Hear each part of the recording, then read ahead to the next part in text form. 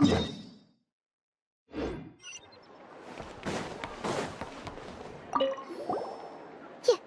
won't snitch on us, will you? I'm not entirely sure what you're talking about. But rest assured, I protect client and adventurer confidentiality as a matter of principle. Phew! That's a relief. Paimon does not want to get an earful from her.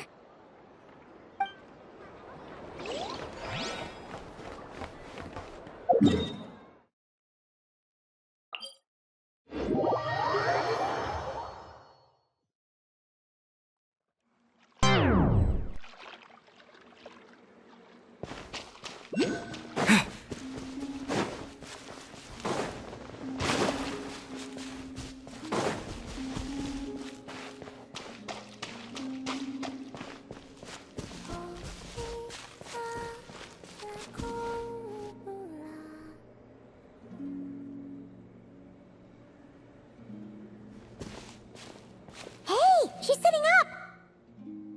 Is me sitting here a rare sight?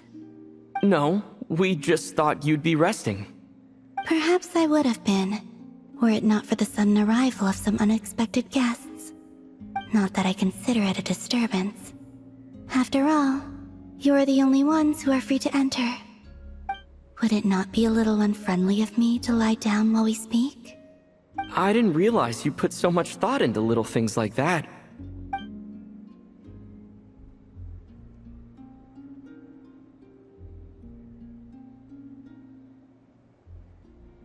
Only sometimes. There have been moments lately where I think about you and your companions. They are warm, mysterious, and cozy memories. Very few of my past memories are anything like that. They say that travelers return home bearing bags full of souvenirs. But my luggage was empty, and I believed it would stay that way.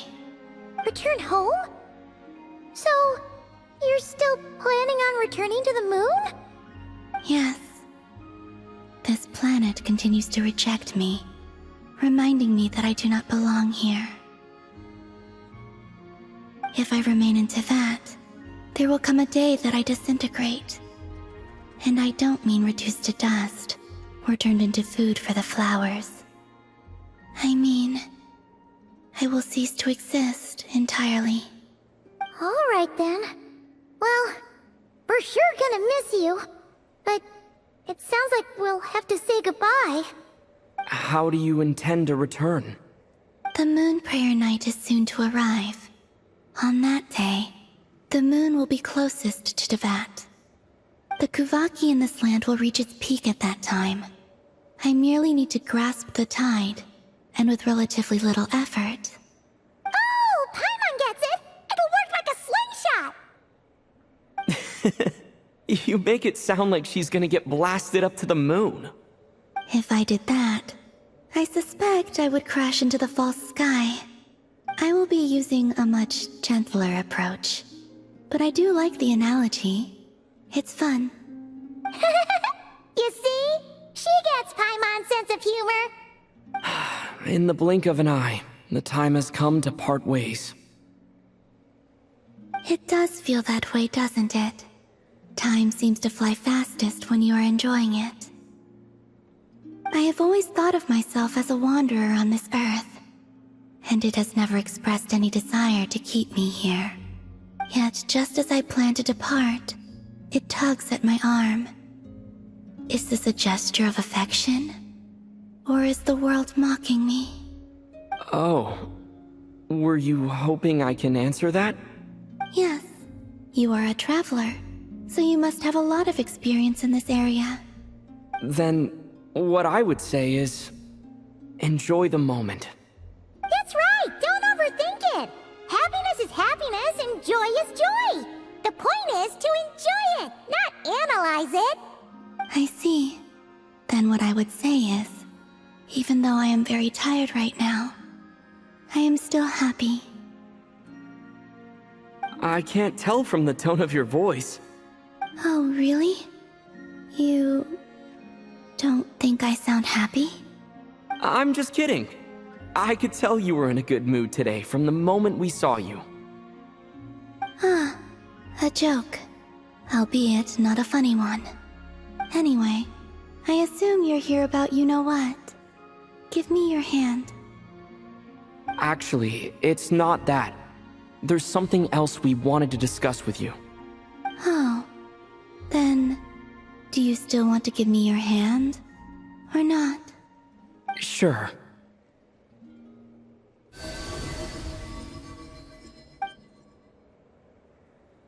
Thank you.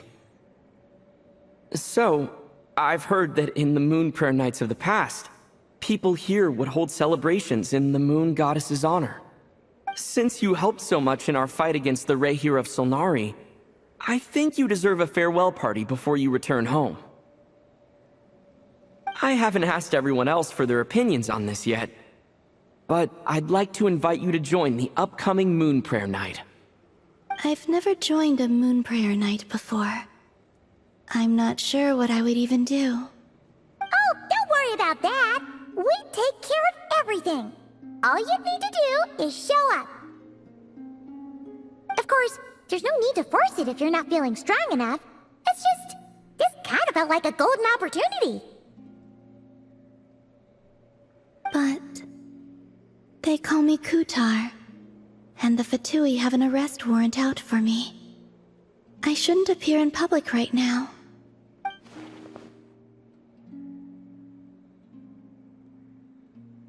I'll make it work. You have my word. Yeah, we got your back. Well, he does. Paimon's actually not too sure what he's planning. All right, if you're sure. I will not refuse your invitation. I suppose it wouldn't hurt to pack a few more sights from this world into my suitcase before finally learning what my homeland looks like. Oh, if you see Lauma, please tell her that my answer to the question she asked me is neither yes nor no. Rather, it is, there is no need. That was kinda cryptic, but sure. Guess it's between the two of you. We'll pass along the message. Bye for now.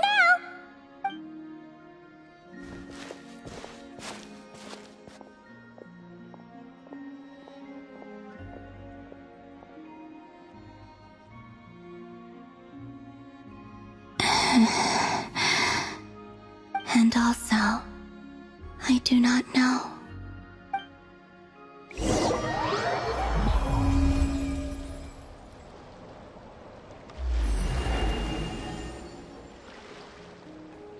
Since she's agreed to join the festival, let's go see who else wants to take part. Lauma's gotta be the person most familiar with the Moon Prayer Night. We should start with her. Also, what exactly is your plan to keep her safe? Not sure yet. I'll figure something out. What? Are you serious? And Paimon even gave you her vote of confidence back there! When did you become so sneaky?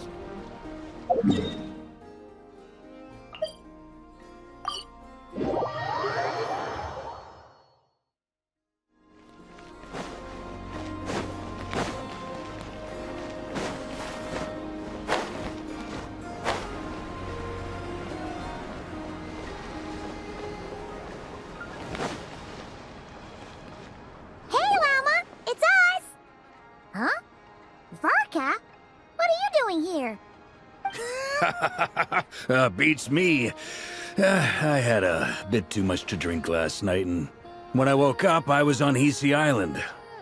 Mr. Varka is helping to oversee Nasha Town's preparations for Moon Prayer Night. He is here to go over some details regarding the decorations and custom cloth designs. Right, yeah, that too. What do you mean, that too? Yes. Celebrating this festival is a long-held tradition here in Nod-Krai.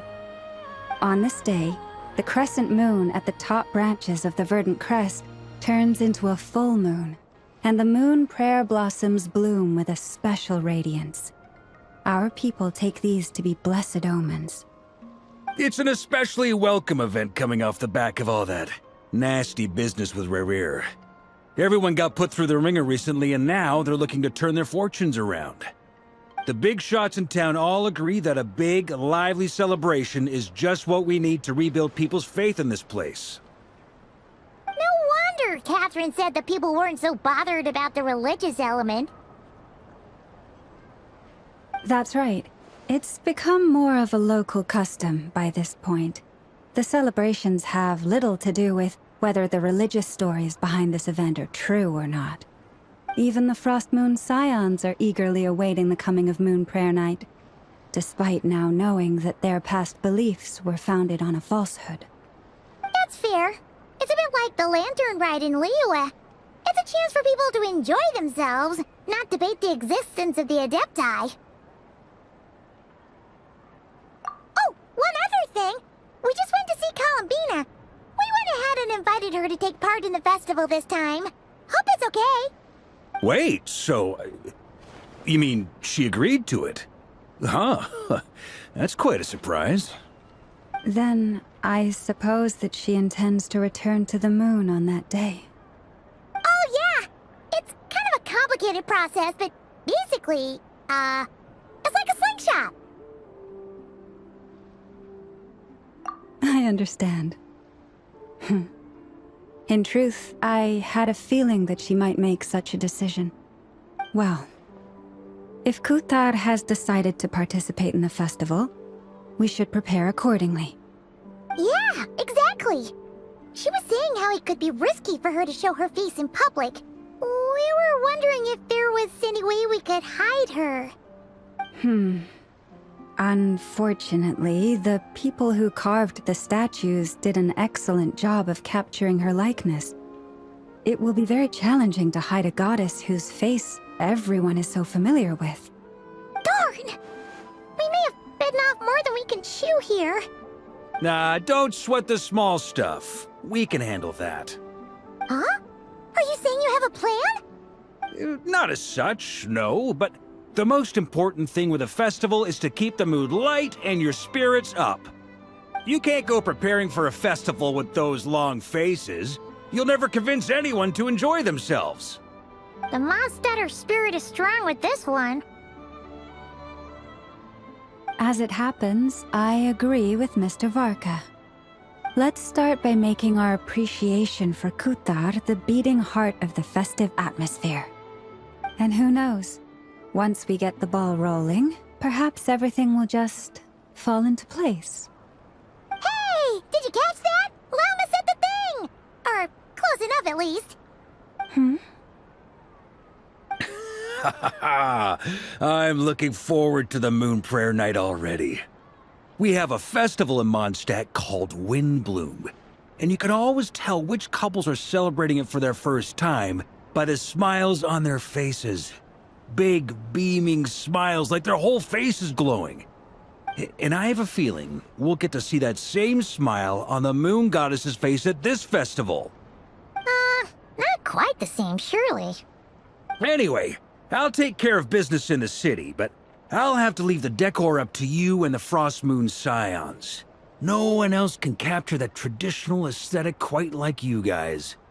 But lastly, there's the final key element that brings the festival to life. Companionship. Before you leave, let me show you something that we've been preparing. Mr. Varka had asked to see it already, so you may as well tag along. Also, I have some further questions about Kuthar's decision.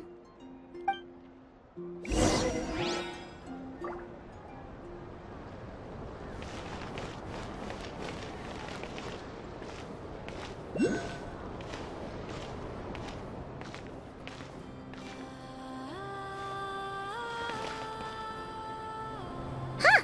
What's this? They sure look like they're having fun. I believe so. Kuhenki seem very skilled at playing drums like these, although I'm not sure where they learned it from. Maybe it's an innate talent? In their eyes, they're probably just playing with toys.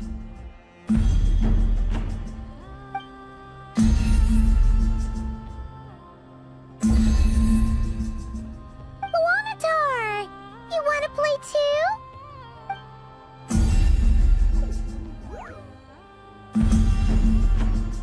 Yeah. She looks more confused than anything. Maybe we can teach her next time if we get the chance.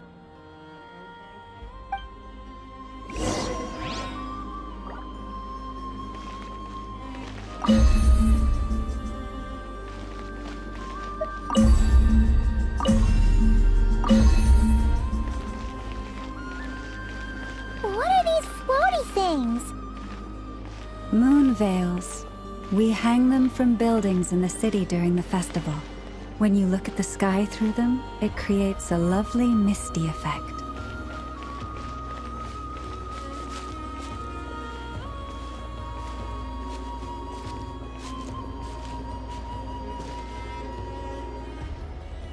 Everyone seems hard at work.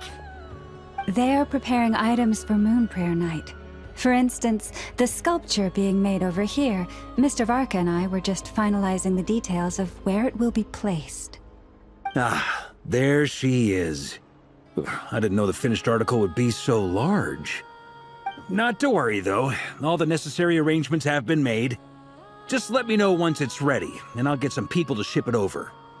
You have my thanks.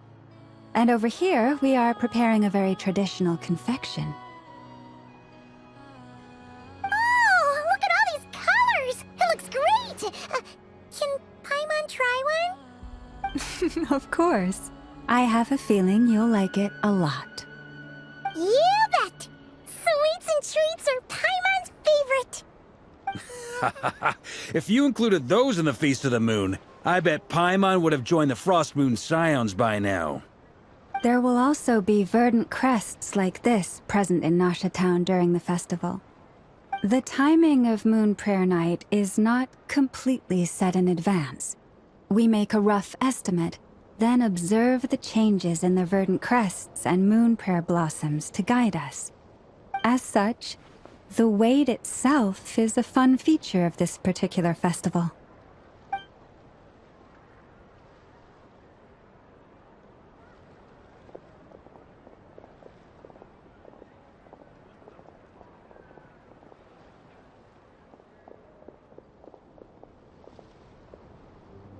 Let's talk here. To tell the truth, I am very surprised to hear that Kutar is willing to participate in the festival. I once asked her if she'd be willing to stay with the Frost Moon Scions. I could introduce her to everyone, and we could be a family to one another. She did not answer, but she has not appeared here since. I took this to mean her answer was no. But if that were the case, she would not have accepted this invitation.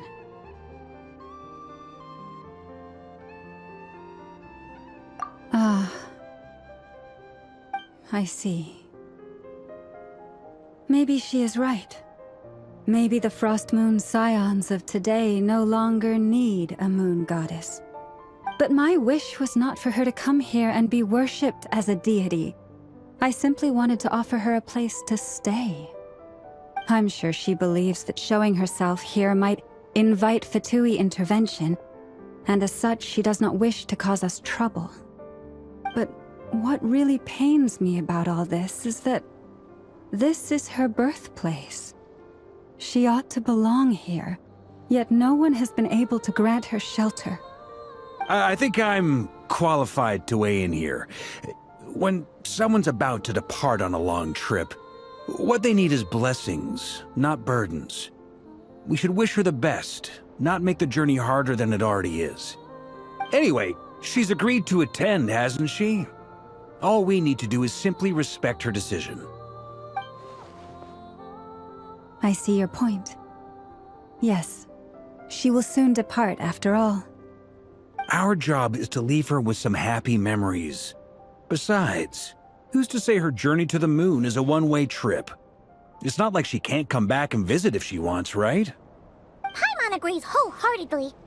Festivals are all about having fun, so let's keep it simple. All right, I'm gonna head back to Nasha Town soon. Want to come with? I'm guessing you have some other folks to visit there. Sure thing, let's go! Bye for now, Wilma! Thank you all. Goodbye.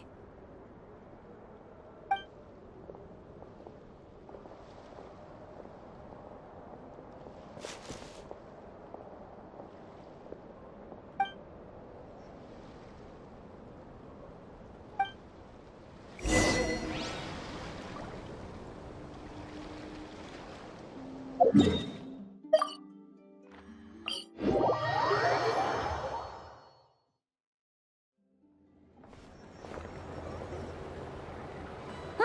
Hey, over there! It's Durin and Albedo with Flints! What could they be chatting about?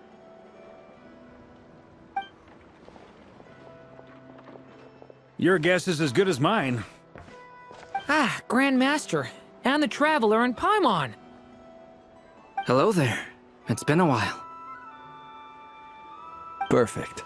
We have some new volunteers for our investigation. Wait, let me guess. The righteous Lightkeepers are finally ready to hunt down the Abyssal Dragon? Yes, that too. Yeah, right! Oh, wait! Why does everyone keep saying that too? Well, to be precise, the facts match, but not the causality. Wait, so I guessed right? Half right! Don't act so impressed with yourself. Maybe I can explain. We ran into Mr. Flint's north of Nasha Town. At that time, we just noticed a few abyssal creatures out in the wild, but the strange thing was, I didn't detect any traces of abyssal energy on them at all. On closer inspection, we realized that they were not real monsters, but something akin to reflections in the water, or perhaps a mirage. Huh?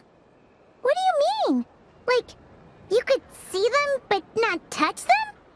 Exactly. It was very peculiar. They roared and tried to attack us, but we could not make any physical contact with them. I think I've heard of things like that happening in Nod-Krai before, but I don't know much about it. Yes, it's a known phenomenon. Mirage-like illusions tend to appear in Nod-Krai in the run-up to Moonprayer Night. From a distance, they appear quite real. I myself thought that Misters Durin and Albedo were locked in battle with abyssal monsters when I first arrived. But after sharing intel and investigating a little further, we can confirm that these illusions are harmless. There is no great cause for concern. All the Mirage stories I've heard are either animals, rocks, or small houses. Abyssal monsters, though? That's a first. It's a first for me, too. So I'm planning to look into it further just to be on the safe side. I intend to inspect a few more locations. What about you two? Any plans? Alice contacted me a few days ago. She'd like me and Durin to assist her with an experiment. But we lost contact shortly after receiving the message. I'm sure that comes as no surprise to anyone familiar with her. We don't know when the wind will blow, yet when the wind blows, we will know. That, in a nutshell, describes how Alice operates. Yeah, that tracks. Okay.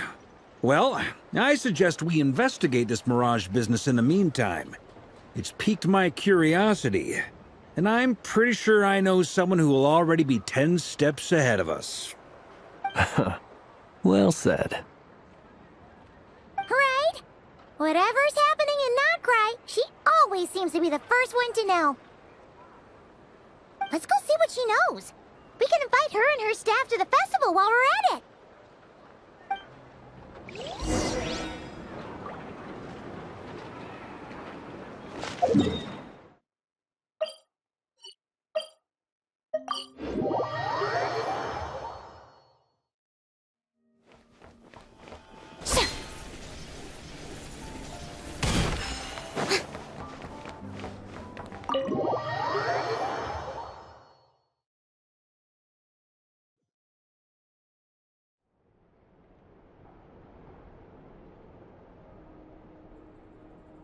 You're right, I have noticed. There's certainly something a little fishy about this situation. Only a little, though. Records indicate that this phenomenon can occur in the days before and following Moonprayer Night. That said, it has always been a rare sight in the past. The odds of encountering these phantoms are Similar to looking up in the night sky, happening to see a shooting star, and managing to make a wish before it disappears. But this time, either everyone's getting lucky, or they're appearing far more frequently than usual.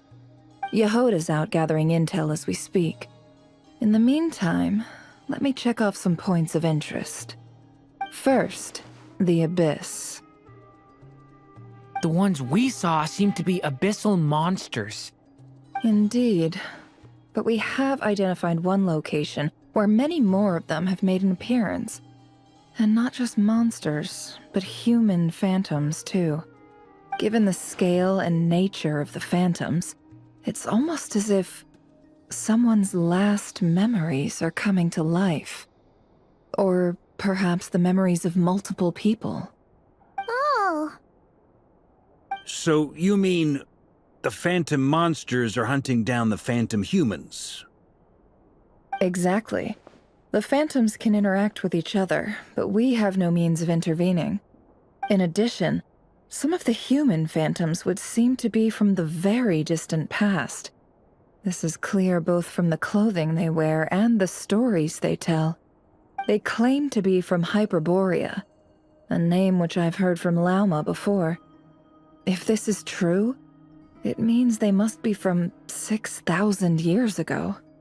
Did Paimon hear that right? 6,000 years? It sounds like this merits further exploration. That'd be a big help. I'll leave it with you, Albedo. My knowledge of ancient history is non-existent. I used to doze off every time the pre-Knights of Favonius era came up in class. It's quite a miracle that you were able to understand these phantoms' speech, given how long ago they lived. I suppose you're right. But I'll leave the archaeologists to ruminate over that conundrum. As an intelligence broker, my sole interest is in the value of the information I gather.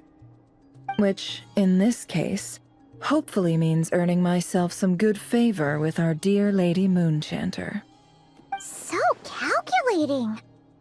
Whew, this intel broker logic always catches Paimon by surprise. Sounds to me like we could split the work up. I think the abyssal phenomenon is best left to Albedo, Flints, and me. Agreed. It coincides with my duty as a lightkeeper. For my part, I'd like to understand the Abyss better. Even a little knowledge would go a long way. This is certainly a rare opportunity to study the Abyss. But even rarer, perhaps, is the chance to make contact with the Ancients. The Curatorium will take the lead on investigating the Hyperboreans. We put in the work to learn what we know so far. It seems only fair that we get some quantity of exclusive intel. That just leaves our trusty team of 2 unassigned.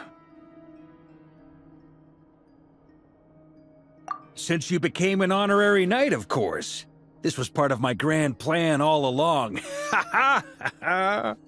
Oh yeah, by the way, we managed to convince Columbina to come to the Moon Prayer Night celebrations. Would you and Yehoda like to join too?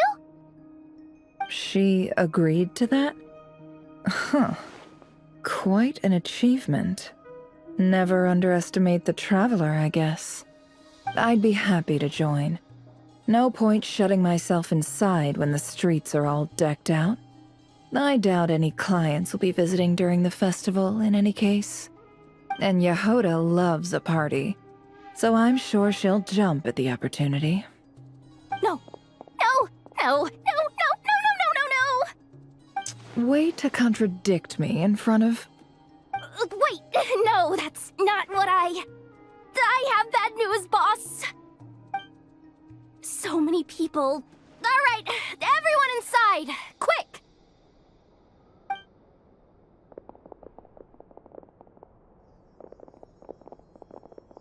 This is gonna sound crazy, but hear me out. I saw one of those phantoms at Star Sand Shoal, and it was some sort of flying ship. Like a spaceship? That's gotta be the one you came to Tibet in. You said you saw the same thing through the moon marrow, right? Huh? You already know about it? I thought I was gonna blow people's minds. Turns out I'm the last to find out. Wait, back up. You came here in a spaceship? Now my mind is blown! What's it like on the inside? Was it like flying through space? I want to know everything! Yep, exactly. Huge discovery. You're the best. Second best intel broker in the world. After your boss, of course. Wow. Really? Well, I don't know if I'm all that, but... I guess that decides where we're heading next. Come on, don't look at me like that. I know the spaceship doesn't have anything to do with me, but you don't want to leave me as the only one twiddling my thumbs, do you? Please? Fair enough. You can tag along. In that case, let's meet back here to discuss our findings once we're done. I wish everyone a productive investigation. You too.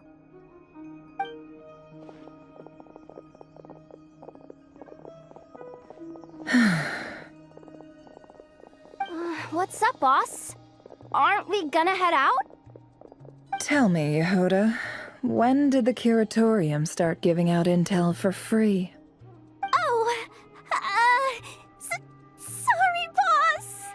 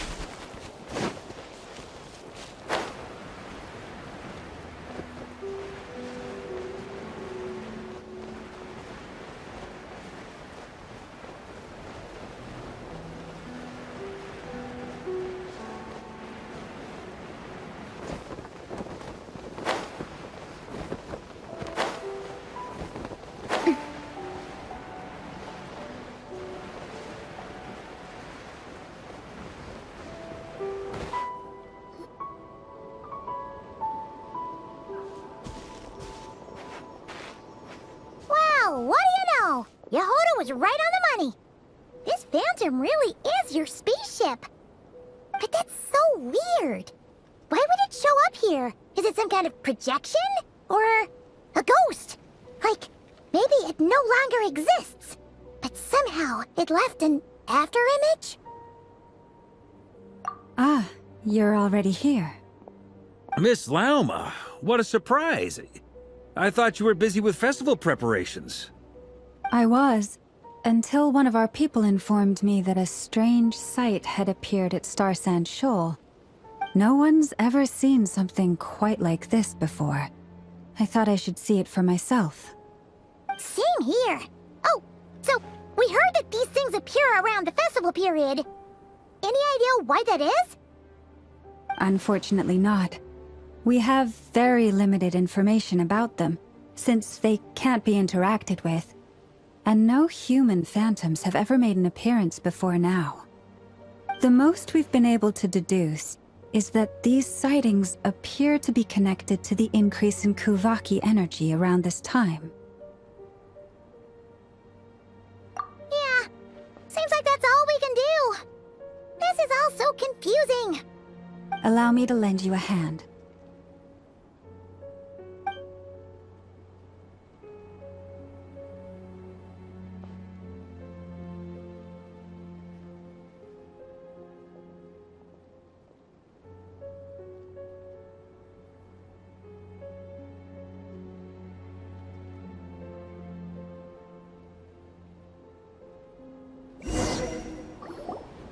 Everyone, our friend here should be able to provide us with some information.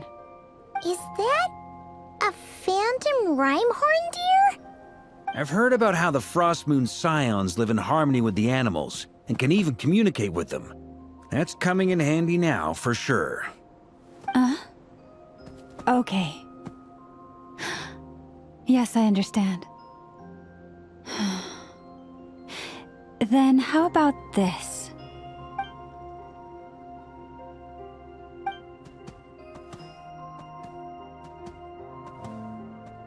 Oh, it's leaving. It appears to share our curiosity about this giant spaceship, so I asked it if it wouldn't mind investigating along with some friends. In return, I told it about some nearby spots where the wild fruit grows abundantly. We may live in a different era from these phantoms, but I trust that the terrain, climate, and ecology here are more resistant to the effects of time than some things are. Let's give them a moment and hope for the best.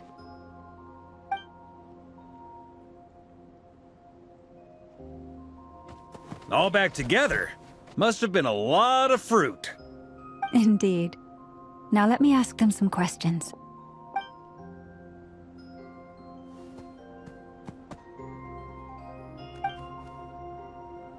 It did find a lot of wild fruit, enough for them to feast for a long while.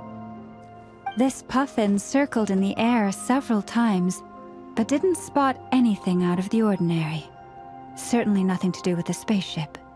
Huh. Well, it definitely makes sense to get a bird's eye view. Indeed. Other than that, I was also thinking that the world these phantoms see is also different from ours. Oh, I get what you mean. The wild fruit exist in both times and spaces, but there might also be things that only exist in that space-time, which we can't see. Good point. Great thinking, Lauma. Blunthorn rhinos can use kuvaki to shift great rocks, but this one says it couldn't get that ship to budge by even an inch. The sniffer mole tried too, but despite being a skilled digger, it could not get through. They say that the spaceship looks robust and undamaged. It seems completely impervious to any and all attacks. Whatever lies within is well defended from harm. So, just like us humans, there was nothing they could do about this spaceship either. Yes, still, they deserve our thanks. We are grateful for all your efforts, dear friends. Now go, and enjoy your feast. I've noticed some other human phantoms gathered nearby. Come on, let's go talk to them.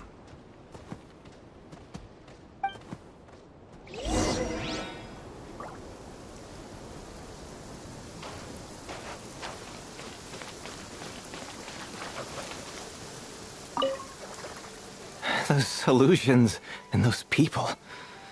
It's all a little creepy, don't you think? Nah, all part of the festive atmosphere.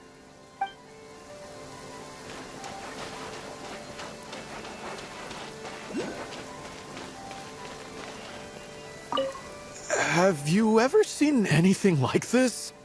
Nope. Never seen or heard anything this weird.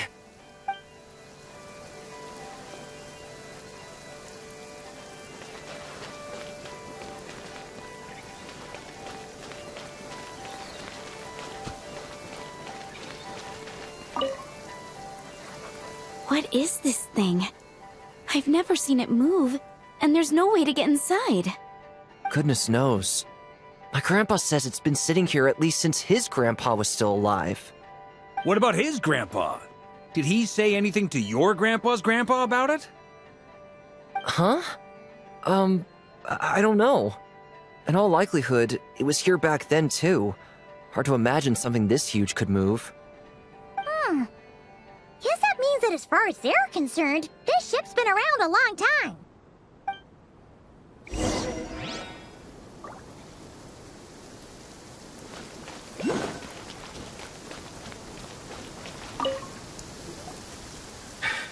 Come on, brothers. If we can get even a small chunk off of this thing, it's gotta be worth a fortune. Today is the day we strike it rich. Huh? You mean Paimon? Yes, brother, I shall join you. Let's make our fortune. We should go with them. What the? This thing is crazy tough. I can't even scratch it. What's it made of? Sorry, brother. Looks like we'll have to seek our fortunes elsewhere. Enjoying yourself? I was just seeing if I could influence this phantom's perception by playing. But nope, no dice.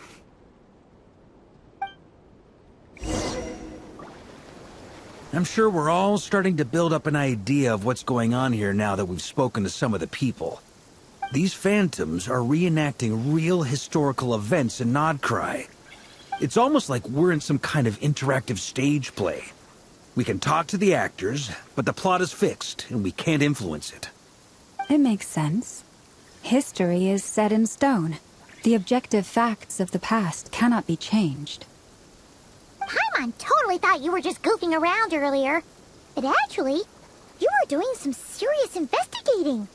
Of course I was. Anyway, at this point, I think we're forced to conclude that although the Phantom spaceship is right there in front of us, we aren't going to learn much about it from these people.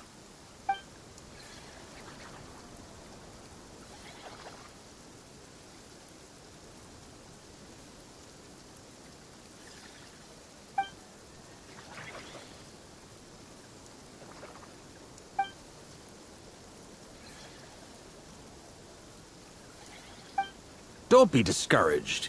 If nothing else, this is proof of the ship's existence. And think about it.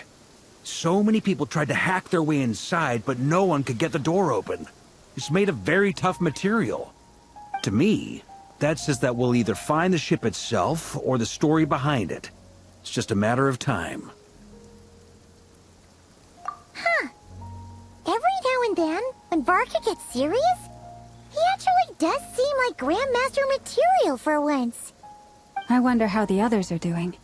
Let's head back for now. Sounds good. Also, drinks are on me if Team Knights of Favonius is the first to finish. Wait, we have a team name now? Am I in Team Knights of Favonius as well? You're very welcome to join. We've even got a cathedral ready for you. Isn't that technically blasphemy? You wouldn't dare make a joke like that if Barbados was in earshot. Nah, I'm sure Barbados doesn't mind a little harmless blasphemy once in a while.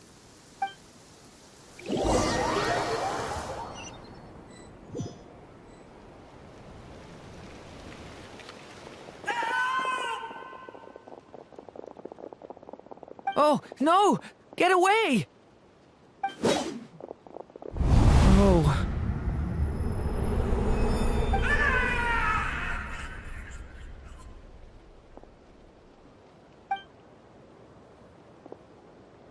I know it's hard to stomach, Mr. Duran. But as I'm sure you've noticed, there is nothing we can do to intervene in that which unfolds before us. But we have to at least try. And try you have. But are you aware of how many unsuccessful attempts you've made now? I wasn't keeping count. I'm afraid this is the 39th failure so far. Or the 5th if we're only counting this particular victim. There are no indications that these phantoms may be altered in any way. You seem to have calmed down a little. I'll make us a fire. You should rest and have some water. Feeling any better now, Mr. Duran? May I ask a few questions? Be my guest. What exactly are we witnessing here? What happened to those people? My guess would be that we are seeing Nod-Krai during the Conrian Cataclysm. Would that be accurate? Conria. That is correct. As you know, once the Abyss senses even the tiniest crack, it floods in and spreads like wildfire. There was a time in the distant past when it permeated all of Nod-Krai, causing immeasurable harm. The people paid a terrible price to heal this land. Then, 500 years ago, the whole of Teyvat suffered an abyssal disaster. Once more, Nod-Krai was dealt a devastating blow. I see. In the face of the abyssal onslaught, all were like grains of sand tossed around by a tidal wave. Be they human, fae, or god. The moment you witnessed is but one drop in a whole ocean of catastrophe. All right. I guess that answers my second question, too. I wanted to know why there's nothing I could do to help them, and that's because what we are seeing is history. That would be my guess as well. As I understand it, history and fate are not all that dissimilar. The latter may be unseen to us, but both are immutable. Yes. Fate was determined long, long ago. I still have a couple of other questions for you, Mr. Flint. You mentioned more than one abyssal disaster that has struck this land in the past. How can you be sure that what we're seeing is from the Conrian incident? And also, how are you able to stay so calm when you're talking about these events? From everything I know about you, you're not cold or ruthless, and you're not indifferent to the suffering of others. Alas, I am forced to show my age. I must be 600 or 700 years old by human measure. Wait, so you... One is not easily moved by history when one has witnessed the truth firsthand. I'm sorry. You needn't apologize. Your passion is a good thing to have. Treasure it, because someday you may find it in terribly short supply. Now, at the risk of offending you, I have a question in return. Your curiosity toward the abyss, is it born from hatred or because you sense its call? I only ask because I kept a fragment of Reeyr's body in my lantern for a short time.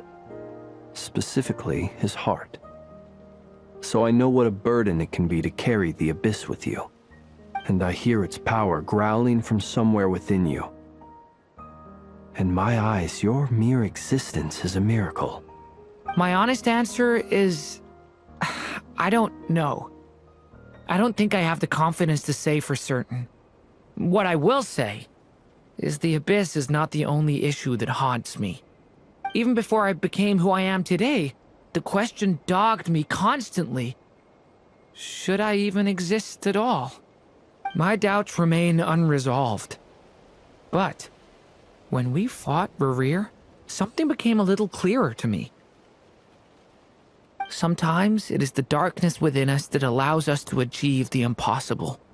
I certainly got the sense from your 39 attempts that you were trying to achieve the impossible. It sounds like you've resolved to see the truth for yourself. Absolutely. In that sense, he and I are quite similar. Then I wish you every success. I look forward to the day of your transcension. Well, if everyone's caught their breath, I suppose we should head back. Oh, and one last thing. I'd appreciate if you kept our discussion about history a secret.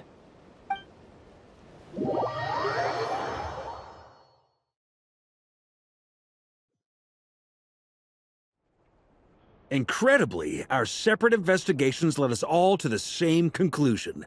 Hooray for consensus!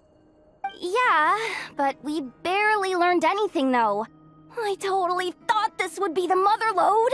Talking with the ancients? I mean, come on! But nope.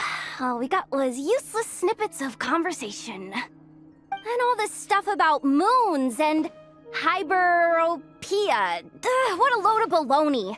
Seems like people back then had a few screws loose. I understand your frustration. We found the same issue. Each phantom only showed a very brief moment in time. There isn't much value to be found in these miscellaneous fragments of a civilization's history, no matter how glorious it may have been. If there's a silver lining, it's that these phantoms are harmless to the present reality. They shouldn't get in the way of the festivities. Paimon agrees. And not just because it's the first thing she understood in this whole conversation. You look disappointed, Nefer. Is something the matter? What do you think? We all worked our tails off, but the only one to gain anything from it was you, Lady Moonjanter. Well, please do share the Hyperborean records with me. I will gladly inscribe them in our people's documents. Oh, duh! Yeah! That was it! Hyperborea! Hyperborea. I'm serious. Only an expert in the Frostmoon Scions and their history can turn these records into valuable research material. The alternative is to let them gather dust on the Curatorium's storage shelves until the pages turn yellow.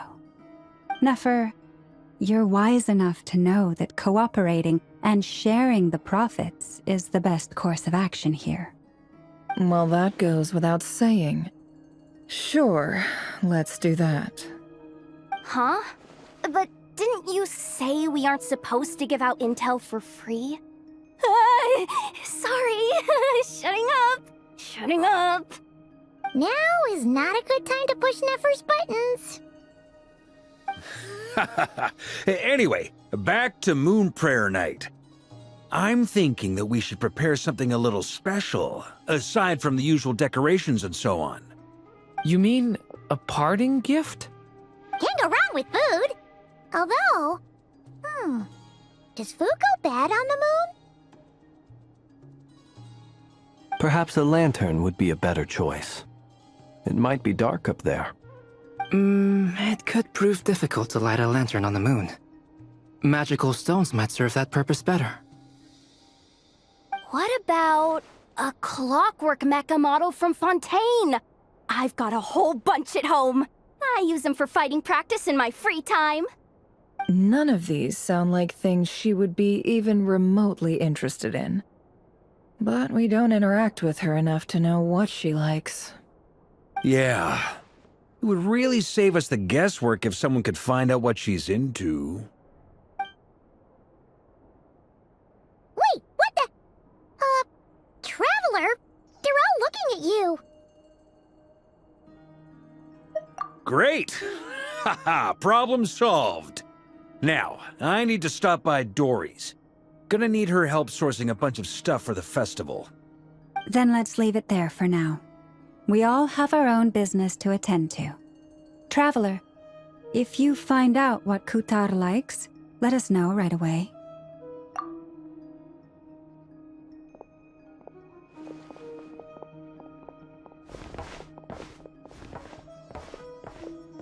Is something the matter? I'm fine. It's just... I'm still feeling a little rattled after witnessing the horrors of the Abyss. But it's okay. This is something I have to work through. I'll be all right. Thanks for your concern. Well, don't put too much pressure on yourself. If you ever feel like something's wrong, physically or mentally, we're here to talk. Come on. Stop treating me like a kid.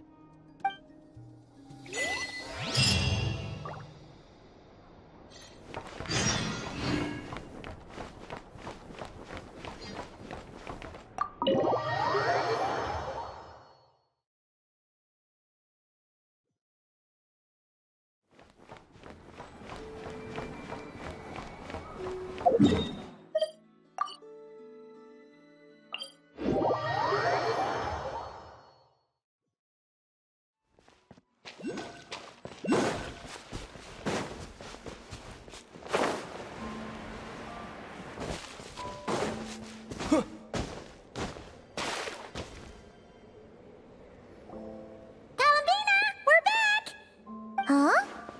She's not here. Weren't there a few Kuhenki here last time, too? Where did they all go? Walkies? For Kuhenki? You're not pets, you know. Oh, well. Looks like we just came at a bad time. Let's try again tomorrow. There's still a few days until Moon Prayer Night, so we're in no rush. Besides, she needs time to rest anyway.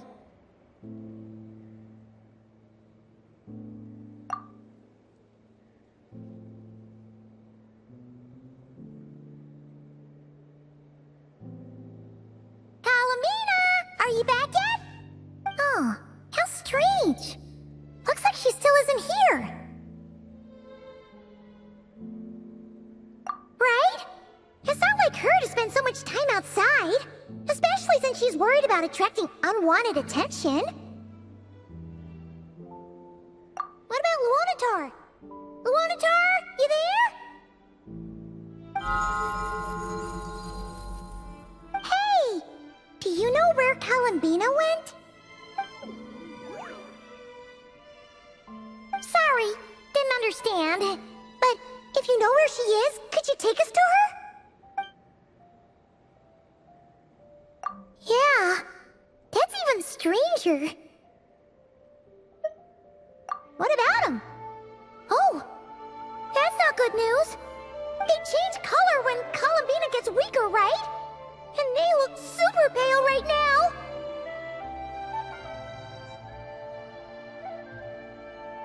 Good idea. She might know what's happening.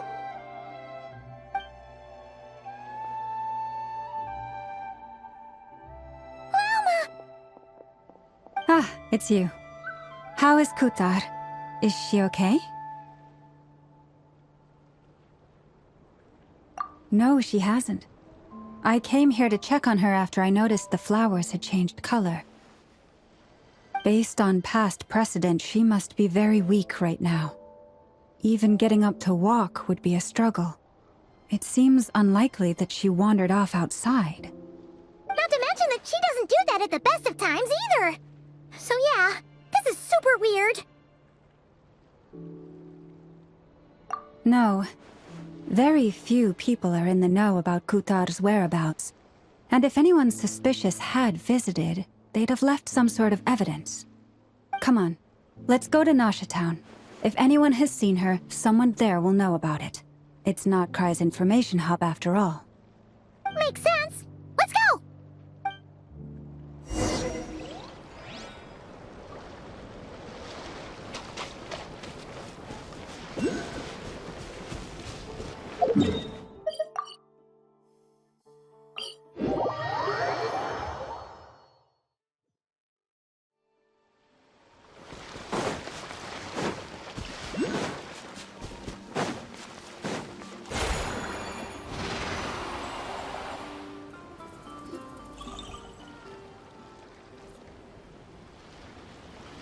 Moment. Is it just Paimon, or is this stall kind of suspicious? It's never been here before, right? No, I don't recognize it. Alas, your free and easy adventure time is over. Now, prepare to face the final boss of Nod-Krai. Whoa! Where'd that voice come from? Not sure, but it's definitely hostile. No, not that way. The final boss is right here. The sniffer mole? That's the final boss? Surely not. Also...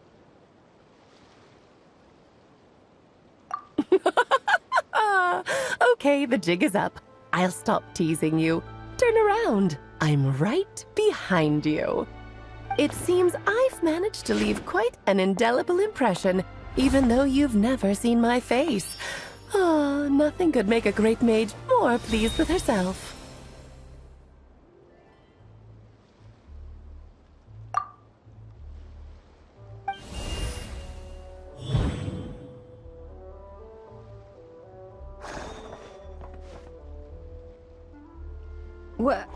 What is going on?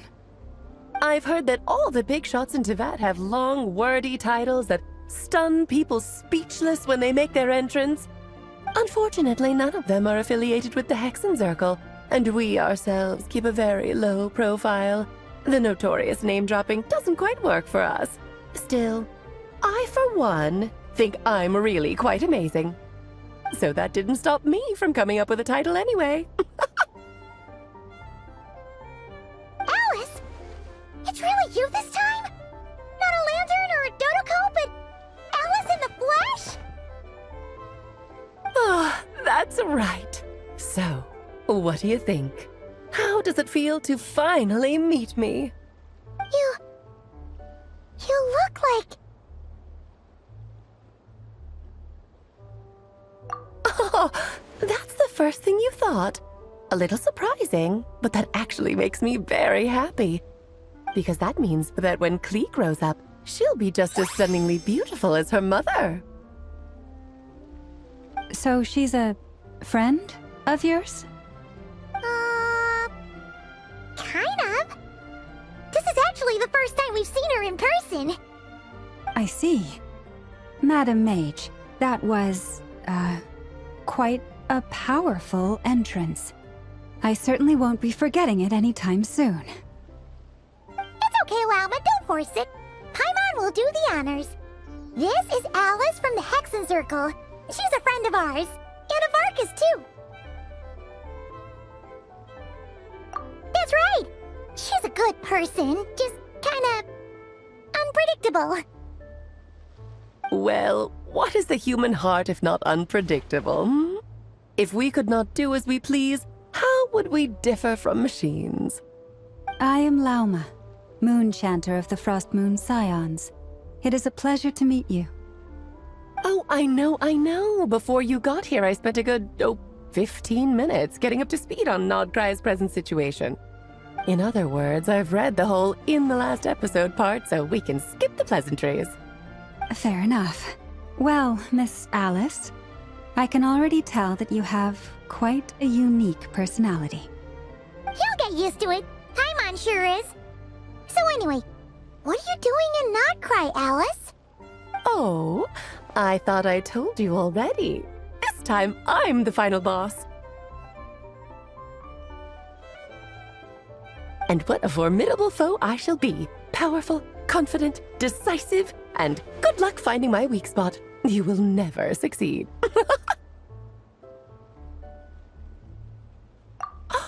Oh, drat!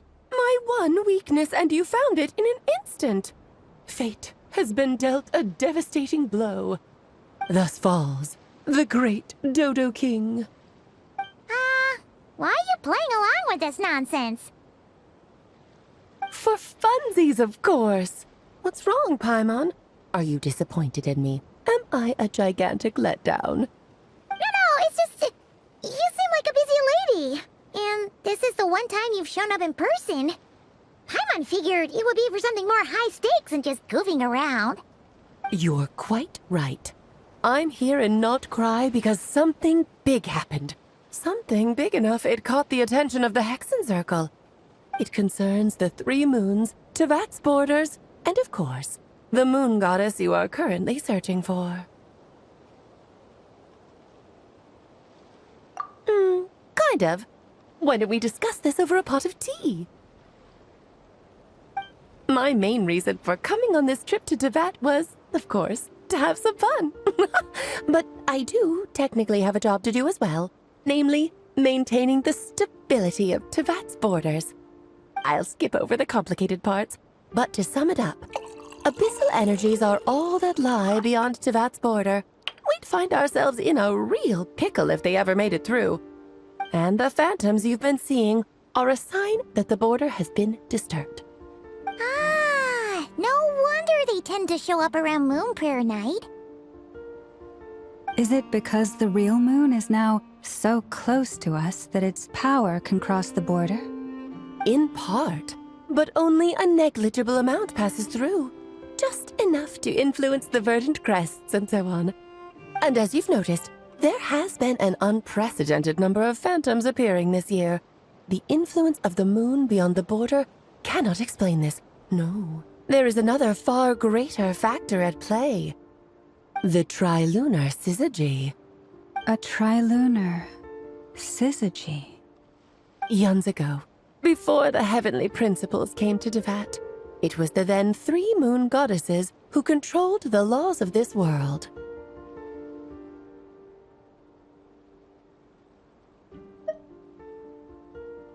Oh, that's exactly it! The 3 goddesses split these powers amongst themselves, promising never to consolidate them into one singular body. This was meant to keep the world stable. But, fast-forwarding to the present, the eternal moon's marrow is with you, while the iridescent moon's marrow, which should never have appeared in this world, has been retrieved. Add that to the presence of a moon goddess in the flesh and... The power of all three moons is gathered here in Nod-Krai. There hasn't been an event like this since the War of Funerary Flame. And it's having a noticeable effect on Tevat's borders. Because I wish to give my darling daughter a peaceful, sunny environment to grow up in. Is that a good enough reason? Kinda sounds like you're dodging the question, but it does make sense. Well, that's one reason anyway, and the most important one. The others are a little complicated to explain. For instance, cleaning up after dearest Miss R. Albedo could tell you more about that if you're curious, but right now, I have a more important question to ask you. Why are you collecting the moon marrows? I see. Nicole told me about that legend once. Nicole? You mean Mage Anne? Oh, so you remember. Yes, of course. That was a story about fate, her area of expertise. But back to the story of our dear moon goddess. I'm afraid her intended method of returning to the moon is unlikely to work anymore. What does that mean? She may be missing, but she hasn't gone anywhere. She has disappeared.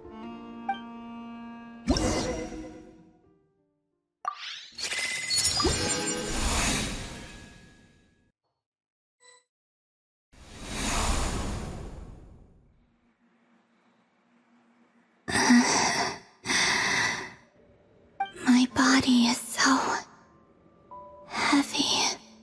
Wait, no. It's my mind that's heavy. My arms and legs are as light as a feather.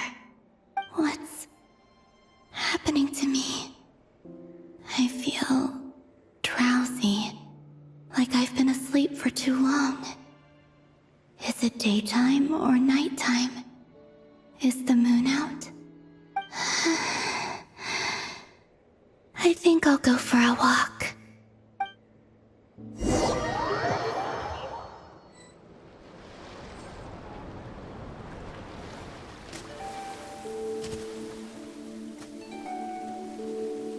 Are you out for a walk too?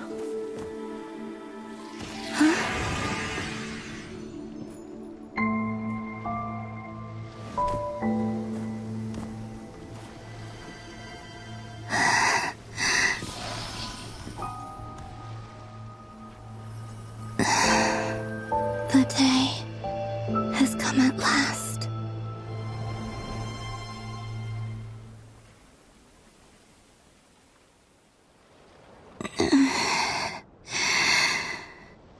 Have I grown so weak that I can't even sustain my physical form?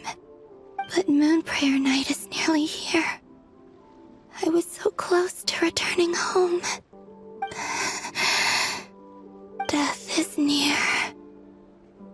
Is this how it ends for me?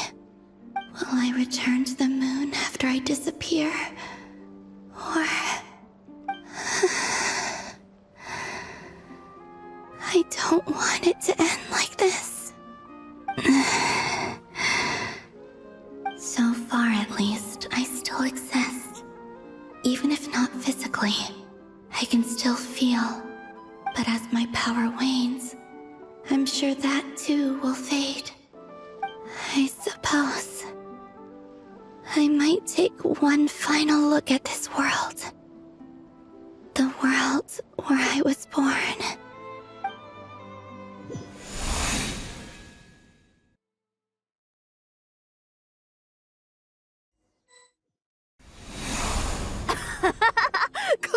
Come on! Wait for me! The Frost Moon Enclave. How much it has changed since I was born. These decorations, they're so heavy. It's times like this when you kinda wish men could be priestesses and acolytes. How fascinating. I've never had the chance to be privy to people's private lives in this way. In the past, people would get so solemn and serious the moment I showed my face, like they were frozen stiff. Karina, Lametti, it's time to eat. Coming! I want to watch them a little longer.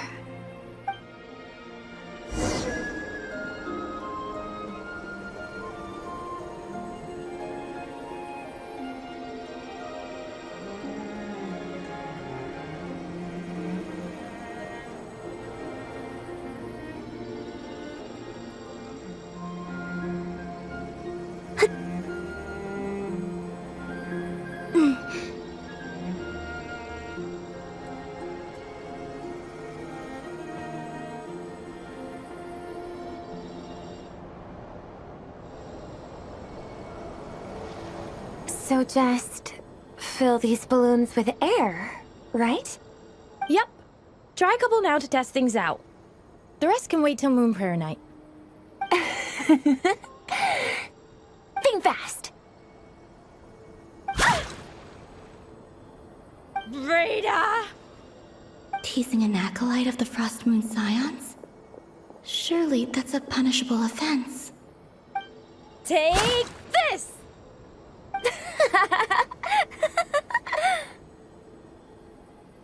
Huh? All right, enough horsing around. Lady Lauma gave us a task. We should get back to it. The task is just to check that the balloons don't leak, right?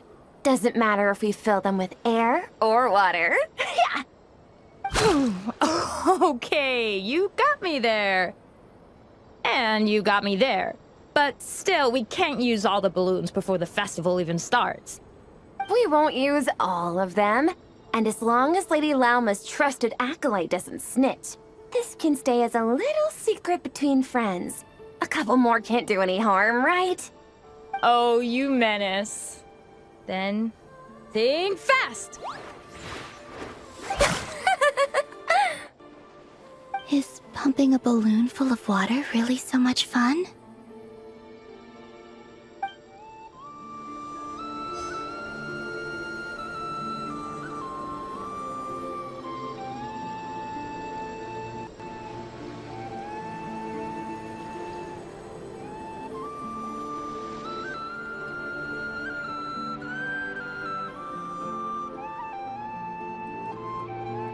I'm sure you're both tired from playing all day. Come on, eat up. A plain, humble meal. That has always been the way of the Frost Moon Scions. Huh? How come Lametti got a midsummer berry dessert? Oh, I always get Lockaberry. I don't mind sharing. You can have a bite of mine if I get to have a bite of yours. Hmm?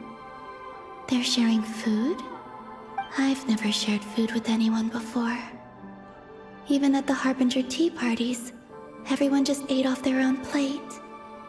And when I couldn't finish my food offerings from the Frost Moon Scions, they'd leave the leftovers out under the moonlight for the animals to claim. Hey! That was 2 bites! Oh, then you can have another bite of mine. Oh, you too. Oh, don't fret now. Here, have some of Granny's too. So this is what it means to be family.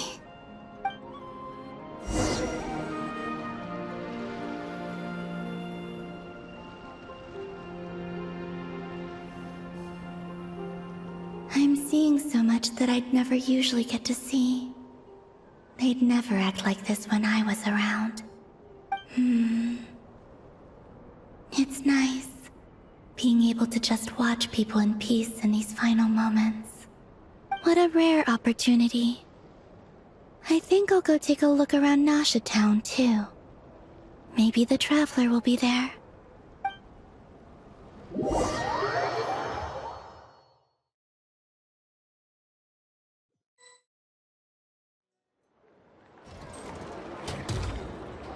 After the War of Funerary Flame, the Moon Goddesses were no longer recognized by Teyvat. They lost the whole foundation for their existence. That's why the moon goddess's strength is fading. She cannot withstand the world's rejection of her. To be more pedantic about it, the moon goddesses did something to offend the heavenly principles, and that's why they were ousted. Something of a recurring theme in Tevat's history. Theoretically, speaking so candidly should put me in their crosshairs too, but they can't tell me what to do. I'll say whatever I want. Anywho, the Moon Marrow energies were but a drop in the bucket for her, and that battle against the Ray Hair of Solnari only weakened her further. Fortunately, it happened close enough to Moon Prayer Night when the Kuvaki concentration here is high. That's the only reason she managed to survive this long. What do you mean, fortunately? You said she disappeared. We're too late. Oh, what a headache. I thought this was all common knowledge. I guess I have some more explaining to do. Okay, buckle up. It's time for another lecture.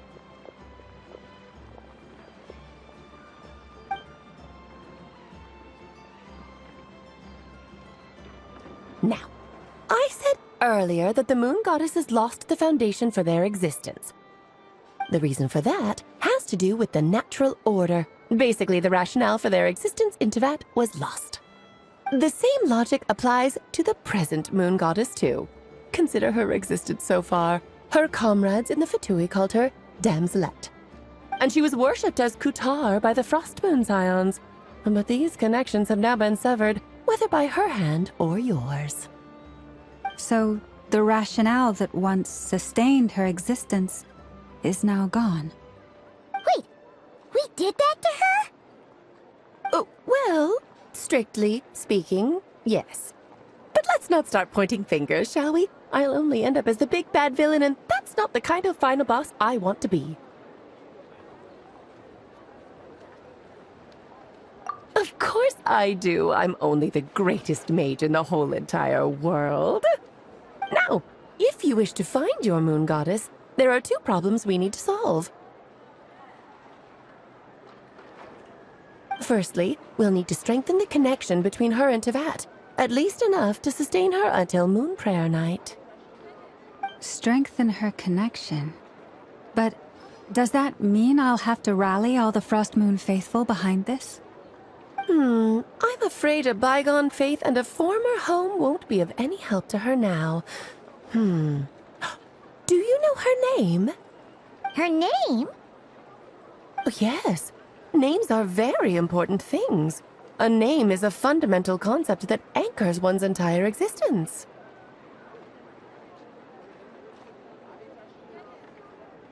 Then your first job is to find it. As a moon goddess, I'm sure she must have a name she identifies with. Neither Columbina nor Kutar is her true name, and she's never really accepted either of them. So, finding out her real name is enough to sustain her existence? Yes, I know it sounds like a small step, but every journey begins that way. So for now, that's all we need to focus on. The second problem is with her plan to use the moon marrows to return to the moon. Unfortunately, piercing through the false sky will take an enormous amount of power. Given her current condition, she won't be able to provide anywhere near enough power, even if she recovers her physical form. But no need to fret. Nicole's the expert in this field, and I'm sure she'll figure something out. Wait, Mage N is going to help us out too? That means we've got 2 Hexencircle mages on the case. This is turning into a pretty big deal. Actually, this is more of a side quest for me. Like you said, I'm a busy lady, so I can't stay for too long. I'll have to return to Tevat's border soon.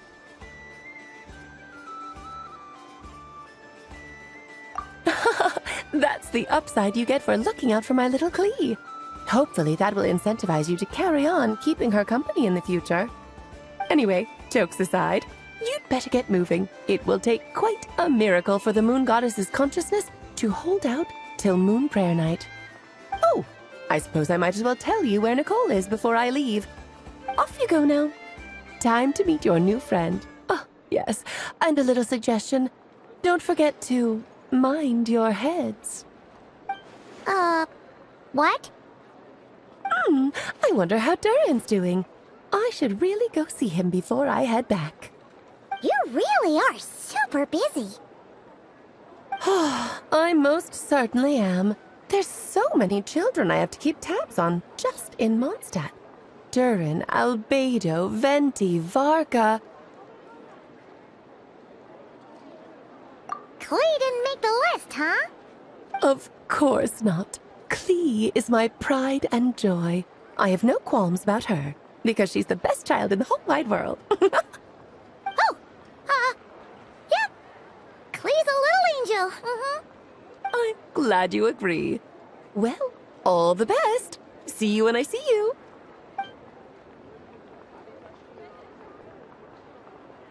She left in a hurry. Yeah. She didn't pack up her stall. Should we handle it for her?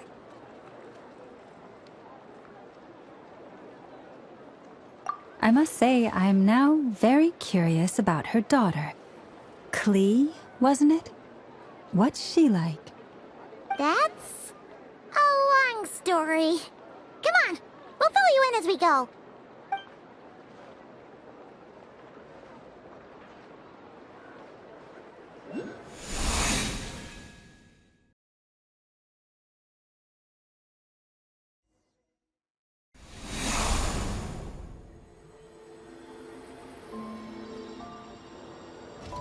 What a lively place. I've never experienced Nasha Town like this before. Hey, you old geezer! Your hammer's rusted through! Who are you calling old geezer? Are they quarreling? I'm looking right at him! You've really gone downhill since giving your daughter free reign in the workshop. Can you even swing a hammer anymore? It shouldn't take you days just to fix a single chair! You might as well use that hammer to massage my back for all the good it's doing. Don't run your mouth, or you'll get a back massage that'll put you in bed for the rest of your life. Look, the materials haven't arrived yet, all right? You know how busy it gets in the days before Moon Prayer Night. I'll bet you send all the materials to your little princess. Blood's always thicker than water, huh? All right, you've made your point, Uncle Koski. As soon as the materials arrive, fixing your chair will be the #1 priority. And Dad, if you've got time to chat, why don't you lend me a hand, See? Lolka knows what the score is. I guess they're friends. But the way they spoke to each other was so ugly. Then again, it wouldn't be the first time I've seen something like this. Columbina! Sing outside my door in the middle of the night one more time, and I'll unscrew your vocal cords. You hear me? Oh, Zandrone. So that was her way of trying to be friends with me. What a pity. I won't get the chance to say any ugly things in reply.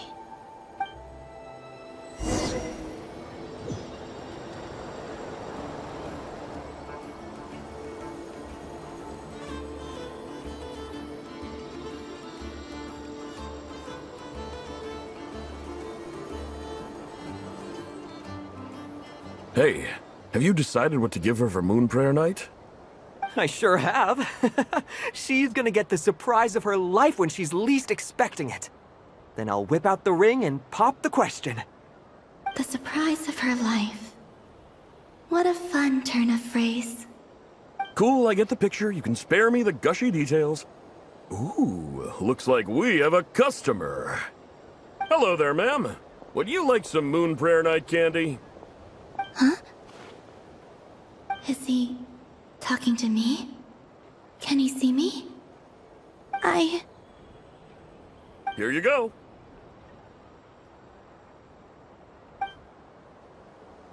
Oh.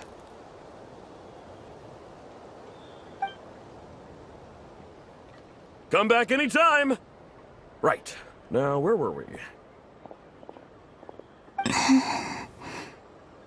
I don't know why, but I still held out hope.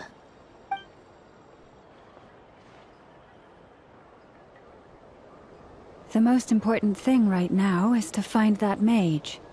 This name thing seems super important too, but where do we even start looking? I'd better go pay the Fatui a visit.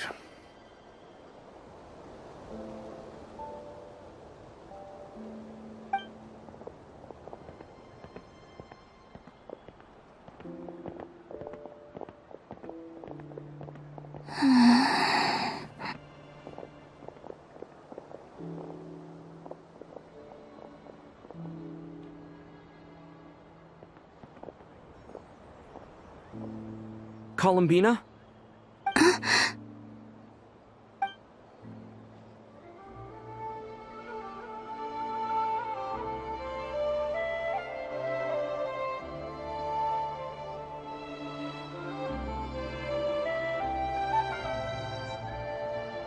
Traveler? Let's go! This is no time to be spacing out!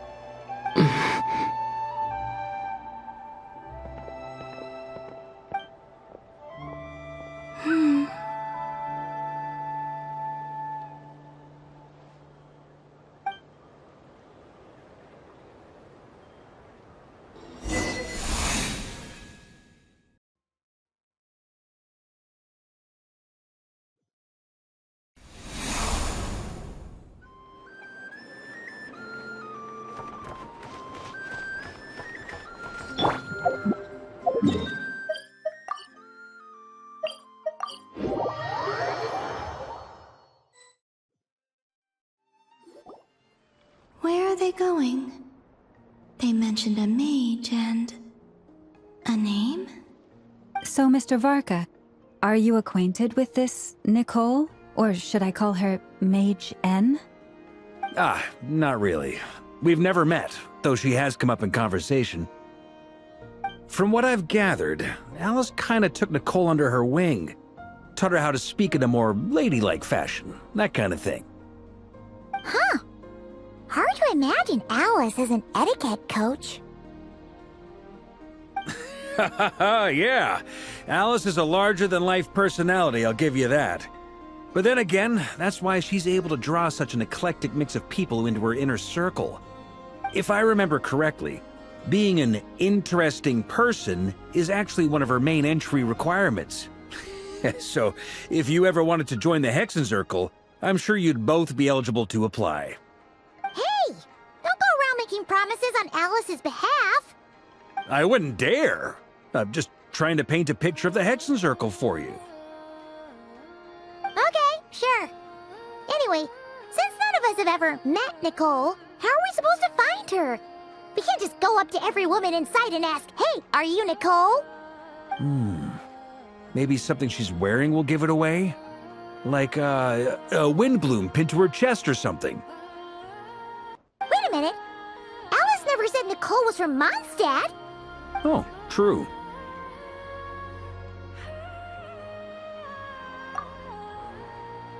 That would be... this young lady, then?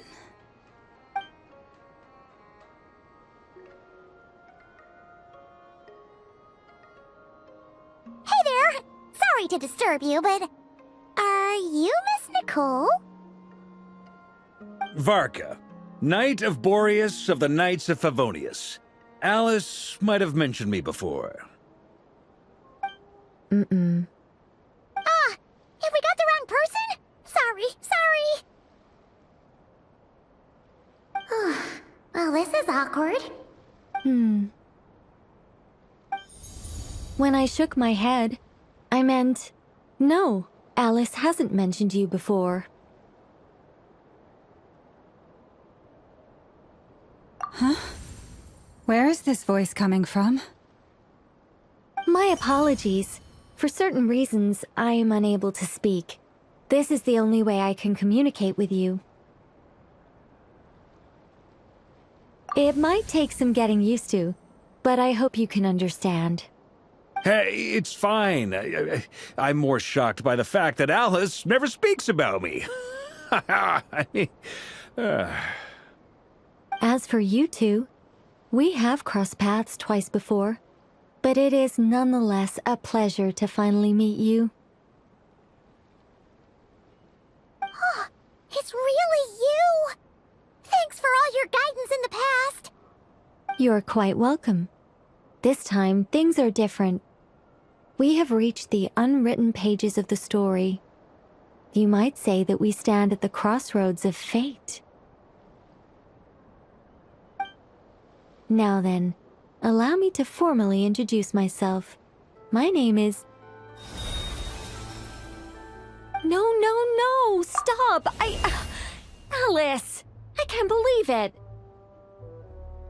I had a whole speech prepared. I'd agonized over every single word. She always picks the worst moments to ruin other people's plans. I'm so sorry about that. Alice took the liberty of devising some bespoke self-introduction magic for each member of the Hexen Circle. But I could have sworn I deleted all of the triggering conditions for it. How did it bypass everything? Oh gosh, this is so embarrassing. This is a very different side of Nicole than what we're used to. Is she not used to face-to-face interactions? Don't worry about it. We've seen that introduction magic once already, so it wasn't too much of a shock. Please go on, Miss Nicole.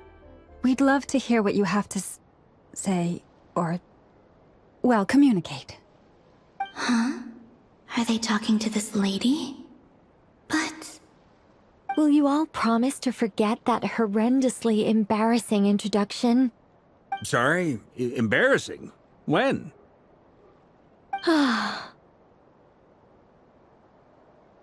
Yes, my name is Nicole, and I am one of a very few angels who have retained both their preferred form and their power.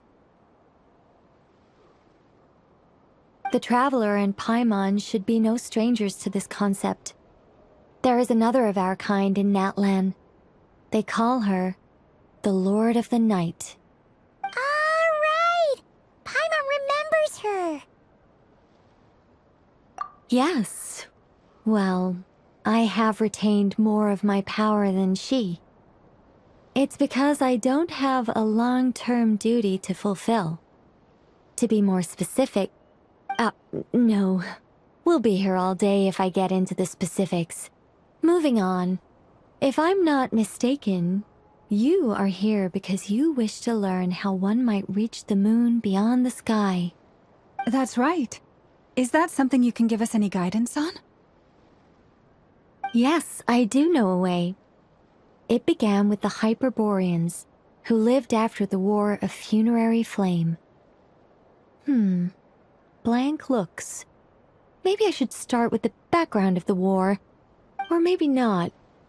It shouldn't be an issue. I'll fill in the gaps for you when we have more time. Anyway, after that war ended, the three moons retreated to beyond the false sky. The Hyperboreans were humans I once aided. They accepted the civilization and creations bestowed upon them by the angels. But despite accepting many blessings of the angels, many among them still held on to their faith in the moons.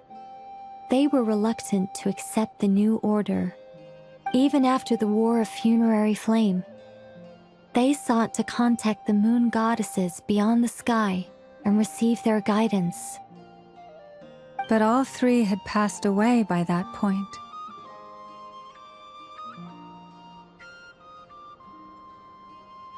This mage has a unique method of communicating. Is she talking about the moons? Yes, but they did not know. And so, still they prayed for the moon goddess's mercy. After building titanic structures that consumed vast amounts of Kuvaki, at last they glimpsed the moons and heard their voices. But of course, they were gravely disappointed. For it was then that they realized the three moon goddesses were dead. Oh, that's such a sad story. It is. Humanity was in a very sorry state at that time. The angels who had once aided them were gone, and the War of Funerary Flames had left them homeless and destitute. Just a second, I gotta ask. How relevant is all this history to the task at hand? Well, I mean, it's... Okay, it seems we've drifted into irrelevant narrative waters. It's been a while since I've had the chance to speak inside someone's head. As soon as I got started, I lost control and the words just flowed out like a waterfall. What I'm trying to say is... Right, yes, that's it.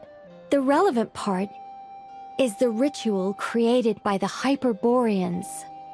The fact that they bypassed the false sky and saw the true moons implies that they successfully built a connection between Teyvat and the outside world. Which means, with enough Kuvaki and a sufficiently stable connection, it should be feasible to send one person over the border. Okay, so they built some kind of portal? Oh, yes. A portal. Yes. Is something wrong? You sound disappointed.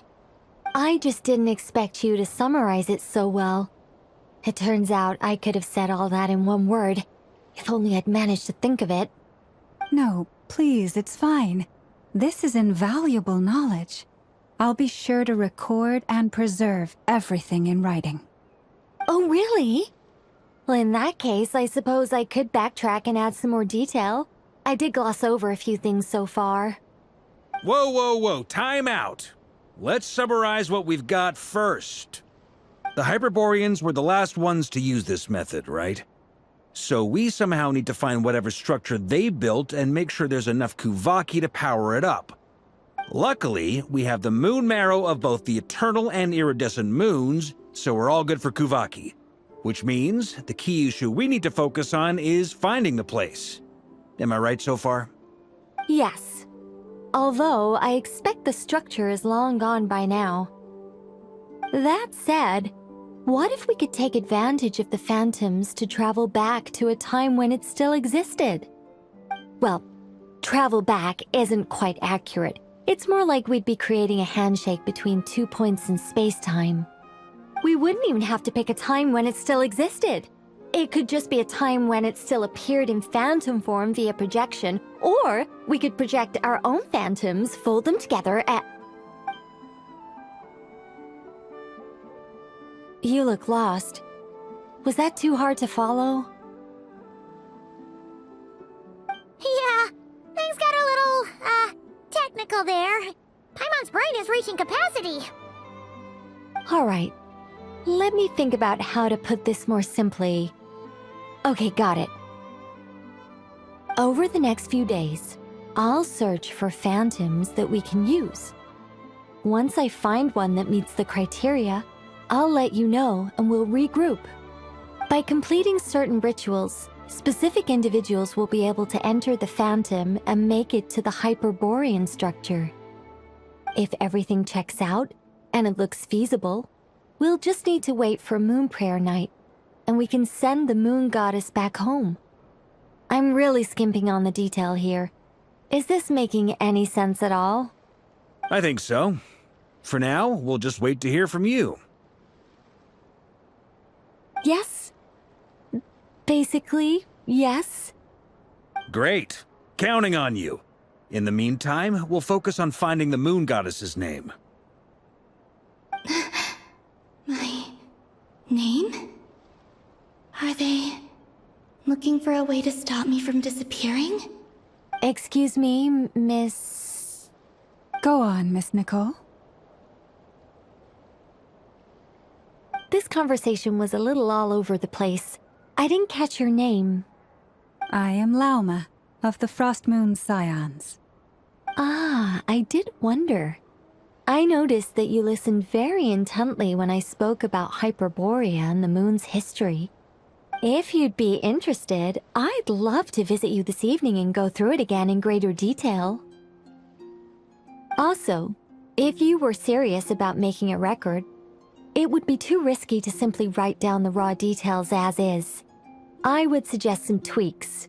Maybe rewrite the stories as fairy tales or fables, perhaps even prayers. Anyway, we can cross that bridge when we come to it. So, see you later then?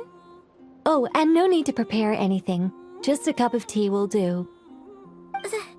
See ya! She seems friendly. It's just... It's so nice to find someone who's actually willing to listen. I've been dying for a chance to finally go through all this systematically from start to finish. Any longer and I'd probably start forgetting it. Now Paimon gets why Alice told us to mind our heads. Ha ha ha ha! What did I tell you? A lot of quirky people in Alice's orbit. Now then, the next order of business is, where do we start looking for the moon goddess's name? Maybe the rest of what Nicole has to say might give us some clues. Once I've heard her out, I'll summarize the salient points and share them with you all. I'm also inclined to review our other documents. Yes, our faith was first established by our Hyperborean ancestors, but many of the more factually accurate records are from after Kuthar's birth. Sounds like we're gonna follow Columbina's journey through Teyvat, huh? In that case, we'll start by heading to the Frost Moon Enclave. Sounds like a plan. Take this with you. I'll see about getting in touch with the Fatui. It'll probably just be Arlecchino and Sandroni again. They're the only ones who would want to help. Thank you, Mr. Varka. Ha ha ha ha ha! Don't mention it. Honestly, I'm more comfortable dealing with the Fatui than prying into the details of a young lady's childhood. Catch you later. I should follow them, just in case there's some way that I can help.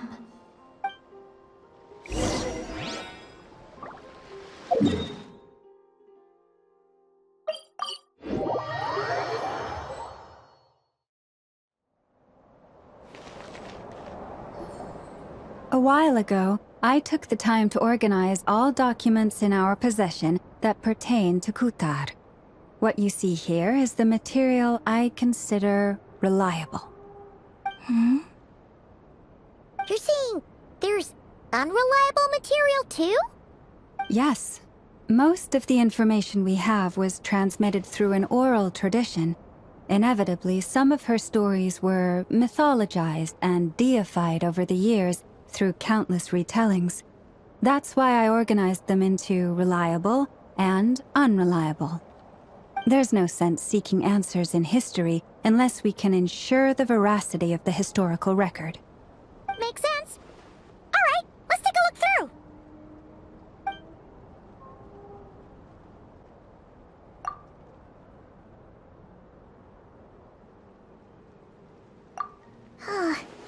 Almost all these records refer to Kuthar instead of Columbina. Although neither of those is her real name. Paimon's not sure what point she's trying to make. What we can gather from these records is that the Frost Moon Scions worshipped her as a god, placing impossible expectations upon her. I cannot fault them for their earnest faith, but for all their devotion, worshipping her day in, day out changed nothing. I imagine that none of it resonated with Columbina. It wouldn't surprise me if, even back then, she had already begun to reject the name Kuthar and everything it represented. Lama speaks the truth. When I heard them call upon Kuthar with hope and expectation in their voices, they may as well have been calling upon somebody else.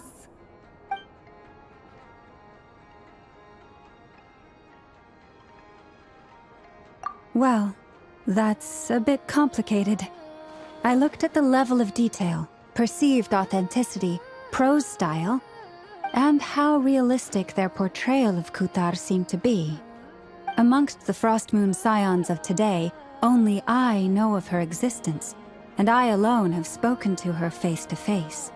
As such, I know that there are certain things she simply would never do.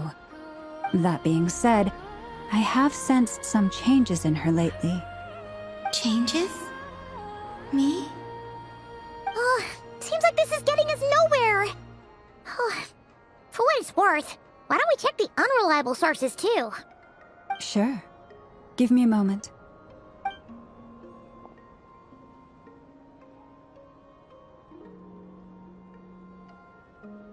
Exerting but a fraction of her divine might, Kutar sheared a great mass from the snow-capped mountain and cast it into the sea, upon whose surface shone the mirror image of the moon.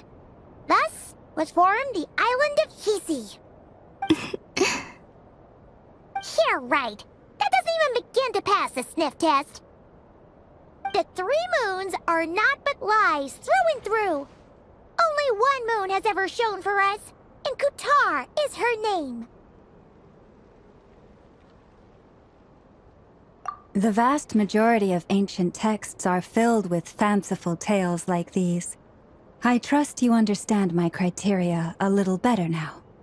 Kutar did not speak, merely gazing into the distance in silence. And where her gaze landed, this was her prophecy. Clearly, whoever wrote this text never even met Kutar. Otherwise, they'd know that her eyes are always closed. What about you, Traveler? What are you reading? Come on, let Paimon see. The child wished to build a wooden nest with which to shield a fledgling bird from the cold. But being so young and lacking in strength, the child could not snap the branches from the trees. Kutar was passing by. Upon seeing the child, she summoned forth a Kuhenki, who built a beautiful nest for the child. I remember that. Not knowing the meaning of Kutar's divine intervention, the child dared not to respond, and thus ran home to call their parents. But Kutar was gone. The Moon Chanter declared the event a miracle and took the nest as a relic, placing it on high for all to see. The child was named as one favored by the goddess, and was greatly respected amongst the people. Yet, no further miracles were bestowed, and this matter was forgotten in but a few years. Huh. Any thoughts after reading that? Yeah. Columbina probably just wanted to join the kid in making nests. Ah. I'd originally considered this a fabrication, because Kutar did not perform any similar actions in subsequent records. But now that I think about it, it does seem like something Columbina would do. It's just that... She didn't know how other people would interpret her actions. She was probably worried about making things difficult for people. And so, she gradually stopped joining in. Yes. Oh, that's so sad.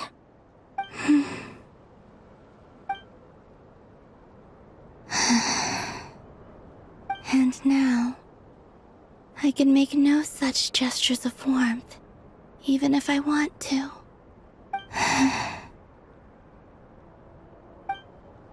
Still no name. That's a bit of a shame. But we did learn some interesting stories. That's gotta count for something. Barca said he was gonna set up a meeting with Arlecchino and Sandrone, right? Let's go back to Nasha Town and see how he's doing.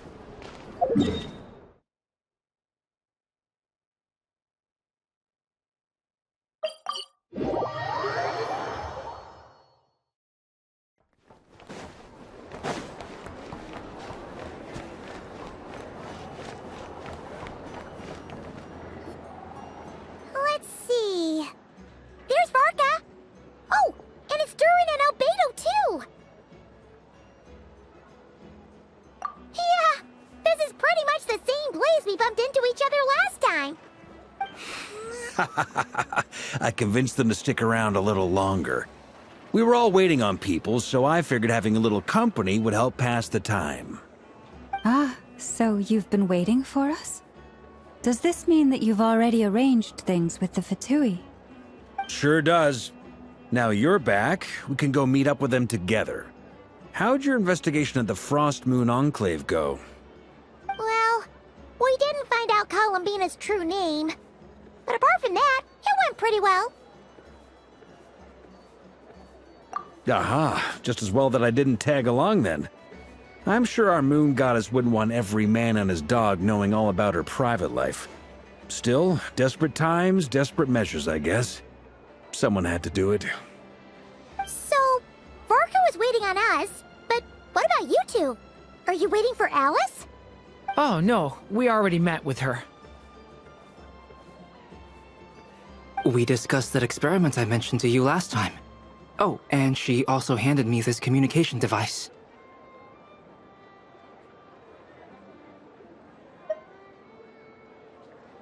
That's right. I understand she informed you about the relationship between the phantom phenomena and Tevat's borders, yes? She wants me to help her with some more experiments on that front. She said that she'll contact me through this device with more information. Ah, I see. Following instructions and making observations. Pretty common research method. Takes me right back to Albedo's lab. Wait, then who exactly are you meeting? Someone you know. Albedo's met him too. But I don't think Miss Lauma or the Grand Master have been introduced. Introductions are overrated, especially in cases like this. It's you! So, it's not like the Academia has prohibitions against going abroad. Also, I applied for leave. I've been writing to Hat Guy since obtaining a human form. I've already brought him up to speed on everything that's been going on in Nod-Krai. Hat Guy? Turns out, I actually have heard that name before. Oh? Then why did you react the same way I did? I only knew the name, not the fella. But since we're all here, let's do some introductions for what it's worth. I'm Varka, Grand Master of the Knights of Favonius. Lauma, Moon Chanter of the Frost Moon Scions. And I'm a Driosh from the Vahumana Darshan of the Sumero Academia. Hat Guy. Good to see you again, Mr. Guy. I believe we last saw each other on the boat ride here.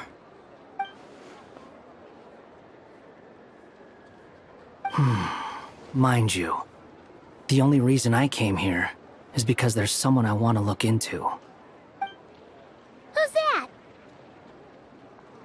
The Doctor, also known as Dottore, second of the Fatui Harbingers. From the tone of your voice, it sounds like there's bad blood between you. I was reviewing our archives and noticed that a lot of information about him was missing. Left a bad taste in my mouth. That's all there is to it. Dottore, or Zondik, as he was then known, once studied at the Academia, but he got kicked out before he could graduate.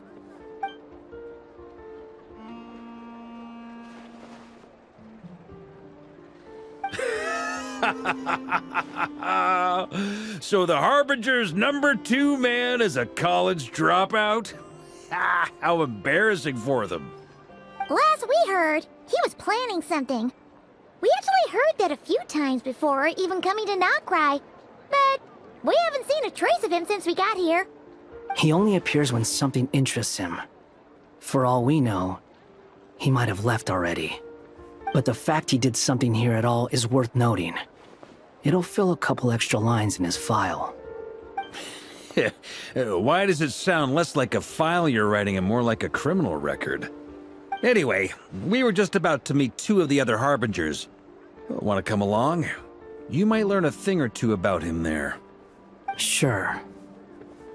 Even though they're Harbingers, well, they're old acquaintances of ours, so, you know, when you talk to them, try to be...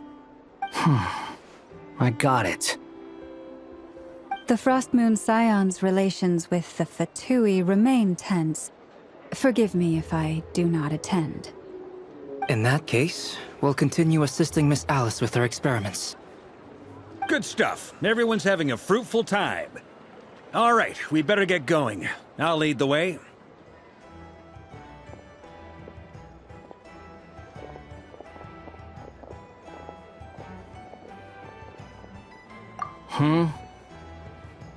Well, yeah, that's obviously part of it. But I'm not the only one who has a score to settle with him. Neither you, nor Lesser Lord Kusanali, nor I want to see him meddling with things again.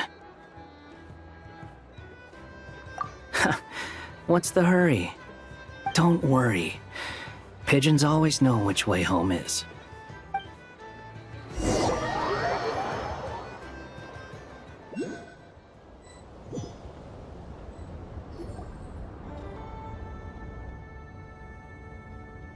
You made it. Who is this? A scholar from Sumeru. They call him Hat Guy.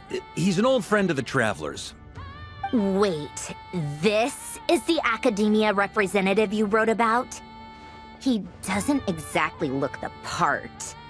I believe this will prove my identity. You'll notice it bears the seal of the Sanctuary of Surasthana. Well, what do you know? So it does. All right then. My mistake. It's fine. I expected as much. What? So as I mentioned in my letter, the Academia's got its eyes on Dottore. But this matter remains top secret. Apart from those assisting in the investigation, the fewer people who know, the better. If anyone asks, I'm here in Nod-Krai to pursue my personal academic interests. Gotta say, Varka, you did pretty well to keep all this under wraps for so long. Sounds like you got in touch with the Academia about this way back. you flatter me.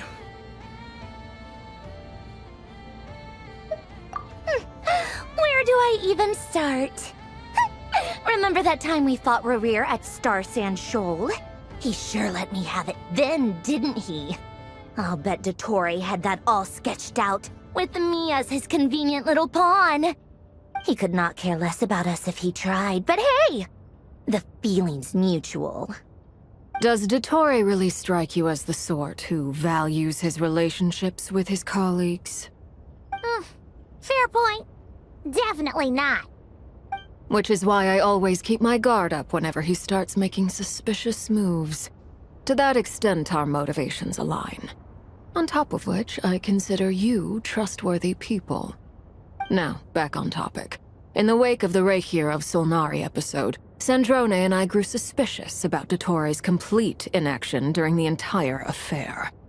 So we tried to find out what he'd been up to, but unfortunately to no avail.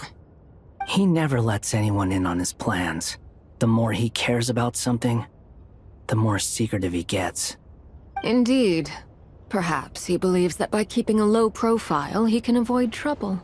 But that trick isn't going to work on his colleagues. Yeah, I mean, he's been researching the ancient moon's remnants. And he's been trying to get his paws on the moon marrows. Only an idiot would believe he doesn't have something more planned. With this in mind, I returned to Snezhnaya and relayed my thoughts to Her Majesty the Tsaritsa, entreating her to have him recalled. That's pretty direct. Did the Tsaritsa agree? Yes. I made it abundantly clear that the Fatui's business in Nod-Krai is almost concluded, and we do not need 3 harbingers in this territory. Her Majesty concurred. Accordingly, Dottore has returned at her orders. I imagine he is continuing with experiments, which no one besides he would ever have any interest in. Common sense might mean nothing to him, but he's not stupid. He knows that no good can come from opposing the Tsaritsa. Smarts alone won't get him all the way. He needs the Rooster's resources and Regrator's Mora, both of which the Tsaritsa can strip from him by waggling a finger. But doesn't he have a track record of publicly following orders while going against them in private? He probably has it down to a fine art by now. Wouldn't put it past him. We worked together on a research project once. Only briefly, but it was enough to show me that we're fundamentally different people. He has no interest in doing things methodically, stage by stage. His thoughts jump all over the place, and the moment his curiosity is satisfied, or he gets the results he wants, he disappears. The only similarity we share is that, once we set our minds on doing something, we will see it done. Whatever it takes. Oh, we definitely saw some of that in your battle with Reeyn. You got so competitive. Ugh, do not remind me. Then I believe we all concur. Dottore will not simply give up.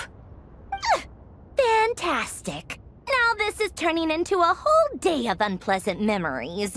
Ugh. Are you talking about the moon marrow stuff? He also strikes me as the kind of person to disregard experimental regulations, ruin all the equipment, and go way over budget. Then leave the first person he can find to deal with the fallout. Exactly! This one time, he was running some high-temperature experiment and the substance exploded. But does he care? No! He orders his subordinates to open the device so he can observe the results, which causes the gas inside to leak out. That gas was poisonous! If I hadn't been there, who knows how many people might have died. And after all that, he left while I was still cleaning up after his mess. What a waste of time, he said. Waste of time? The nerve! He wasted my time! You've been bottling that up for a while, huh? Hat guy, I must say, you seem awfully familiar with internal Fatui affairs. Especially when it comes to Dottore. Thank you, Lady Harbingers, for providing such valuable information. I have no other questions for now, so I'll be on my way. Wait, what? You're just gonna leave? You're welcome to join if you want. Ugh. Just when Paimon thought he'd finally mellowed out. He makes quite the impression. I'll say. I've met tons of headstrong people, but not many of them would join me in bad-mouthing Dottore. Anyway, back to the main agenda. Barca, you said that Columbina has gone missing? Or rather, disappeared. Yeah. We're working on building a connection between her and this world. The simplest method is to find out her real name. I've actually asked her that question before, but she said she didn't know. Considering our relationship, I doubt she was lying to me.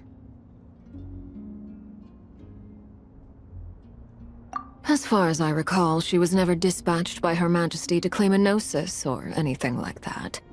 That Tsaritsa's plans had long contained a place specifically for her. I always thought that was weird. What could she do that the rest of us couldn't? Knowing what we do now, it's probably something related to Kavaki, right? More than likely. When she first arrived, Columbina would often go to Her Majesty and ask when she could start the task assigned to her. But Her Majesty always gave the same reply. The time has not yet come. So she spent her days in Snezhnaya doing basically nothing. The Tsaritsa has summoned a beautiful blind maiden to be a harbinger, giving her the third seat by virtue only of her enchanting voice. It was a dumb and stupid rumor, but the reality of the situation made it hard to refute. And what happened after that? I imagine she stopped caring. She no longer seemed to care why she had been recruited, and Her Majesty never gave her any missions, so she just continued to sing in the flower garden. For my part, I was busy. So busy, in fact, that watching someone be that idol had me fuming. But still, I got the sense that she had long been used to a life of other people claiming she was needed when she wasn't. I just felt that having a place to stay would cost me something eventually. And so I waited quietly for the day that I would have to pay the price. And on the other end of that spectrum, you had me. Someone once told me that I had the lousiest work and the toughest luck. That's a good way of putting it. I forget who said it, but those words have always stuck with me.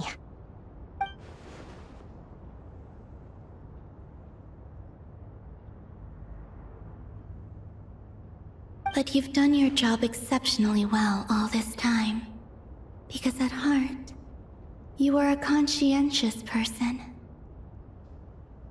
What is it? Something come to mind?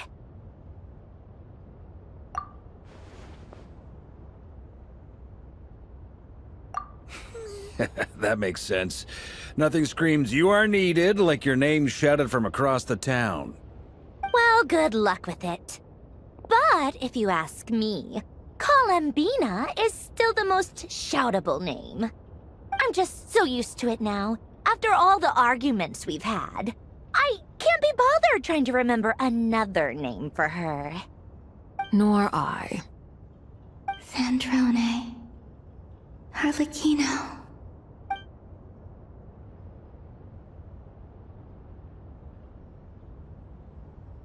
Huh! It's a Sealy! Does that mean Nicole has news for us?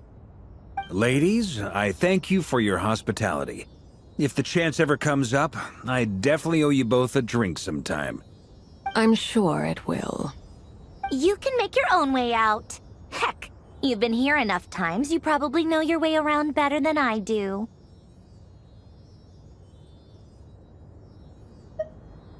Okay, time to do what adventurers do best. Follow that Sealy!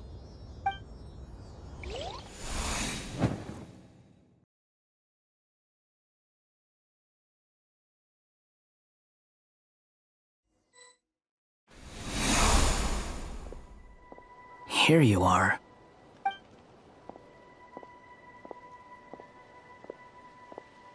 Oh, hat guy. How come you're back so soon? Did things go all right with the Fatui? Fine. Dotori's been summoned home by the Tsaritsa. Couldn't get much more than that. How about you? Any progress with the investigation? Unfortunately not. We've tried everything. Different phantoms, different locations, different points in history. But the results were the same each time. Abyssal monsters roaming the land. People crying out in despair, with no hope of being rescued. Every time I see it, I can't help but think, is this what it was like in Mondstadt when Dragonspine Durin attacked? And if I fail in the task I've been given, will I create yet another tragedy? That's just meaningless speculation. When we encountered similar phenomena previously, I tried to interfere with those illusions, using sounds and lights to guide them. However, we could not change their fates. At most, we were able to extend their existences. The events of the past are like fate that has been written into Irminsul. There isn't a living thing in Teyvat that can escape its past. But Miss Alice instructed us to try to find ways to change the outcome that these phantoms face. It's an impossible task. Can't you just refuse? Since she asked us to do this, I feel like it can't truly be impossible. Or if it is, well, mages can make the impossible possible. I could not have been born as Durin otherwise. But you also said that your past 39 attempts were fruitless. That's true. But you're still going. Yes. After this many futile attempts, surely you realize that you're not doing this because you still believe what some mage told you. It's because you want her hypothesis to come true. It's something you wish for deep inside. So, think for yourself about what you want to do. As long as you don't believe it's futile, it isn't. Yeah. Previous experience indicates that we cannot touch the phantoms, which limits the effectiveness of our interventions. If we want to clear this hurdle, we need to break this rule somehow. Same thought here. Following the same rules means repeating the same failures. Reducing ourselves to mere playthings of fate. So you mean we need to figure out a way to make contact with them despite knowing that we can't? Yes, and I suspect that's something only you are capable of. Everything in Teyvat is logged in Irminsul, but the withering that once occurred in Sumeru was a sign that the Great World Tree was being corrupted. This corruption allowed things that should not have existed in Tevat to appear. This is tantamount to rewriting reality to an extent. You're saying abyssal power might be able to affect those phantoms? No one's ever tried it before. If you're gonna try it, it'll take courage. And you have to be confident that you can control it. Is anyone there? Has anyone seen my daughter?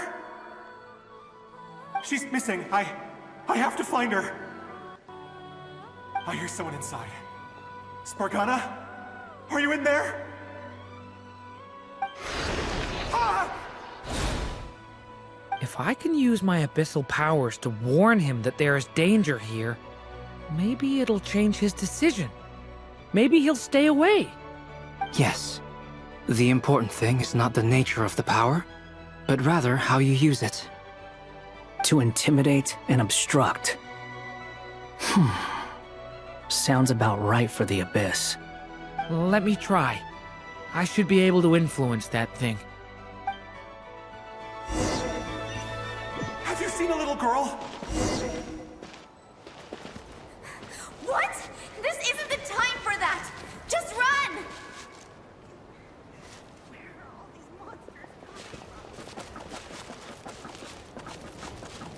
I hear someone inside.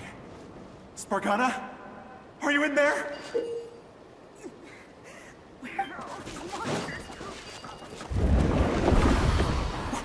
What is this? Looks dangerous. I should get out of here.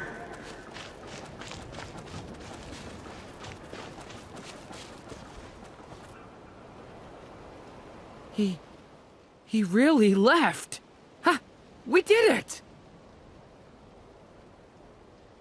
Don't celebrate too soon. Follow him. See what he does next. Monsters approaching from the front. You need to stop them and create an opportunity for him to hide.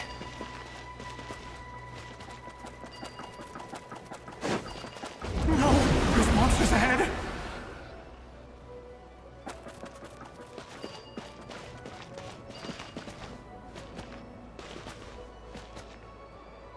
Wait, is that the barrier I saw earlier? Why is it appearing now? It's as if someone's controlling it.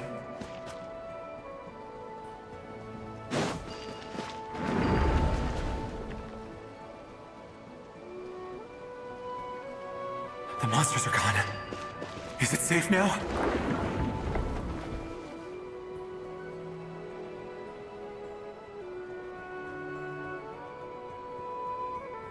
The barrier's gone too. How odd. Anyway, I guess I'll keep going. Quickly, let's keep up.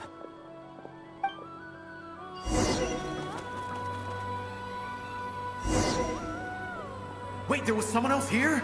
Don't go any further. We've got anti-monster traps laid out everywhere. But my daughter must just be up ahead. I have to go. This way's blocked.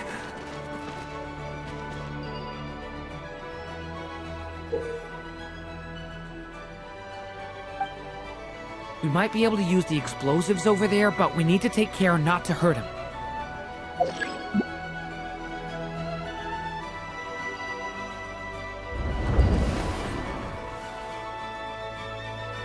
I'll use the barrier to keep him at a safe distance. This barrier seems to be helping me somehow. Hey! Hey! Wake up! Oh, no good. Gotta keep moving ahead.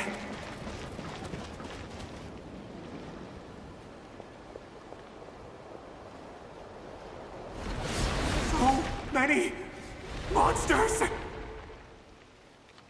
There's still a chance, Durin. Use the traps.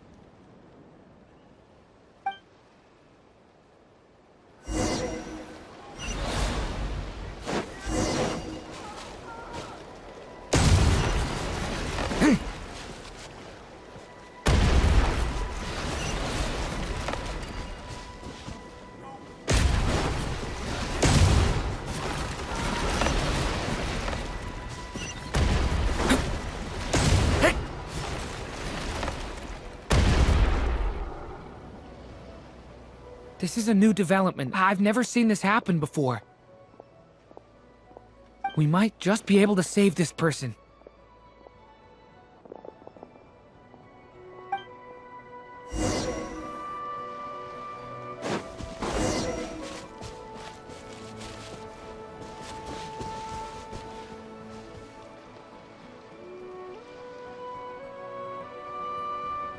Hello there. Have you seen my daughter? Spargana's her name. She's carrying a large backpack. Get out while you still can, you fool. You won't find any survivors here. But I can't just leave her here. She must be so scared right now. Sorry. Wish I could help, but I haven't seen her. You'll just have to keep looking.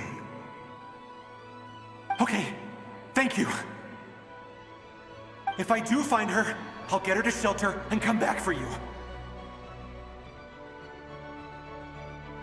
Don't bother. I've got nowhere left to go.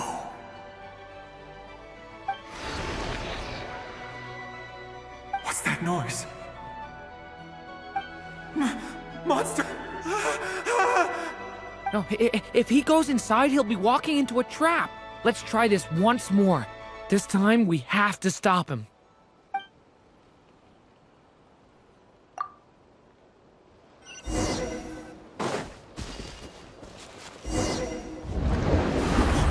Why? How will I know where Spargana's gone like this? You know what? I'll trust this strange barrier. It's gotten me this far after all.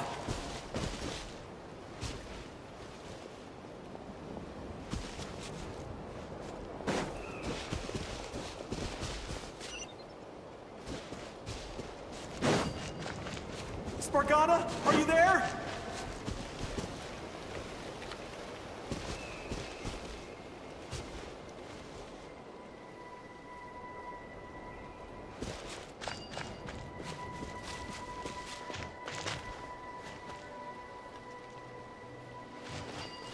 What? What's this? Hey! Let us out!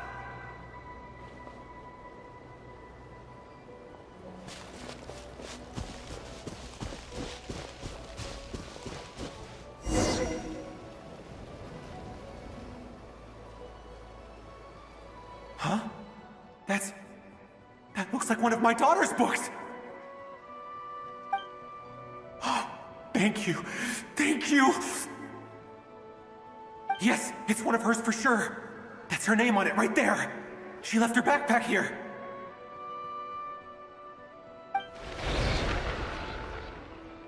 Durin, just like last time.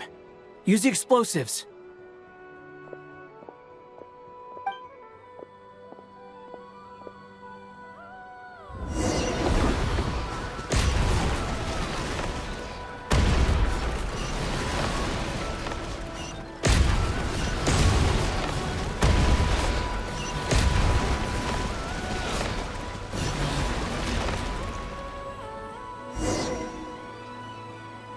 It won't work. There's not enough left.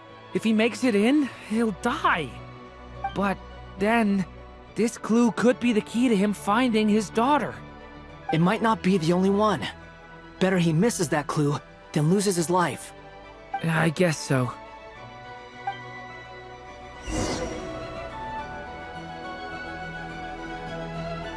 Stop him, Durin. We can't let him get any further in.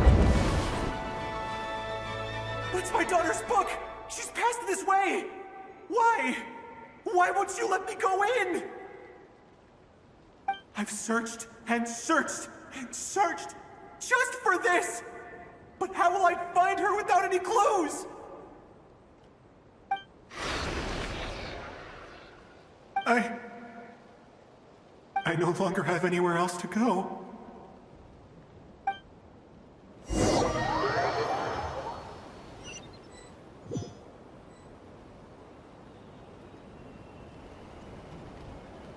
I'm sorry. I'm so sorry. He refuses to go anywhere else. Whether he opens this door or not, all that awaits him now is death.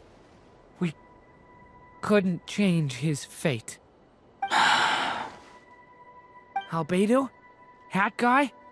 Let's try one more time. I don't know how we're gonna do this, but I don't want to give up either.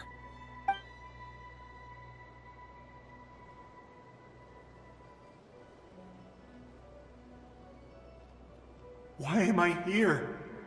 What's going on? All these scenes running through my head. Where are they from? Huh? What's going on? His reactions have changed. How many times have I... What's happening to me? Huh? Wait. Who are you? You can see us now? I feel like I always could, but that I only just realized you were there. I'm sorry, I don't know how to describe what I'm feeling. But you were the ones guiding me using that marked barrier, right? I haven't done anything yet, but those monsters, those deaths, they feel like memories. Like things I really did experience. I won't find my daughter. In fact, I'll ultimately die trying to find her. Isn't that right? Well, no, it isn't. Yes, it is. Even so, we're trying to find a way out of this. You've not seen my daughter either, have you? It seems she really isn't here.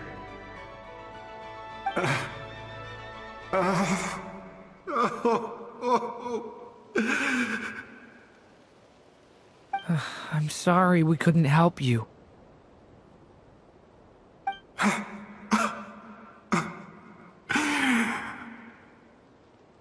I'm just tired. Maybe this is destiny. Maybe it doesn't matter how hard I search. How long do I have left? Experience says 15 to 20 minutes. 15 to 20. Thank you for all your help. Let's rest a while. You look exhausted too. Now's not the time for you to start pitying us. It's not pity. I'm just realizing that I've only got 10 or so minutes left. You know?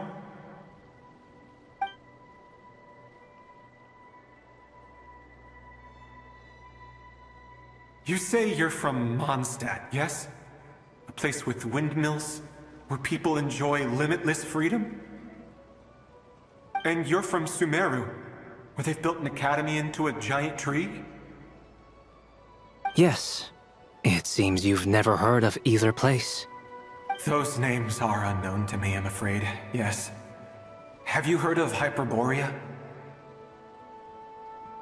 I have, but I heard that it was destroyed in the distant past. I see. That was where my ancestors once lived. What about Delphi Pytho? Was it later rebuilt? I've never heard that name. Then what about Sal Vindaknir? I have seen that name on stone tablets on Dragonspine. But I'm afraid the only things left of that place are its ruins. I see. Sure enough, there was no way to turn this around, huh? I'm sorry. I was the one who asked to chat, but it seems like we're too many ages apart. There's barely any common ground to start from. It's all right. We did hear something new, at least. From how you speak of your lives, things must be going all right for you, I guess. They are. Mondstadt is a place of freedom and happiness. There's a lot of good people in the church and the Knights of Favonius, and even outsiders find that it's an easy place to feel at home. We have festivals a few times a year. Everyone gets together to drink, sing, and be merry. Sumeru is a lot more uptight. Not really the kind of place where you can relax. It's a nation fraught with problems wherever you look. But if all you want in life is to seek knowledge, I guess it's pretty much paradise. That's wonderful. In other words, after this all-devouring black tide passed, humanity did not merely avoid extinction, but rose to build prosperous civilizations anew. I mean, I can see you all right now. That must mean the future isn't a total mess, right? That's true. Well, time's almost up. Let's part ways, I think. Might be best if you don't waste too much time on me. The chances are slim, I know, but I'd like to spend these last few minutes looking for Spargana. If things work out, I'd love to tell her about what I've heard. May we meet again. Well, or not, most probably. In that case, may your wishes come true.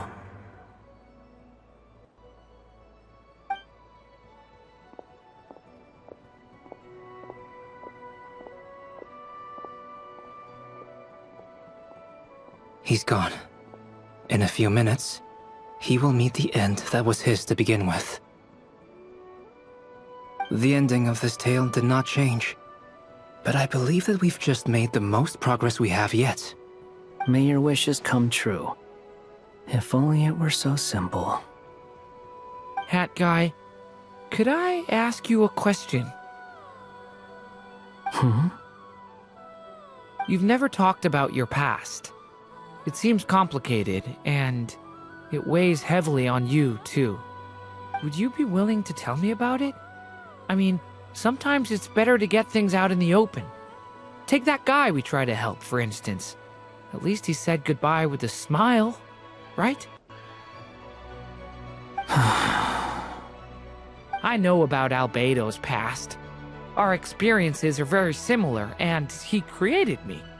As for you, you're my first friend, and you've witnessed every step I've taken. But by comparison, I know nothing about you. Either way, I mean, we're still best friends. But if I knew more about you, I might understand your thoughts a bit better. I've told you about myself. I'm a student at the academia. And what did you do before that? Prepared for the entrance exam? All right. If you really don't want to talk about it, I won't press you any further. I was a puppet built from the branches of a white tree, using technology left behind by the Conrian schools of mechanical engineering. A white tree? You mean an Irminsul tree? Yes. A branch of Irminsul that was once connected to the main tree. So you had a human creator too? Yeah. But my creator abandoned me after deciding that I was a failure. After that,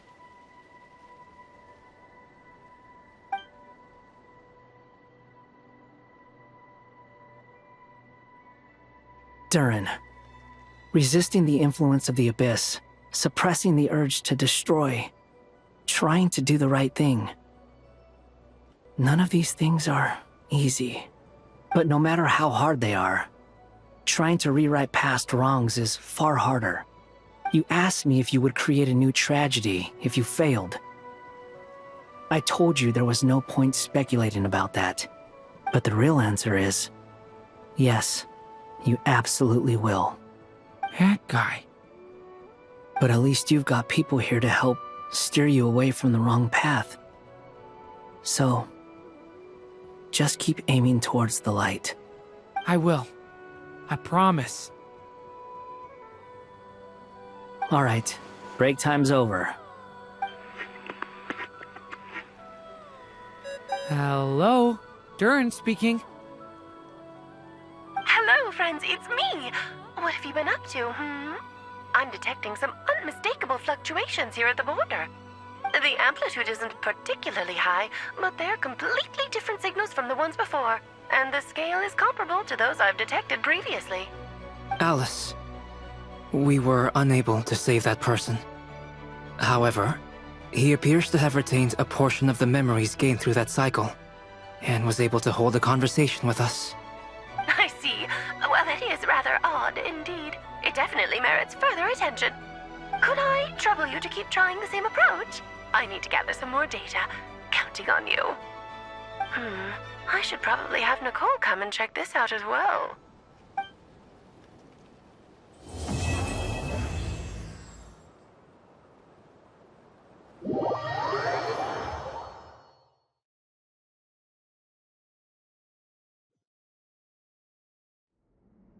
There you are. I was worried you might stop to collect treasure chests opened by the Seelie along the way. It would have taken you so much longer to get here. Another conversation I cannot hear. I am delighted to see that you understand what takes priority, and that your adventurer's instinct has not swayed your resolve. Really, I must applaud you for it. You should know. Paimon's head. Okay, I'll try and keep it short. My senses are telling me that this is where we shall find the entrance to the ruins. Oh, cool! Well, what are we waiting for? Let's open it up and see! Patience. This was a sanctuary of great importance to the Hyperboreans. A special process is required to open the gate. Oh! Like the place that housed the Eternal Moon's marrow?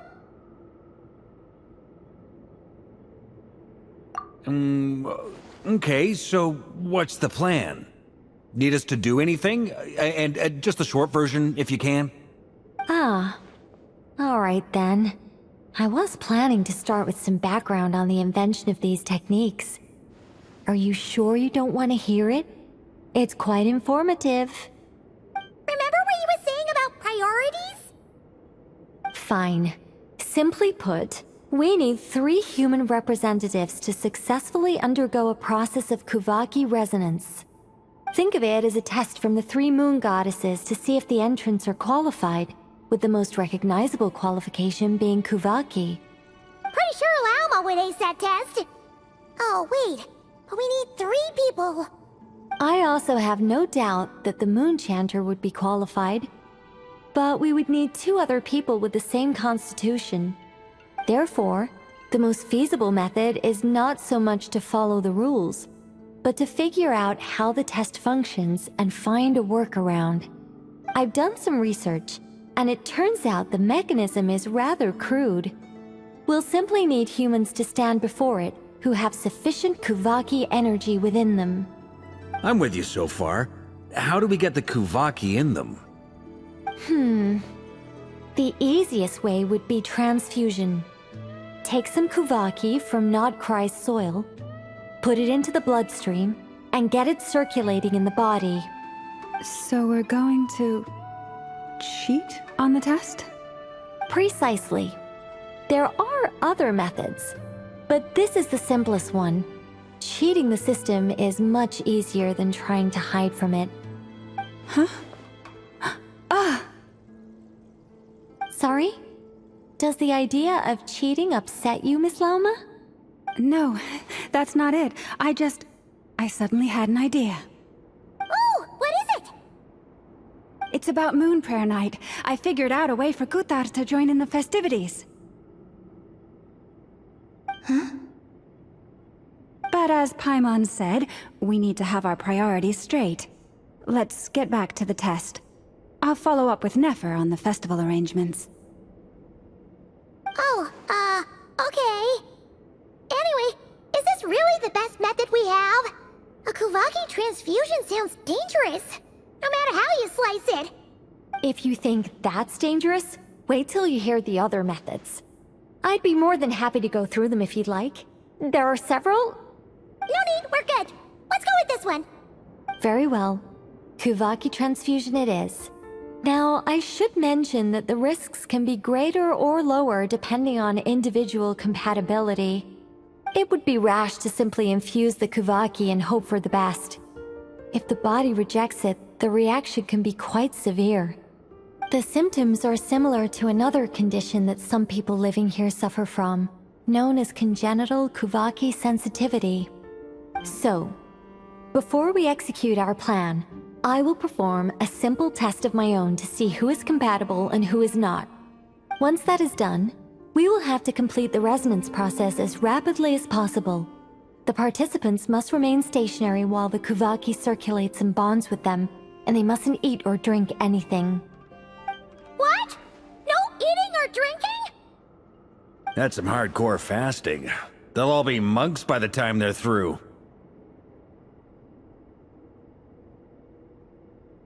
"3 days. Oh, that's so long! And we still need to find 2 more people who are not just compatible, but also willing to volunteer. Fasting? What are they talking about?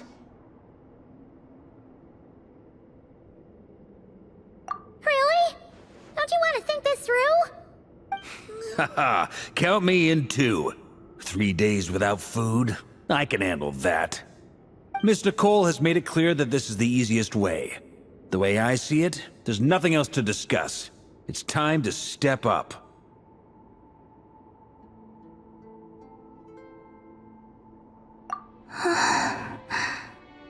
Yeah, you're right. In that case, Paimon volunteers to be Captain of Logistics. She'll keep the fires lit and grab some spare clothes to keep you comfortable. Then we'll start with you first, Traveler. Please step forward.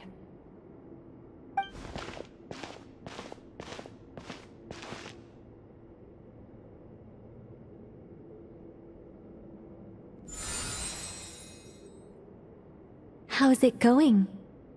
Do you feel anything?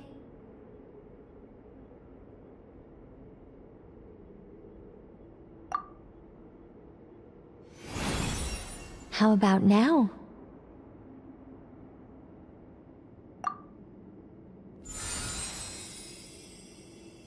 And now?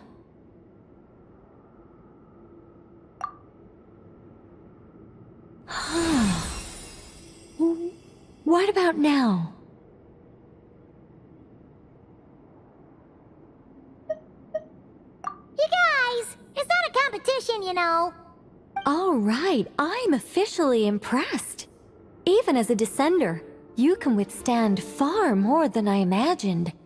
It's like I summoned a giant stone titan to arm wrestle you, and your arm hasn't even moved an inch. In my last attempt, I infused 5 times the amount of Kuvaki required.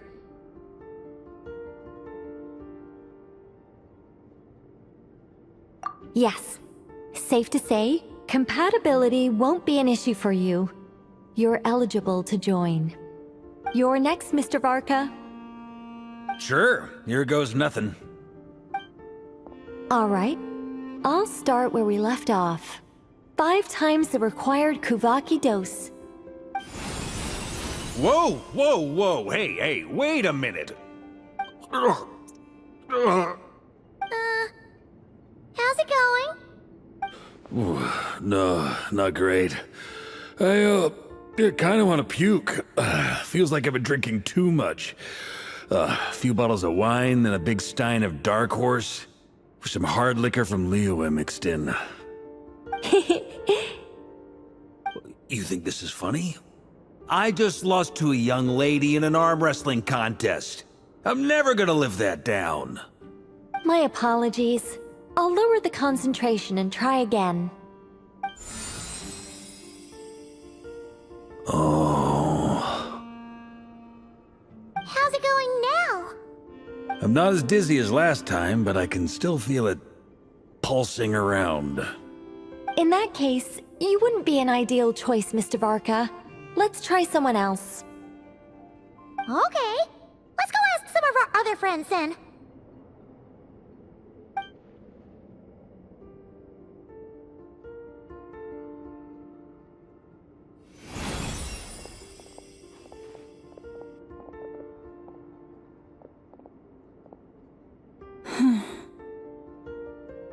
No surprises here, Miss Moonchanter. You're perfectly compatible. You may join.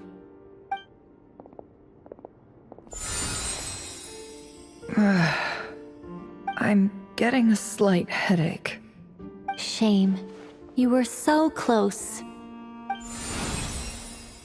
Whoa, time itching all over. allergic reaction. We can't have that. Huh?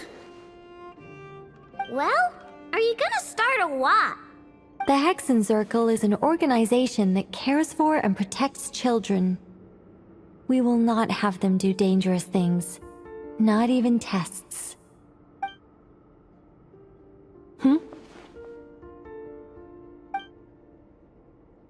Is something the matter? The candidates have to be human. I guess that rules me out too. Huh. Everyone except the Moonchanter got beaten. Guess I don't need to feel so bad after all. I mean, looks like this isn't gonna be as easy as we thought.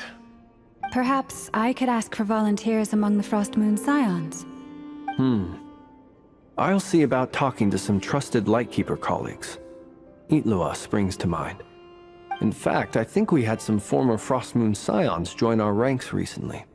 Can you give me the scientific explanation for how the test works? I can probably make some kind of test bot.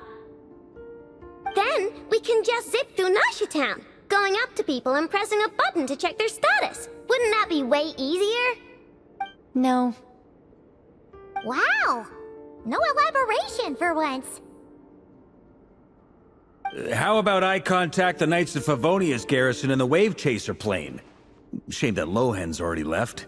And that guy's even tougher than I am. Strange. The Moon Goddess is clearly revered by many people. So why is she on the brink of disappearing? She mentioned that the world has rejected her from the very beginning. And when we fought the Reeyn of Solnari, it seemed like she exhausted her power for our sake. Also, I'm not sure revered is the right word for how people feel about her. Gratitude, certainly. For my part, anyway. It's basic reciprocity.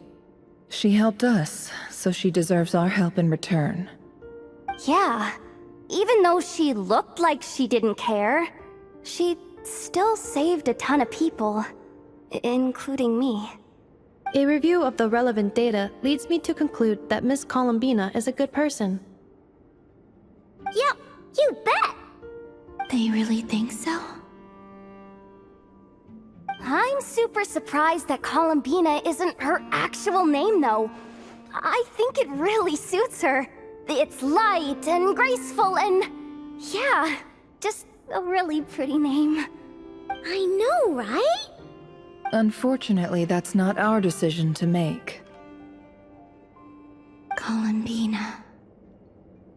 That was the code name the Fatui gave me. But it also came up in the song I heard when I was born. But... is that really all there is to it? What do I truly think of my own name?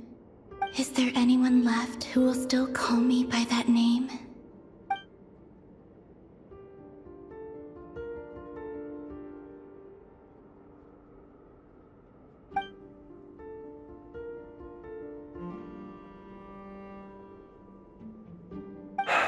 Moonprayer Night is getting closer by the day. We're running out of time. We need to look for other candidates. Then allow me to try. Huh? What are you doing here? You contacted your friends via the Adventurers Guild. Sandrone has been keeping an eye out for something like that, so she informed me. Since I have the ability to accommodate a moon marrow, I should prove to be a suitable candidate. Arlecchino. When can we begin? I see. We can begin right away.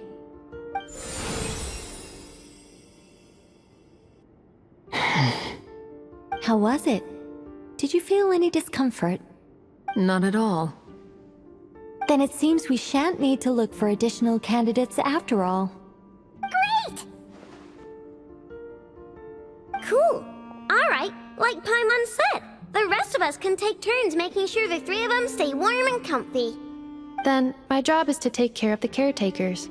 I will ensure everyone receives food and accommodation.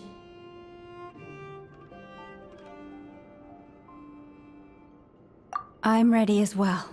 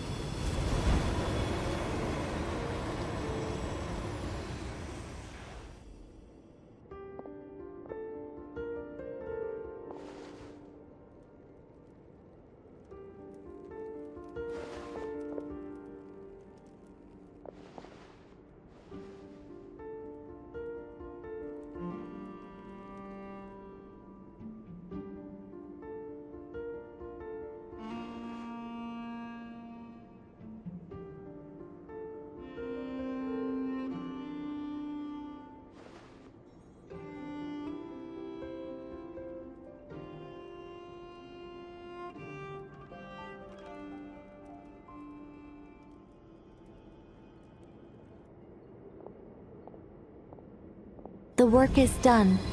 The sacred scroll shut. The stars grow dim, the people silent.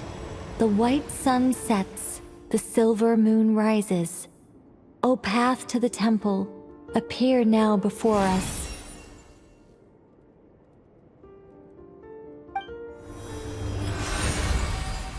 Wow! It really opened! So that's what all this is about. They've been trying to open this gate. Come, let us enter. It might be best to eat something first. Take care to chew properly and swallow slowly. It will give your body time to readjust to the digestion process. They will head in soon. They will need to enter this gate.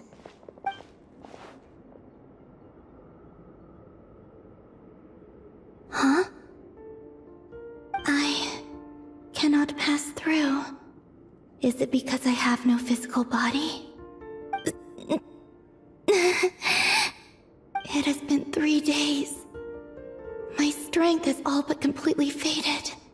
Can I really hold on until Moon Prayer Night?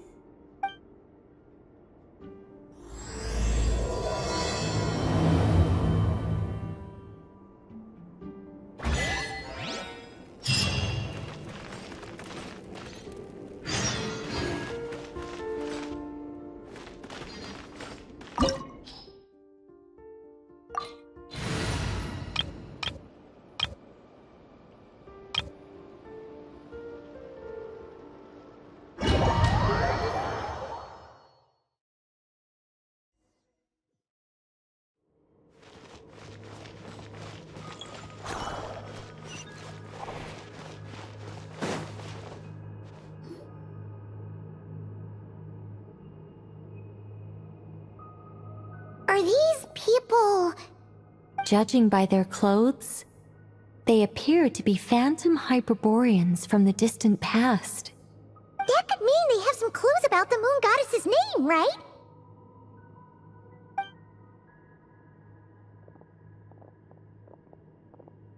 Hey there!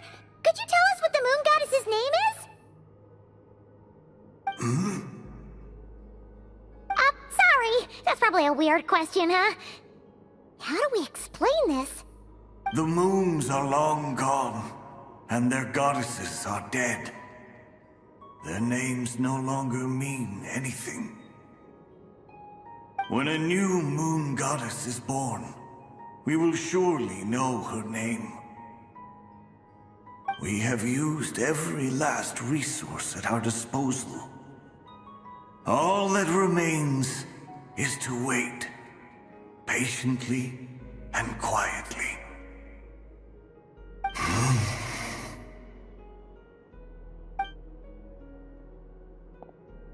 Were the people of the past all this devout? It looks like this phantom doesn't intend to converse with us any further. Surely the new moon goddess he speaks of must be Columbina. Alas, Kuthar's birth came long after the age in which he lived.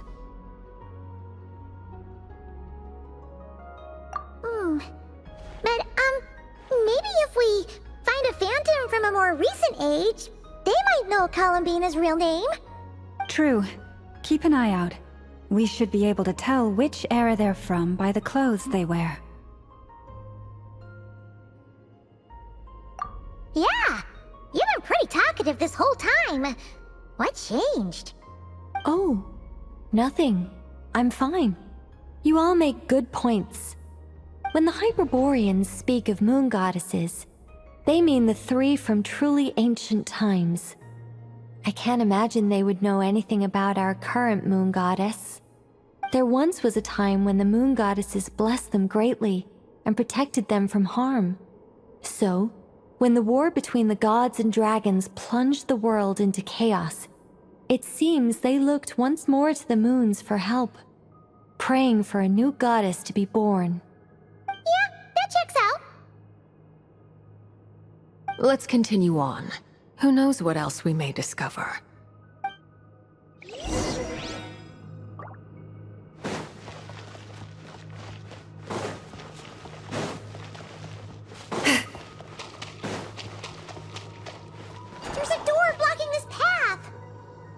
Not a problem.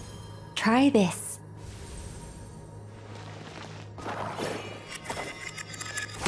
Whoa! How did that door suddenly collapse? This device was maintaining the door's integrity. Remove the core, and the device stops working.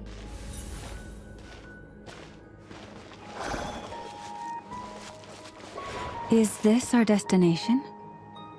Impressive. More precisely, this is a device that will help us reach our destination. Let's go. We still have a long distance to cover.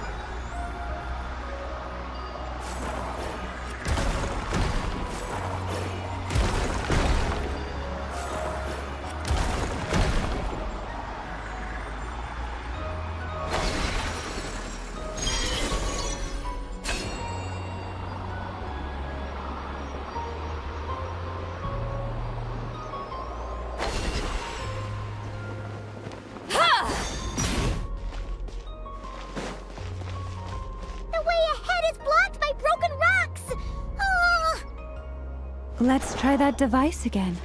Remember the door from earlier?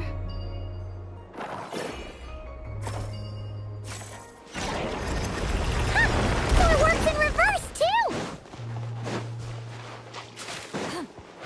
The humans we see are all phantoms, but the monsters are real. What a fascinating place. There'll be plenty of time to admire it later!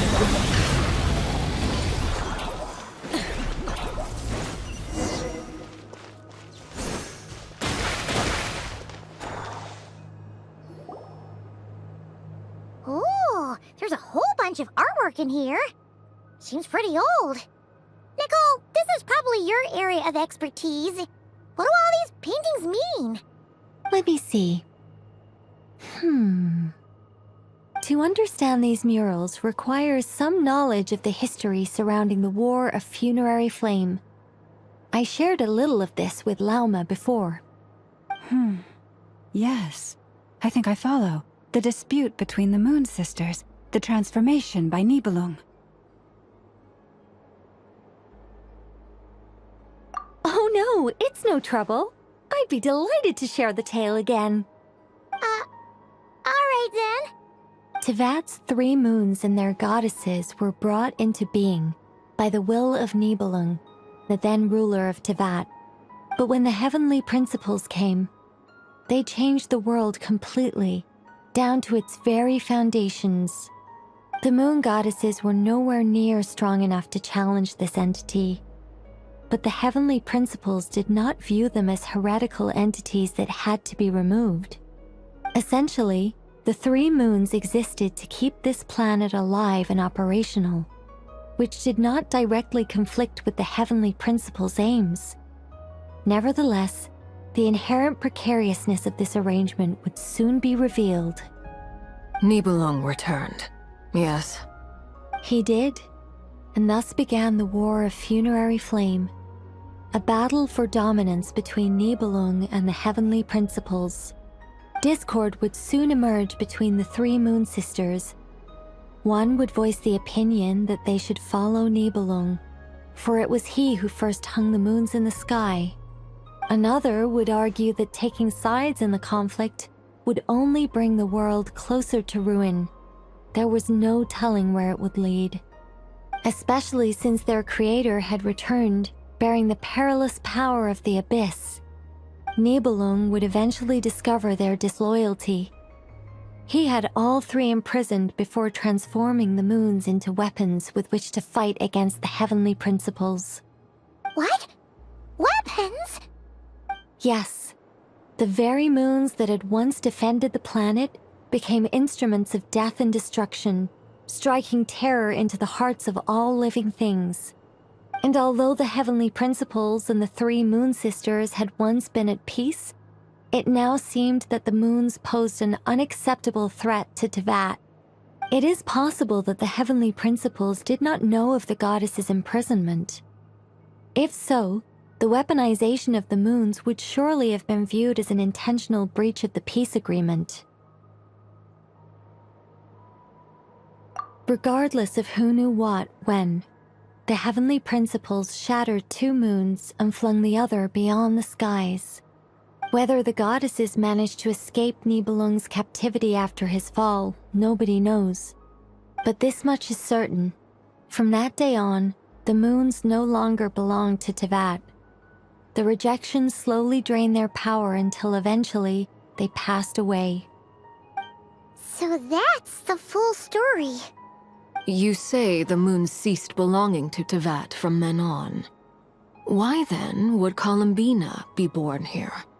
That is perhaps due to the lingering connection between the Frost Moon, which was not shattered, and this world. You could see it as the three sisters' dying wish. They never desired war. All they ever wished for was to protect this land. I see.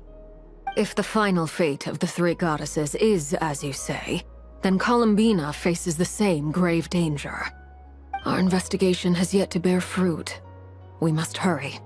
Yeah, you're right! Let's keep going!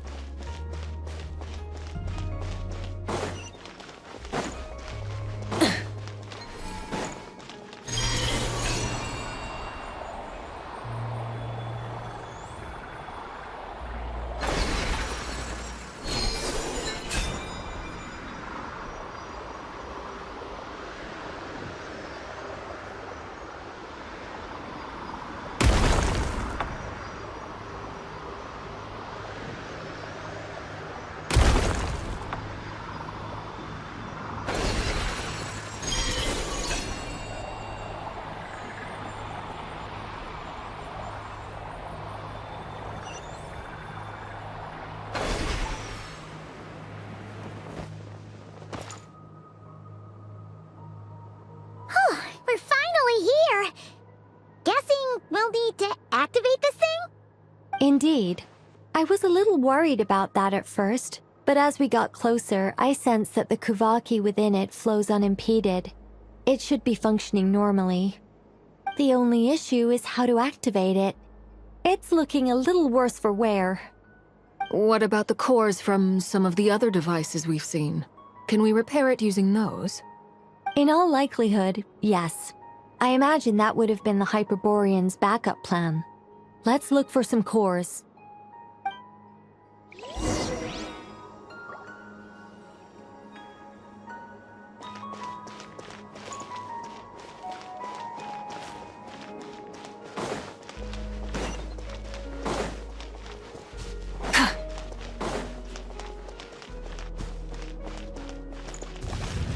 Light it up! Get to work!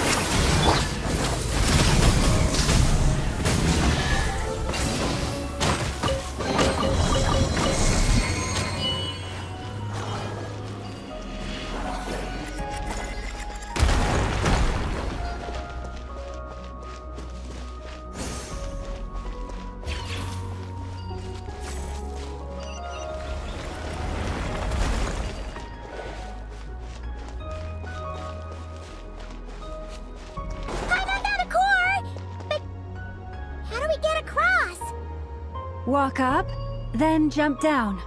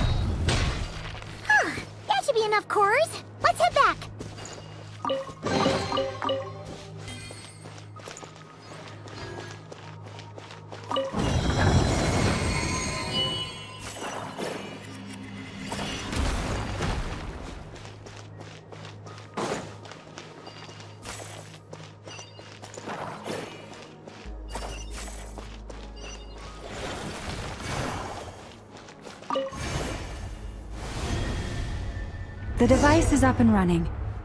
It's hard to believe that the ancients were capable of constructing such things.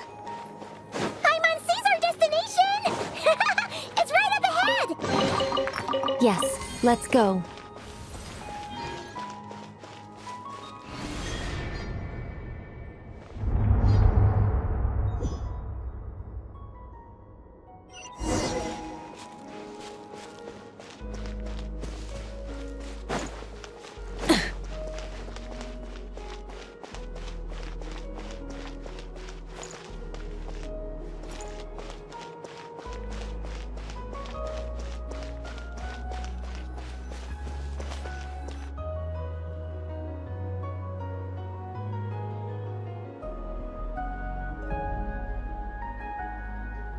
This is where the people of Hyperborea communicated with the moons. We need only place the moon marrow upon this platform on Moon Prayer Night, and we shall be able to open a portal to the moon and send our moon goddess back home. The assumption being, of course, that we can find her first. That's right. You want to know if it's safe there, don't you? And yet, she has no choice but to return. You know this. Oh, that's not the only issue here. This is the end of the line, right? We've explored everything we can. And despite looking at historical artwork and talking to people from Hyperborean times, we're still no closer to learning Columbina's name. If it's not too much trouble, could you tell me exactly what Alice said to you about finding her name? Oh, sure. What she said was... Then your first job is to find it. As a moon goddess, I'm sure she must have a name she identifies with. Neither Columbina nor Kutar is her true name, and she's never really accepted either of them. Is it not also possible that she has never had a true name? Not at any point in history? That would be a hard pill to swallow. But at this point, we may have to accept that that is the truth. No one knows how she came into being, and she certainly doesn't have parents in any sense that we're aware of. Perhaps she was never granted a name at all. But does that mean there's no way to get Columbina back? She's just gonna disappear and there's nothing we can do about it? Huh? Wait, why all this pessimism? Was it the way I phrased this question? You all seem to be taking this in completely the wrong way. Well, just because she's never had a real name in the past doesn't mean she can't have one now. What? Think about what Alice said again. She never once said that you'd have to find a new name, did she? Are you saying what I think you're saying?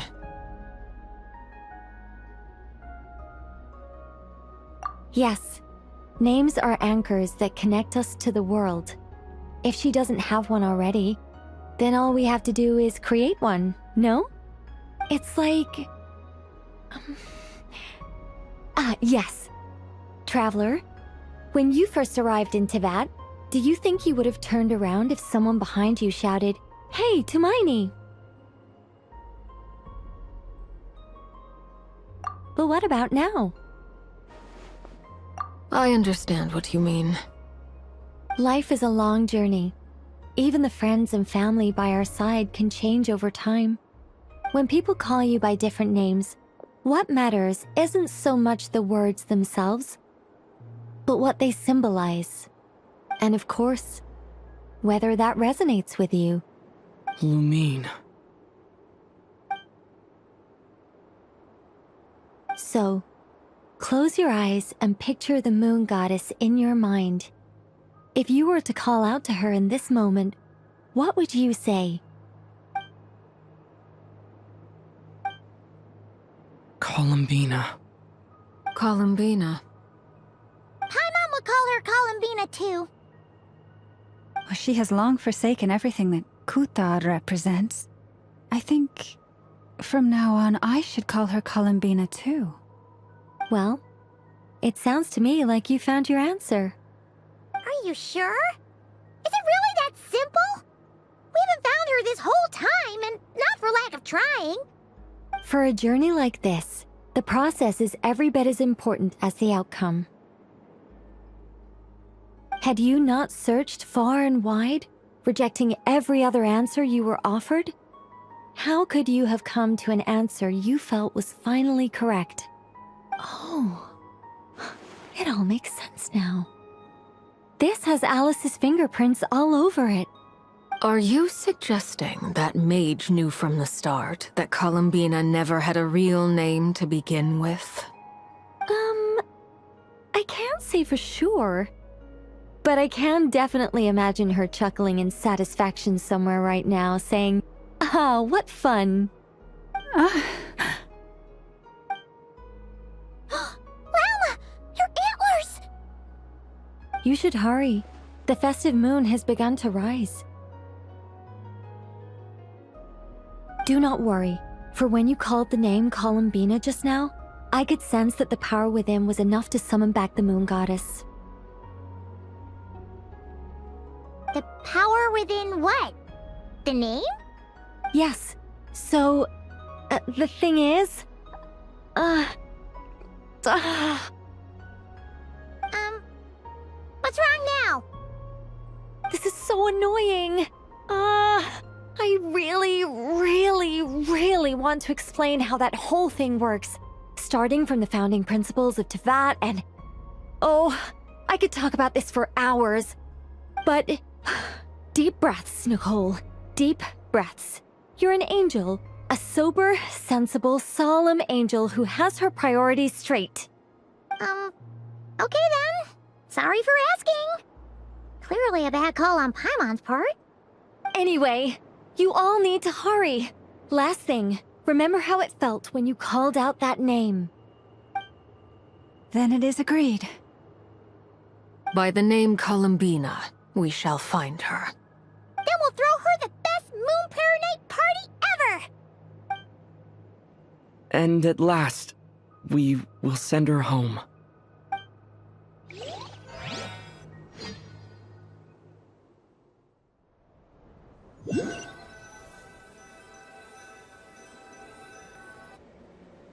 I can barely move anymore. My consciousness is fading away. Have they come back out? I'd love to see them one more time.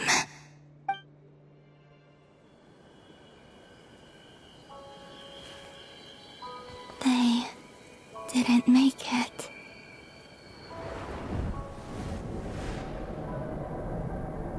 Could you tell me your name? My name is... Columbina!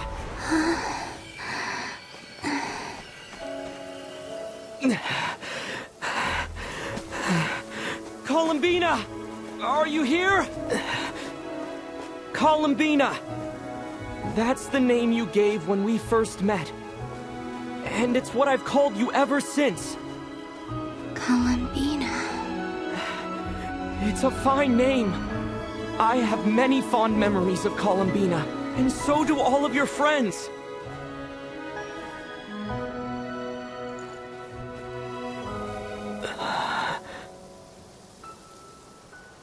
If you like this name...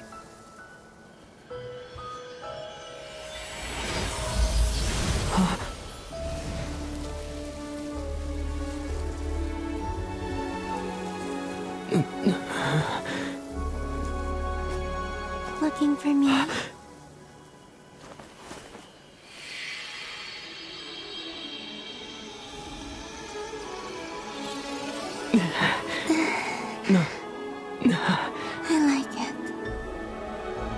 You can carry on using it.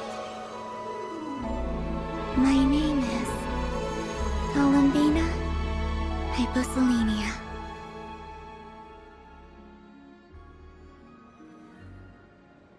Columbina Hyposelenia. That's a wonderful name. I never thought that Columbina would become my real name. But after I met you and my other friends, the things that this name stood for slowly began to change. It went from being a Fatui code name to something my friends call me.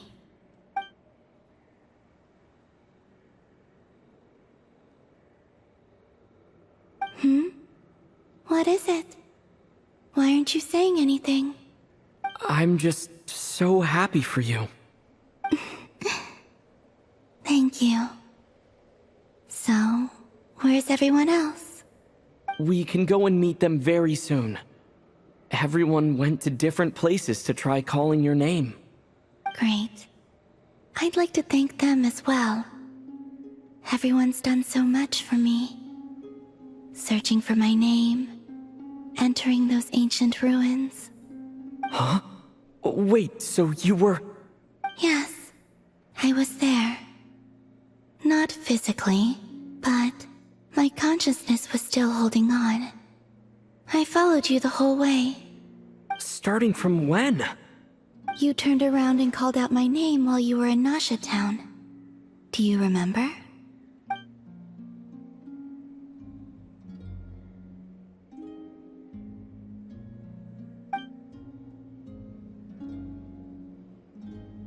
Let's go. We don't want to keep them waiting. Sure. In that case, come with me. But... Before that... Could you call my name one more time? Sure.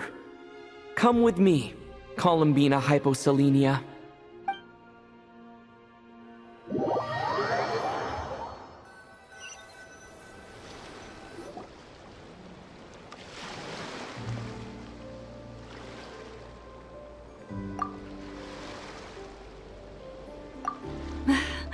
Columbina! Oh, this truly is wonderful. Llama, I can't breathe. Ha ha! Just in time for Moon Prayer Night. It's good to have you back, Miss Columbina. Yeah, we were worried sick. Thank you, my friends. With your help, I now have a name that belongs to me. Columbina Hyposelenia. Where's the second half from? You added it yourself? That's right. It means... Born beneath the moon. Yes. And by extension, it can also mean born beneath this world. A fine name.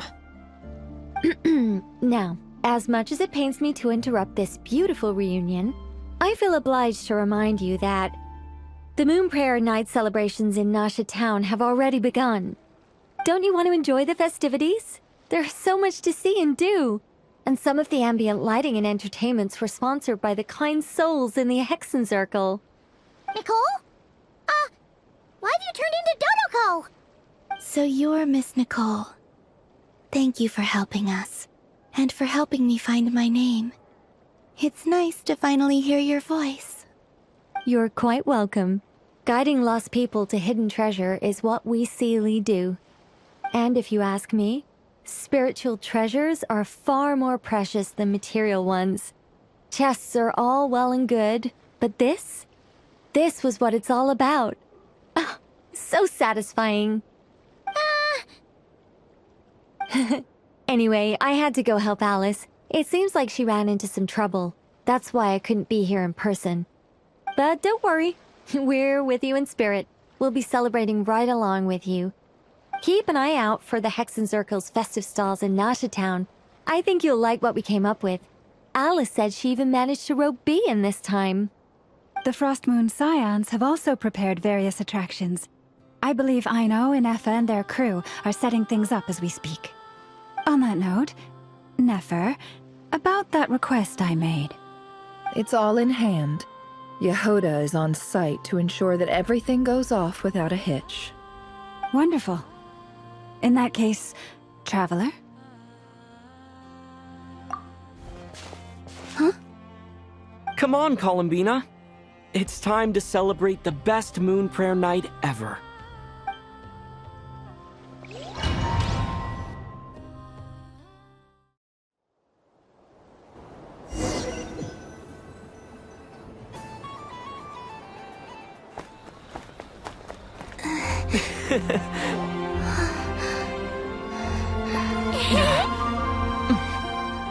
Hey, young lady. Would you like some moon prayer night candy? Happy moon prayer night. Oh, yeah. I almost forgot to say. Welcome home, moon goddess.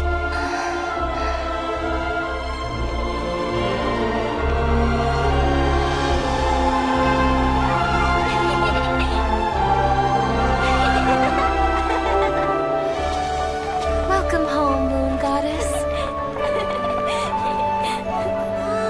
Welcome home, Moon Goddess. Welcome home, Moon Goddess. Turning Nashitown into her home is a festive gift.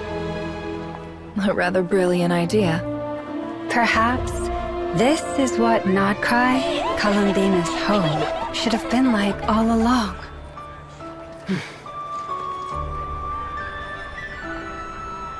Thank you for the gift. I like it a lot.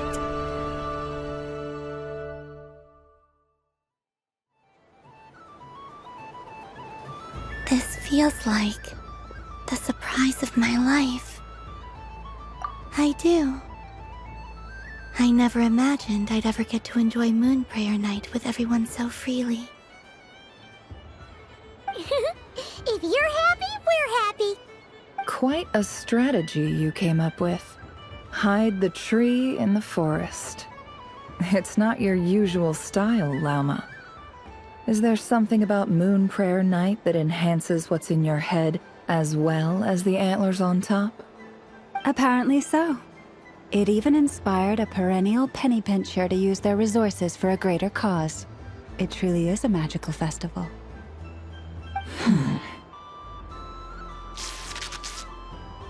I see it now. This bickering is actually a sign of a strong relationship. Huh? What's everyone doing here? Oh! Miss Columbina, you're back! Yes, I'm fine now. Thanks for your concern. How's your progress with Alice's assignment? Very well indeed. I've never heard her sound so excited. Not like this. This time her excitement seems more serious. Seems like she's had a major breakthrough. She said she'll contact us once she knows more. In the meantime, we're free to relax and have some fun. Enjoy the time off while it lasts. I have a feeling that our next task won't be so simple.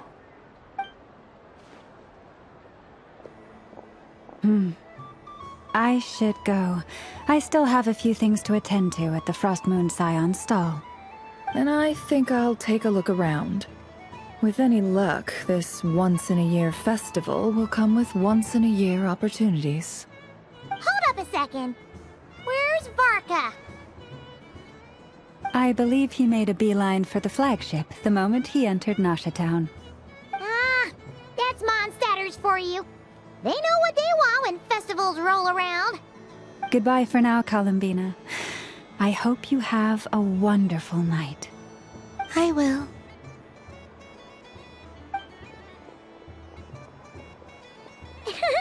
Well, in that case, don't just stand there. Get out there and have some fun. You'll definitely get a warm welcome at every stall. Oh, also, take this map with you. It's a guide to the festival.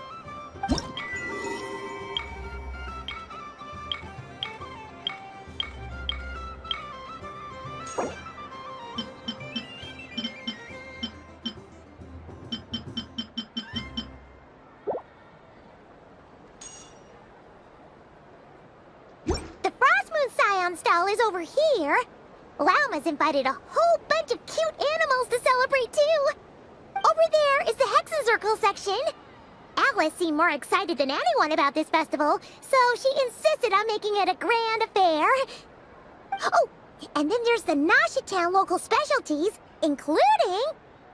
Actually, forget that. Better if you go check them out for yourself. Thank you. It looks like a lot of fun.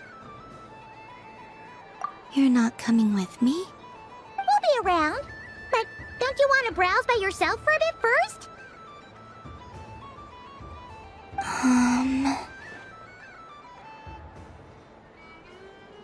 Yep.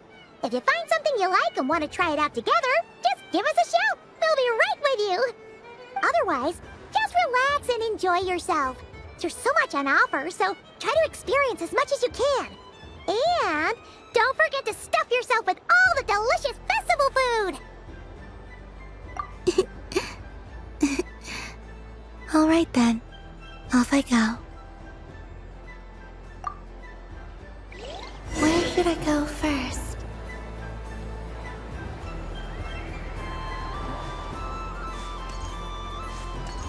There are so many attractions here. Since I rarely get out, I might as well make the most of it.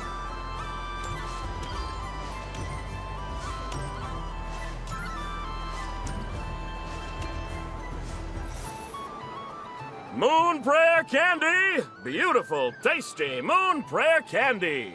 Buy a whole box, share it with your friends and family! Candy? To share? I wonder what flavors everyone would like. Welcome home, Moon Goddess. Fancy a box of Moon Prayer Candy? Sure. I knew you would! Now, what flavor would you like? I'm not sure. What flavors do you have? Is this for yourself or as a gift? A gift for my friends. Ah, I see. In that case, I'd recommend apple, lockaberry, or midsummerberry. Those are the most popular. Do you have nocturnal blossom flavor? Huh. I've seen couples give those as gifts before, but I did not know they were edible. No? Okay then. Moonfall silver? You did say this was for friends, right? Maybe smetana then. Hey, now that's a creative idea! I've never tried it before, but if you're happy to wait, I can see about whipping up a batch on the spot. While we're at it, you got any other ideas?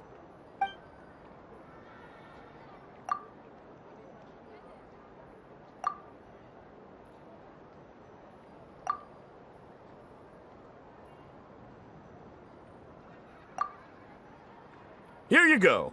Every flavor you asked for is in there. Thank you. Haha, I should be the one thanking you! You brought me a whole bunch of new business. It's like a genuine blessing from the Moon Goddess. I hope you and your friends have a lovely night.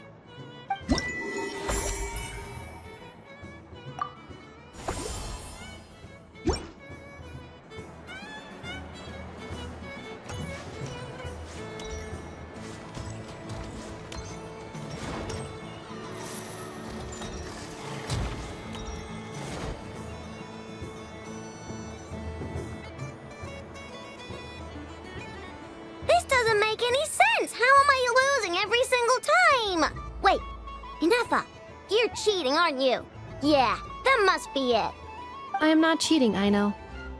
Uh-oh, sounds like Inefa's turning into a big baloney bot.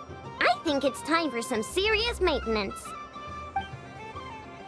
Moon Goddess, help me. Miss Columbina, I know, is attempting to cheat. What the? I'm not the cheater! You're the cheater! How dare you throw it back at me?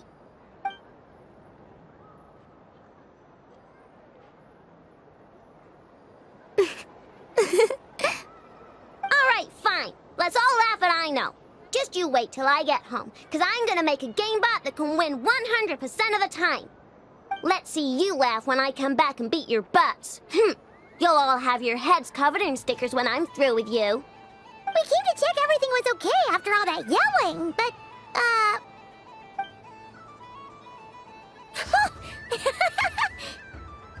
Whatever it is, it sounds like cheating is allowed. Kuhenki concentration. Each player starts with differently colored Kuhenki. Each round, they draw one Kuhenki from their opponent. When a player has two Kuhenki of the same color, they make a pair and can be discarded. Any that can't form a pair must be kept. The round ends when a player can't form any more Kuhenki pairs, and that player gets a sticker.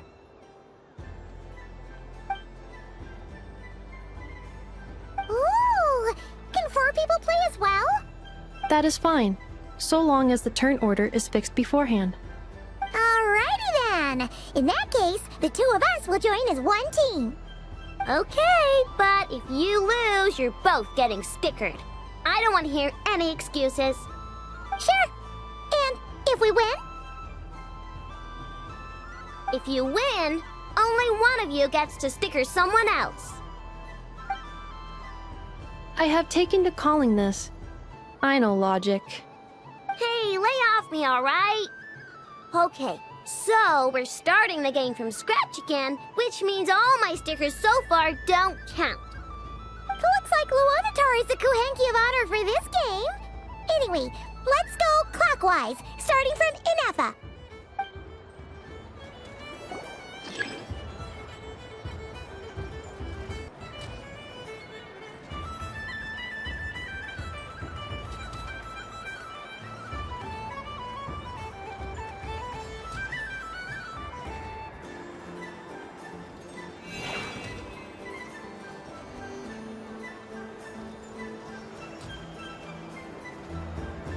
Nice! That's a pair!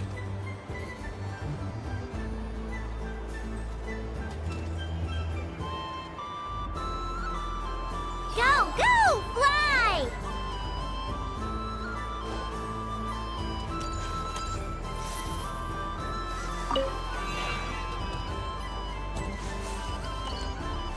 Go on.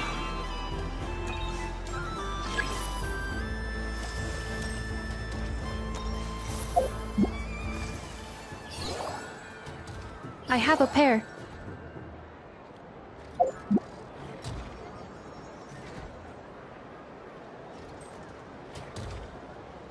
Uh-oh! We gotta pick up the pace!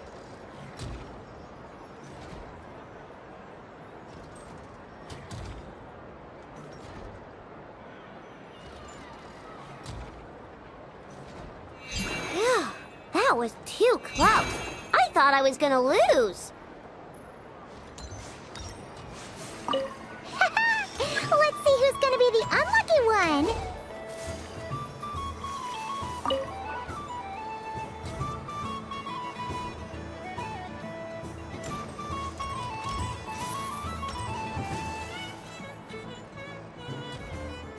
Good luck, everyone.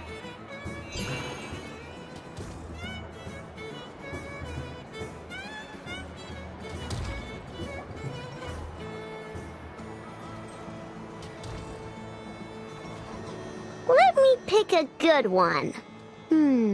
What's it gonna be? You're looking very pleased with yourself there. What happened to being a huge Grumposaurus? I won. Duh.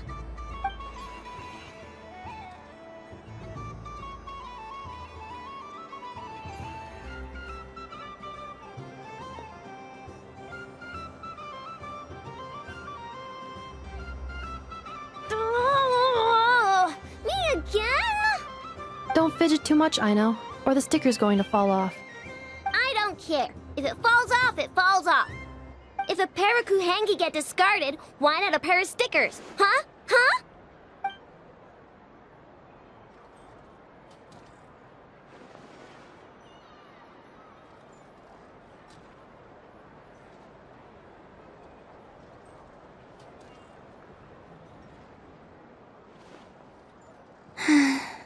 I've lost. Sticker Sticker, sticker, sticker!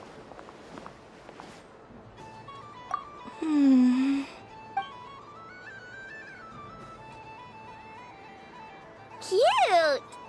You think so? Shame. I can't see it for myself.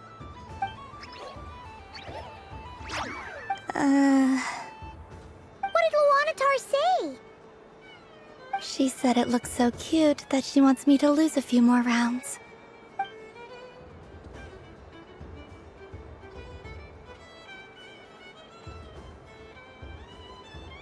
Who put these stickers on Paimon's eyebrows?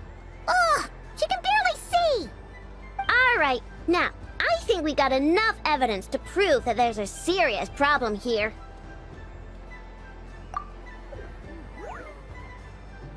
Yes, I agree as well. The culprit is... Ineffa! Culprit? What did I do? Quit acting dumb, Ineffa! You're not wriggling your way out of this one. I've been watching you. Not only did you remember whose side Luanatar started at, but every time someone drew a Kuhenki, you were logging it and calculating every last possibility. Which Kuhenki pairs were gone, who had what color Kuhenki in their hand, even our facial expressions. You were keeping track of it the entire time. Exactly! Why I no said? Putting aside the fact that running calculations is not against the game rules, do you have any evidence to support your allegations? But that's not against the rules either. So she admits it. She certainly does. Alright, everyone grab a sticker. It's time to get Ineffa back. But... Take that!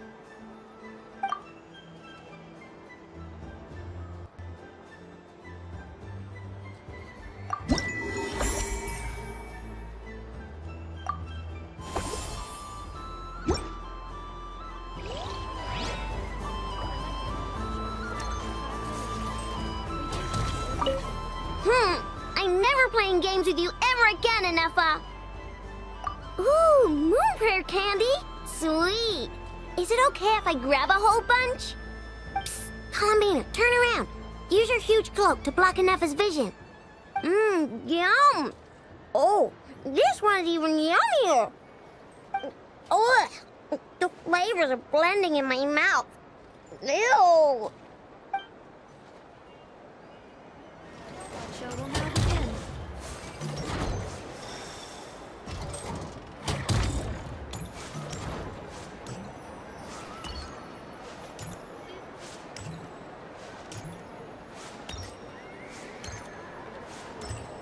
So this is the Frost Moon Scions area.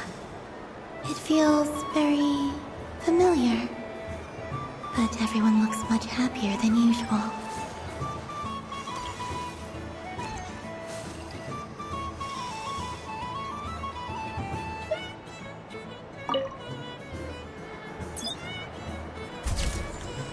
And done! Here, take a look! I think it looks quite funny. Well, Paimon thinks it's super cute. It looks like a silly chic badger and a rhymehorn deer that's about to fall asleep. Maybe I'll stand on the Sheik Badger's side instead. It looks like we've attracted the attention of quite a few animals. Let's make room for them.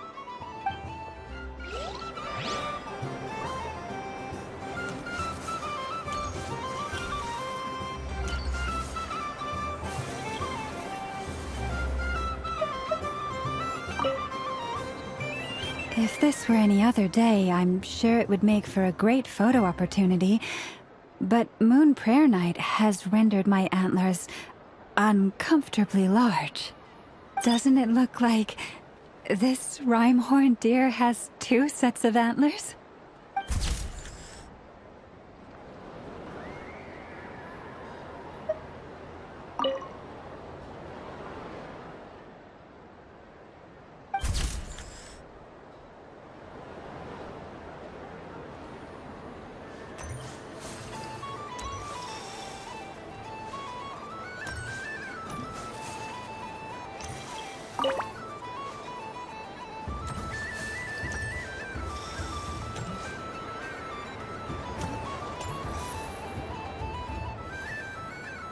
Wow, the Frost Moon Scion's stall looks kinda plain, but it's pretty cool once you get into it. I don't go to Hisi Island much, but it's got that, like, old-world cultural feel. And if culture means we get more festivals, I'm all for it! Hello, Yehoda. Columbine... hello, Moon Goddess? That was too close. I almost gave the game away in front of the staff. Oh, wait. What's the deal with her shoes? They don't make a sound when she walks. I could do with a pair of those. Do you like balloons too? Balloons? Oh, you mean those? What's so fun about balloons? I'm not a kid anymore. They're probably more up Aino's alley. Yes. The animals seem very curious about these strange flying objects. I was drawn here by their voices. I recently learned a fun new game you can play with balloons, so I decided to come and give it a try. A new game? Hello. Welcome home, Moon Goddess. Here to buy some balloons? Yes. Could you give me a few that haven't been inflated yet? Are you sure? I guess it's not a problem, but... Yes, please. Thank you. Uninflated balloons? But those are just little rubber pouches. What does she want with those? Would you like to play the balloon game, Yehoda? Huh? Sure. I guess. How do you play it? Wait here a moment.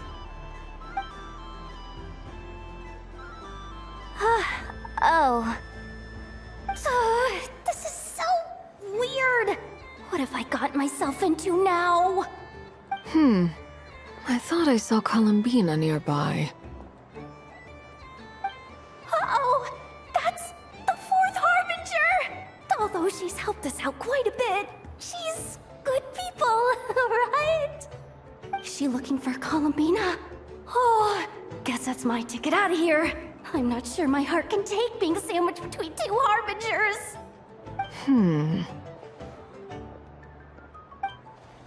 Which stall is she checking out? Oh, it's that other Frost Moon Scion's one. Try on the headgear, see what it's like having antlers or animal ears for a day. I wouldn't be caught dead wearing that stuff.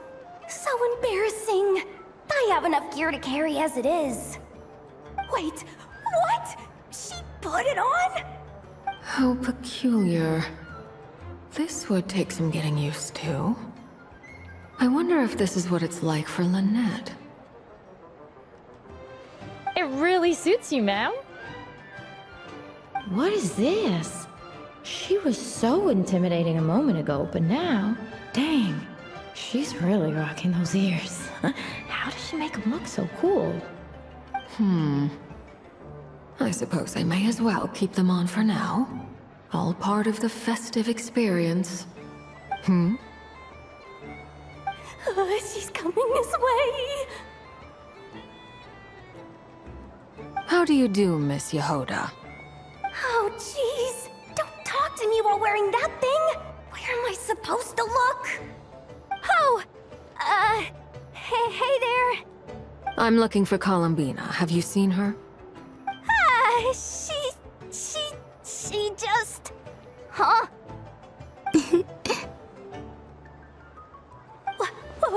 Wait, is that what she meant by balloon game?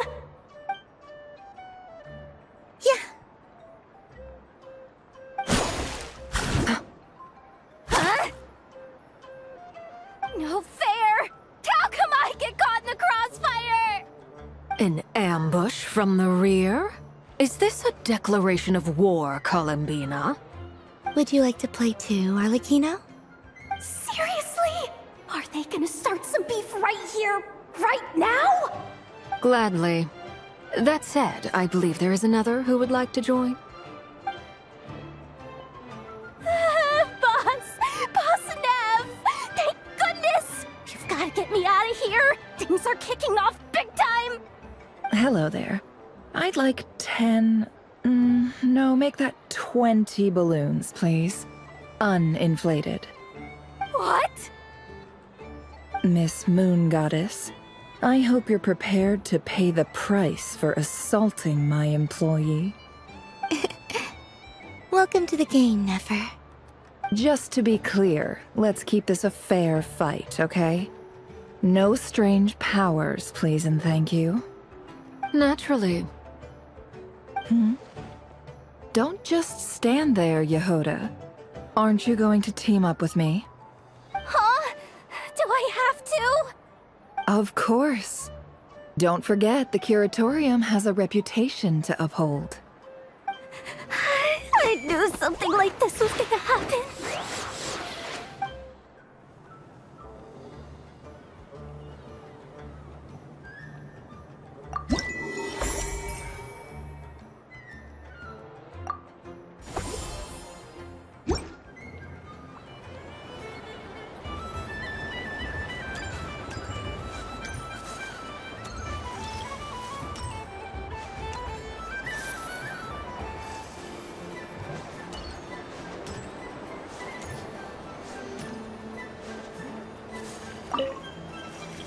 I've seen Lenny and the other children play this game before. It would seem that it's not a bad way to relax, once in a while. Candy? Would you mind if I took a handful extra? I'm sure the children will enjoy them. I must say, Columbina, you really have changed. You never used to show this much consideration for other people, even when prompted. I'm sure Sandrone would agree when I say, I like the present version of you better.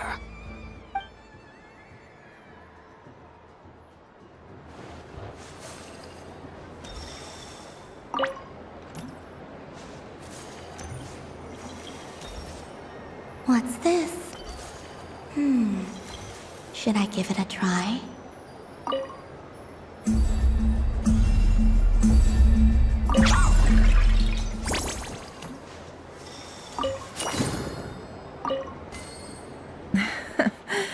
That was fun. It's a shame Ashru doesn't like playing with water, or I'd have roped him in as well. Oh, a gift? You shouldn't have, Miss Columbina. Very nice indeed. Candy is one of many luxuries that the desert folk could never afford. How I yearned for candy when I could not have it. Yet, now that it is readily available to me, I never seem to crave it. May your moon prayer night be one free from regrets.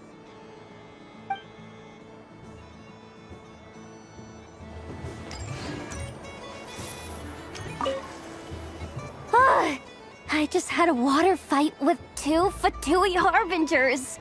Pretty scary, but also surprisingly fun. Aw, man, this feels kinda wrong. Like, shouldn't we be the ones giving you candy rather than the other way around? I guess I'll just take one. What flavor is that? It tastes like getting a mouthful of muddy grass. After being rear-ended by a blunt-horn rhino, then face-planting the ground. I'll never get this taste out of my mouth. It's delicious.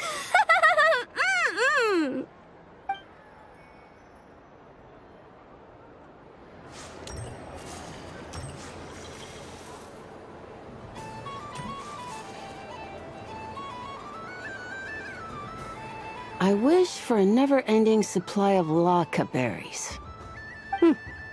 What a humble wish. Probably written by a child.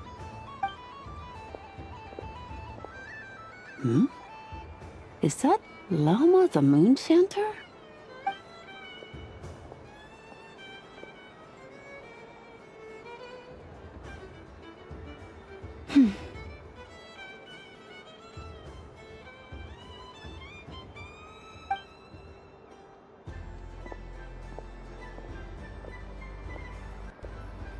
I wish that the long plume ibises would stop biting me. Oh dear, poor Lauma. All right, I'll write that one down for you. I got it. While everyone else is celebrating Moon Prayer Night, you're as busy as ever. I don't mind. It's rewarding work. A good kind of busy. My antlers are at their heaviest tonight, and the Kuvaki waves are especially strong. But as I help these dear friends hang their wishes up, I feel a great peace within myself that is hard to describe. You see, they are all such beautiful wishes, and they are ones that we can fulfill by our own strength. Do you blame me, Llama? I want to hear your honest answer.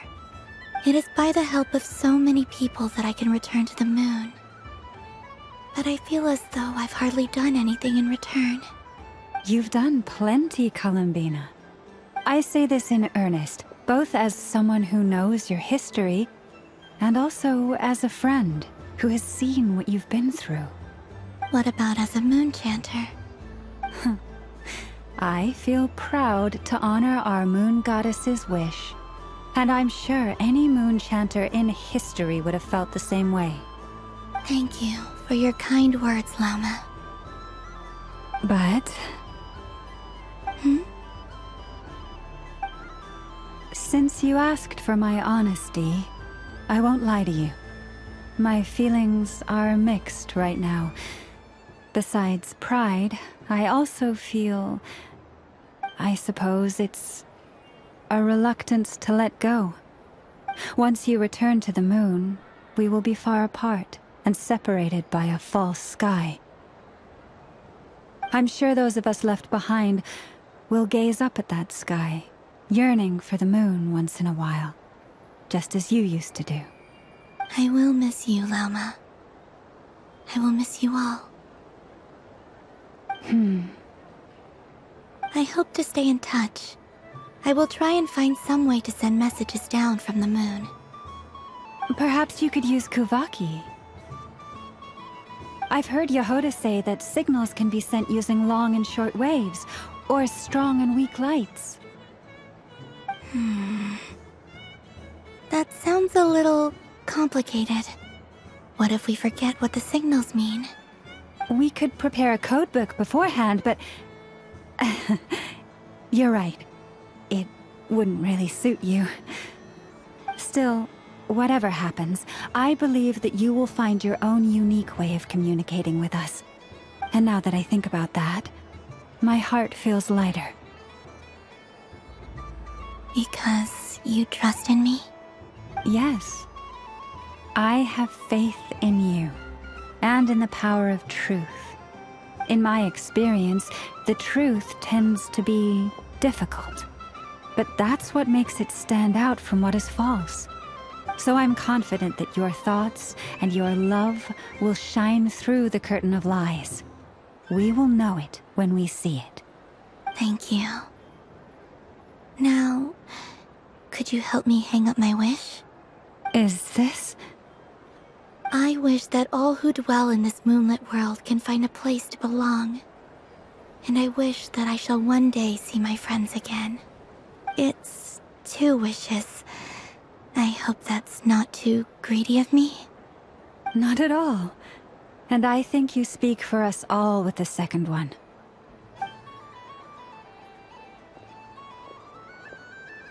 I shall continue to pray until the day that all of these wishes come true.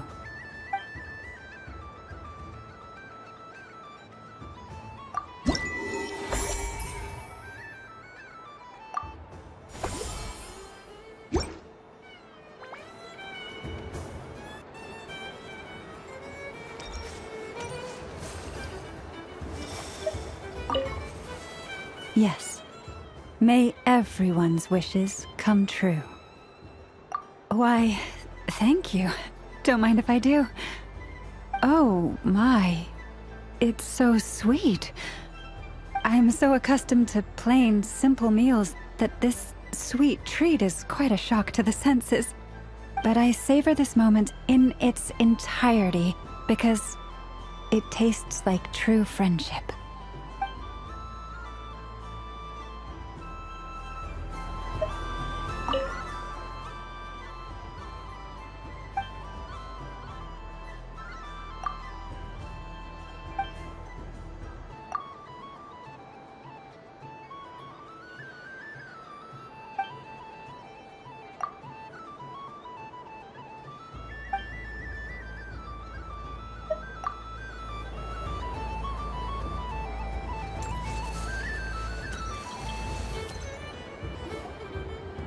Days. I prefer sunny days. Ah, well, you are as warm as the sun itself, Moon Goddess. Very well. I believe your spirit animal has to be this most adorable chic badger. Wow! Thank you, Mr. Talking Magic Lamp. Have a very happy festival, Moon Goddess. Lance? That's you, isn't it? Shh. It's our little secret, my dear traveler in Paimon. Okay, sure, but why are you here selling sugar sculptures? Everyone celebrates in their own way. After gazing into the abyss and spending time around gravestones all year, what better way to relax than to see sunny smiles on the faces of the living? Besides that, I like to think of myself as a fair judge of character. I dare say matching personalities to confection suits me rather well. That's not what Paimon was talking about. Aren't you afraid that your true identity might be exposed? Should I be? There is all manner of magic in the air this moon prayer night, thanks to the work of the great mages. I see Miss Columbina is hiding in plain sight. Why should I not do the same? Why miss this rare opportunity to enjoy a special evening in my true form? Fair enough. You got a point there. People who don't know you will probably think you're just a talking lantern. Well, now that we see eye to eye, what brings you here? Not a search for your spirit animal, I presume? Ah, well, actually... Here, see for yourself! Oh, this is... How wonderful. A beautiful idea. Yeah! We just met Barca, and he said that having everyone draw their own section was kind of boring. So, he did your bit for you. Ah, Varka. Ever the maverick. I see his artistic skills are truly one of a kind. In that case, I shall paint something on Mr. Albedo's behalf in a short while. What? Why not now? Ahem. Welcome home, Moon Goddess. Phew, that was close. Hello, Flins. She recognized you right away! What keen eyes you have, Miss Columbina. Especially considering they are shut. I did not see you. Rather, I sensed you. I can sense the fluctuations in Kuvaki all around me. One would expect no less of the Moon Goddess. Might I interest you in some candy? Yes, please. Excellent. I shall make some for you right away. Something the matter, Miss Columbina? What about my spirit animal? All the other children carrying sugar sculptures are talking about it. Wait, is she taking the test seriously? Ah, my apologies. How could I neglect that? You are quite right, Miss Columbina. Every one of us has a magical creature living in their heart. Would you permit me to help you find yours? Yes, please. Do you prefer the day or the night? Night. Which of the 4 seasons is your favorite? Winter. Think of a perfect day. What is the weather like? Sunny? Rainy? Or perhaps cloudy? Rainy in the morning, sunny at night. What kind of answer is that? Forests, lakes, and open seas. Which do you prefer of these? I like them all. Imagine you opened your very own shop. What would you sell there? Moonlight, I think. Wow! Paimon would totally shop there. It wouldn't cost anything. You'd just need to visit. Aha! I believe I know what your spirit animal is. Here, for you. Oh, it's a Kohenki! Indeed.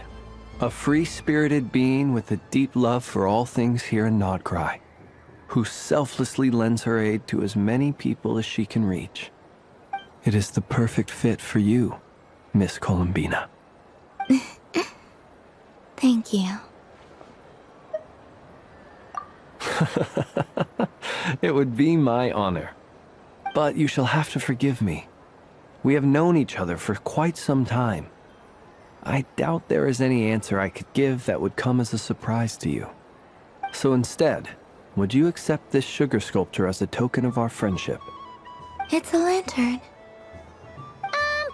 Hey, why don't you two go enjoy your candy over there? Paimon wants to try out this spirit animal thing too. Right, Flint's? Come on, play ball. I got this drawing done. But I want to hear Paimon's answers. But it'll probably take ages. Paimon's a complex soul. And we don't want your candy to melt while you wait, huh? Oh. Okay then.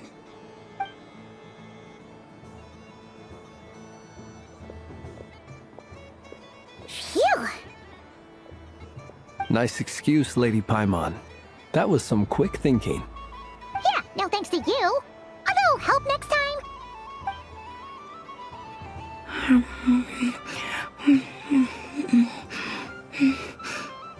It's sweet. Is that Lockaberry? I wonder what flavor the Traveler got. This way, this way! It's the candy-selling lantern! I'm coming! Of course. Traveler, maybe we can share? Yes. I found out recently that people share their food sometimes, so I'd like to try it. Or is that a no? Thank you.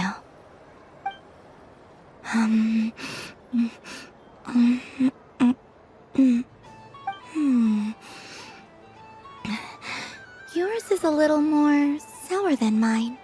Here, you try it. Amazing. My sugar sculpture has shrunk, yet my heart is filled with feelings of sweetness. I will remember this feeling. Sure.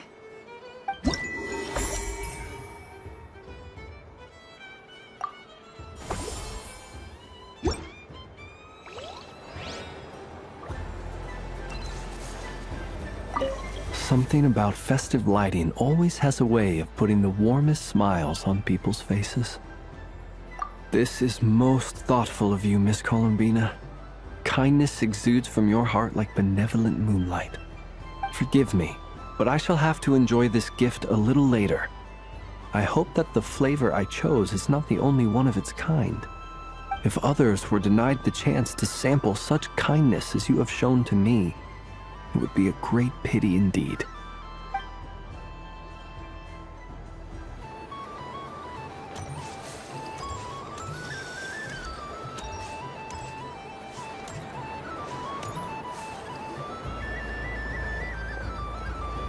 Dodoco's Whirligig! Come check out Dodoco's Whirligig! Ah, welcome home, Moon Goddess. Might I ask what this is? Ah, it's a very special amusement sponsored by the Great Mage herself. ride on a soft and furry Dodoko, and embark on an unforgettable adventure. I say that, but I'm just following a script here. Who is this mage, anyway? And what the heck is a Dodoko? I'd like to ride. No problem. But, are you by yourself? Is that not okay? Oh, no, it's fine. It's just that each Dodoko can accommodate 2 passengers. Would you like to bring a friend along? My friends... That should do it. Now, we just need to get everyone else to draw something on it too. But we gotta keep it a secret from Columbina. Traveler.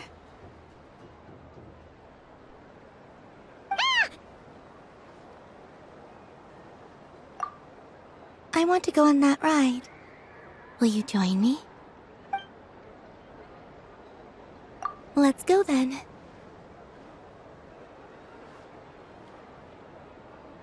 Don't worry. Paimon will do the rounds. You go have fun.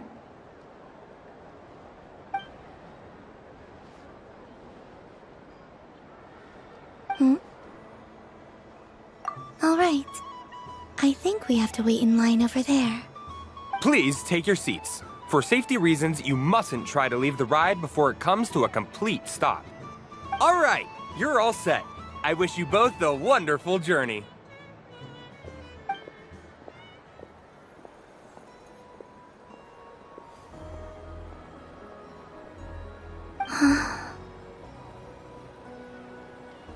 Not bad. It reminds me of riding a moon lane. Sometimes, the Kuhenki circle around me like this, playing their beautiful melodies. Yeah, I'm going to miss them.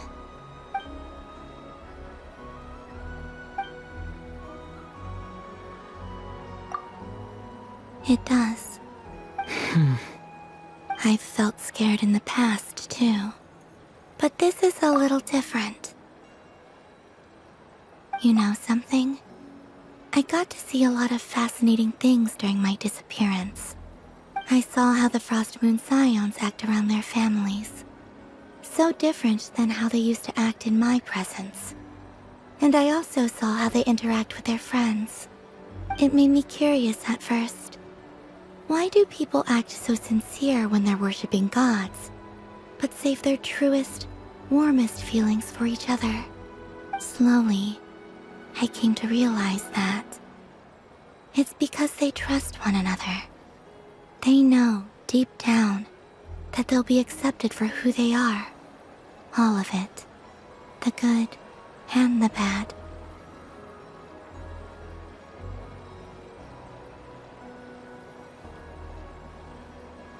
I know.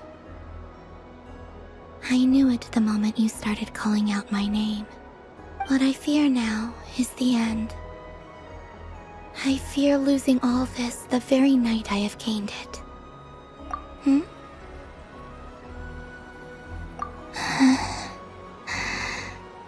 Thank you for this conversation. Thank you for listening to me. Don't worry. This fear I have, and the unknown that awaits me, they cannot hurt me. Not when I possess a treasure far greater. I just want you to remember this version of me, the real me, on this final night together. Dear passengers, Dodoko's awesome adventure has come to a close. Please leave in an orderly fashion, and we look forward to seeing you again in the future. Don't want the journey to end, huh? Don't worry, you two. There's always another adventure waiting just around the corner.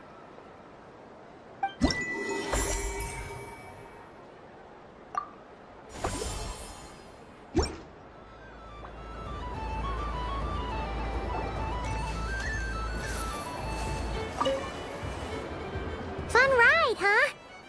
You and Columbina looked pretty sad to leave. This isn't gonna make Paimon dizzy, is it? Oh, candy for us? Thanks a bunch, Columbina. Don't mind if we do.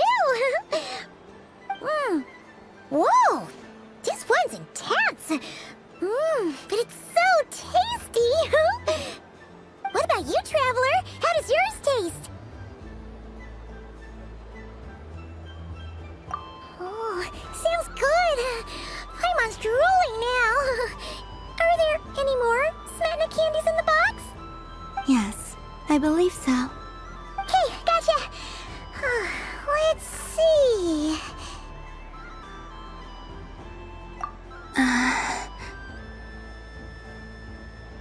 Sure. This one, and yep, this one looks right too. Okay, that's 3.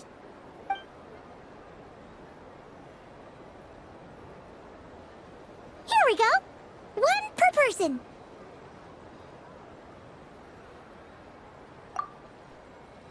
It's so sweet.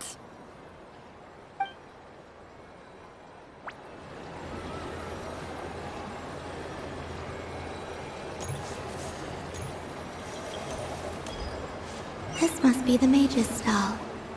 It feels like I've entered a fairy tale. Ah, how lovely.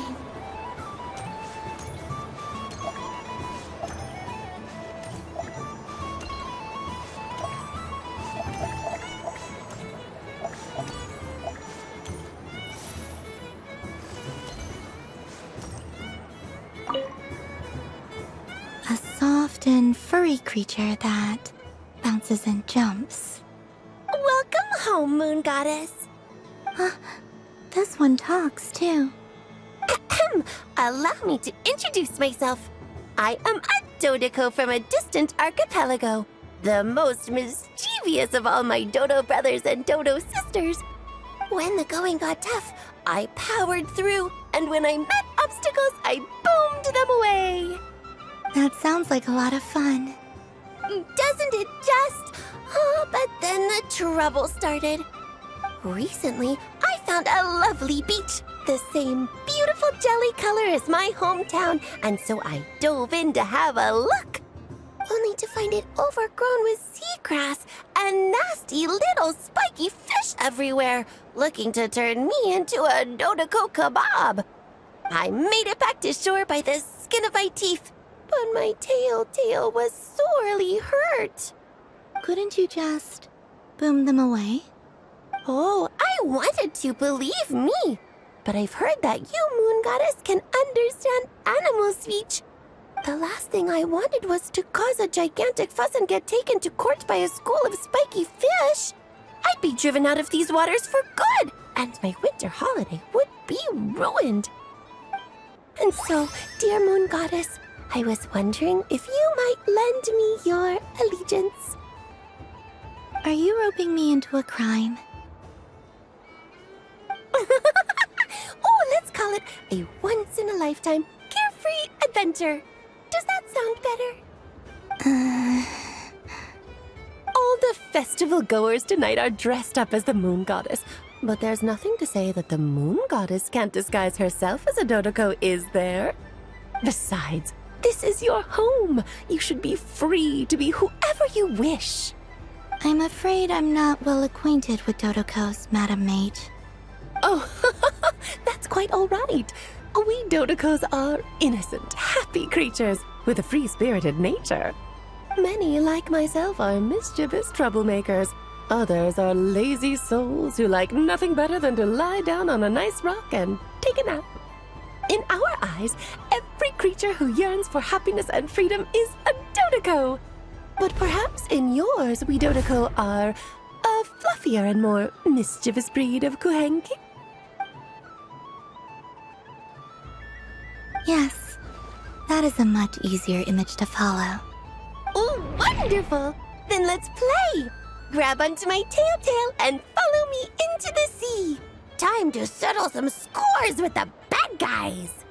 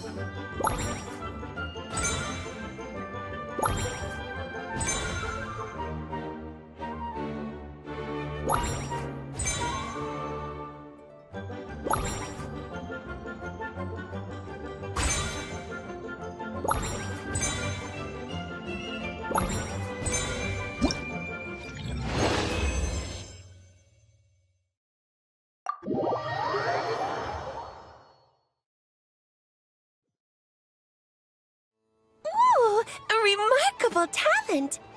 So, what do you make of it?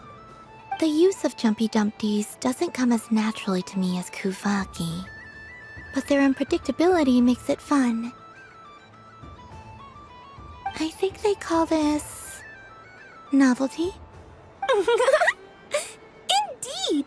And how did it feel blowing those pesky nuisances away? Not bad. Any guilt? What do you mean? Oh, wonderful! Lovely answers to all 3 questions. You've passed the safety test. Now I can give this special bomb to you as a souvenir. Remember, if you find any meanies living on the moon, you can use this to boom them into oblivion. I will.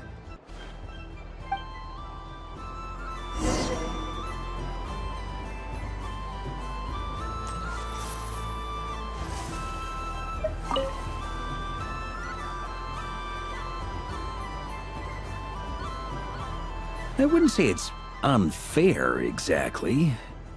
I mean, your voice goes right into people's heads. How would you explain that to the kids? You can't just explain it away as magic. Is something the matter? Ah, Miss Columbina! No, nothing you need to worry yourself about.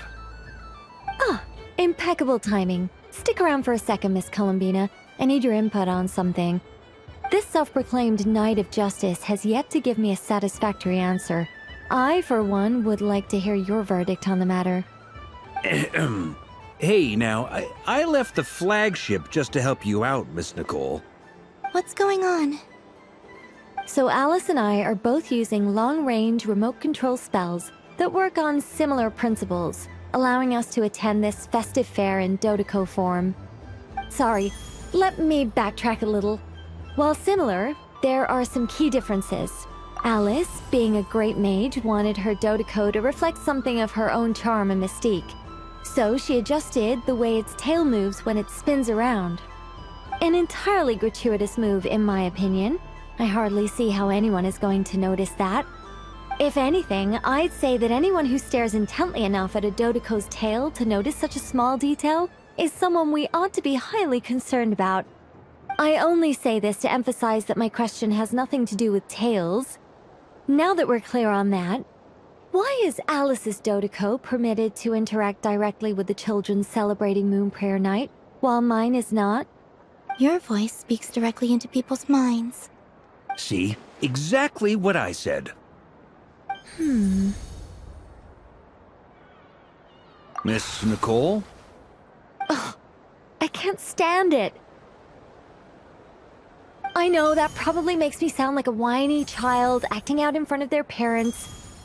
And it's a little embarrassing now that I think about it. But hey, I said it now, I can't take it back. That would be even more embarrassing. Also, don't go reading too much into that analogy. It was off the top of my head. I'm actually an awful lot older than either of you. Miss Nicole, are you saying that you'd like someone to play the game you've prepared? I'm not so invested in that. It's just something cobbled together using items I borrowed from Alice. She probably didn't even make them herself. The point is, I want to know everyone's thoughts after they receive their prizes. But as you've said, I can't just ask. I've been biting my lip for so long, and I've had no one to vent my frustrations on. I thought this was going to be a nice, straightforward festival where I'd get the chance to guide people to treasure. Well, can I play? I can't guarantee that I'll win a prize, but... You will? I'd like to try. Then what are we waiting for? Let the game begin! It's like they forgot I was ever here. Ha ha ha ha.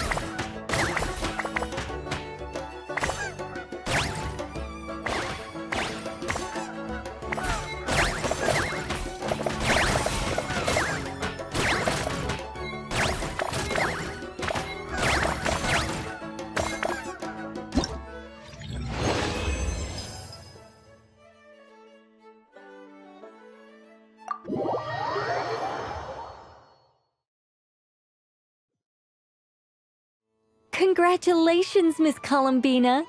With your great wisdom, you have overcome every obstacle in your path and conquered the great challenge posed to you by fate. Fate? Well, something to that effect.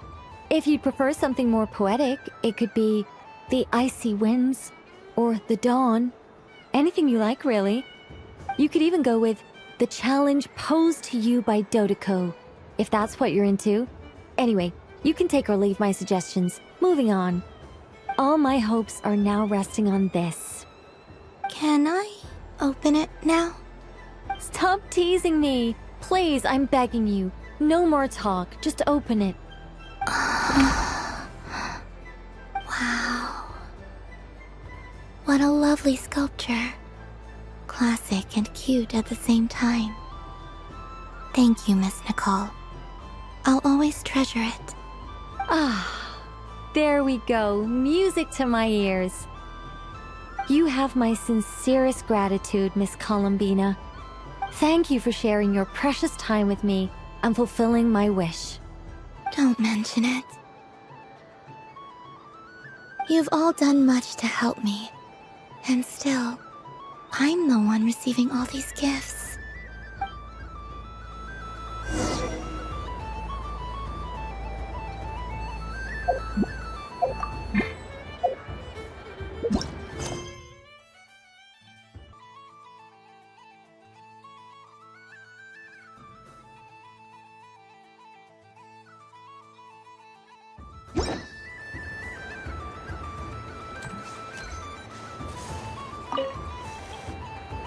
Welcome home, Moon Goddess.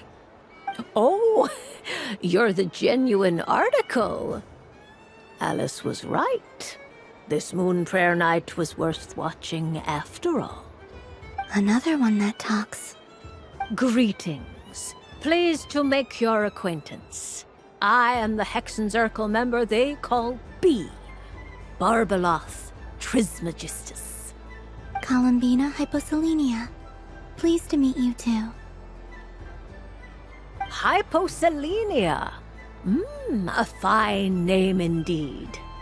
Now then, Miss Columbina, do you wish to hear a mage's divination? Divination? The Frost Moon Scions used to ask me what would happen in the future. Is this like that? From the perspective of the one seeking answers, perhaps. As you look to your journey ahead, if you seek to understand the unknown, resolve your doubts, and soothe the confusion in your heart, divination could be for you. The unknowns on my journey. Of course, if one wishes to peer into fate, then hydromancy is the more precise option. But that is a complex affair, and to relegate that majestic art to the status of a festive amusement would seem somewhat uncouth. Besides, it is sometimes better to not know fate with great certainty. Hence, I shall use the suitably festive Luna Arcana to tell your fortune instead. It is more popular with the youth in any case. Lunar Arcana. Indeed. Unlike hydromancy, this will only display possibilities and trends. People like to think of themselves as creatures of agency and free will. Peering too far and too clearly into the future is detrimental to both body and soul. I'd like to give it a try. Of course you may. Come then, take a seat, Miss Columbina. Before we begin, are there any specific questions you would like to ask? Let's stick to general possibilities and trends, like you suggested. Ah, very well. Then I shall use the basic Lunar Arcana deck. Now, try to relax. Cast your mind upon the things you have experienced and the things you are soon to experience. I will shuffle the deck. Would you like to cut the cards yourself? You do it. No problem. Now then, to make things easier for the Seeker, that is to say, You. I shall decipher the cards from your perspective.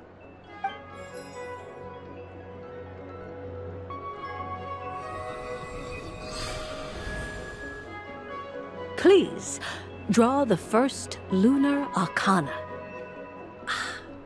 This represents destiny and is the foundation for the divination as a whole. Now, draw your second card. This will stand for the past, the sum of all your experiences that have come before. And now the third arcana. This is the present, your interpretation of the current moment.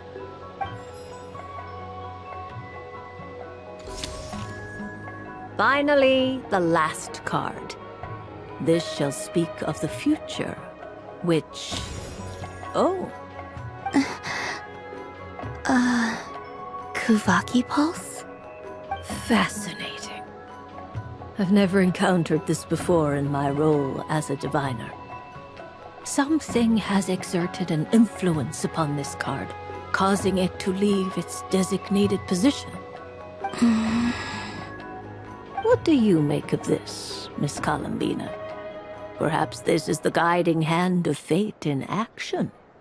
Of course, if you wish, you can choose to deny the validity of this card and draw the future for yourself.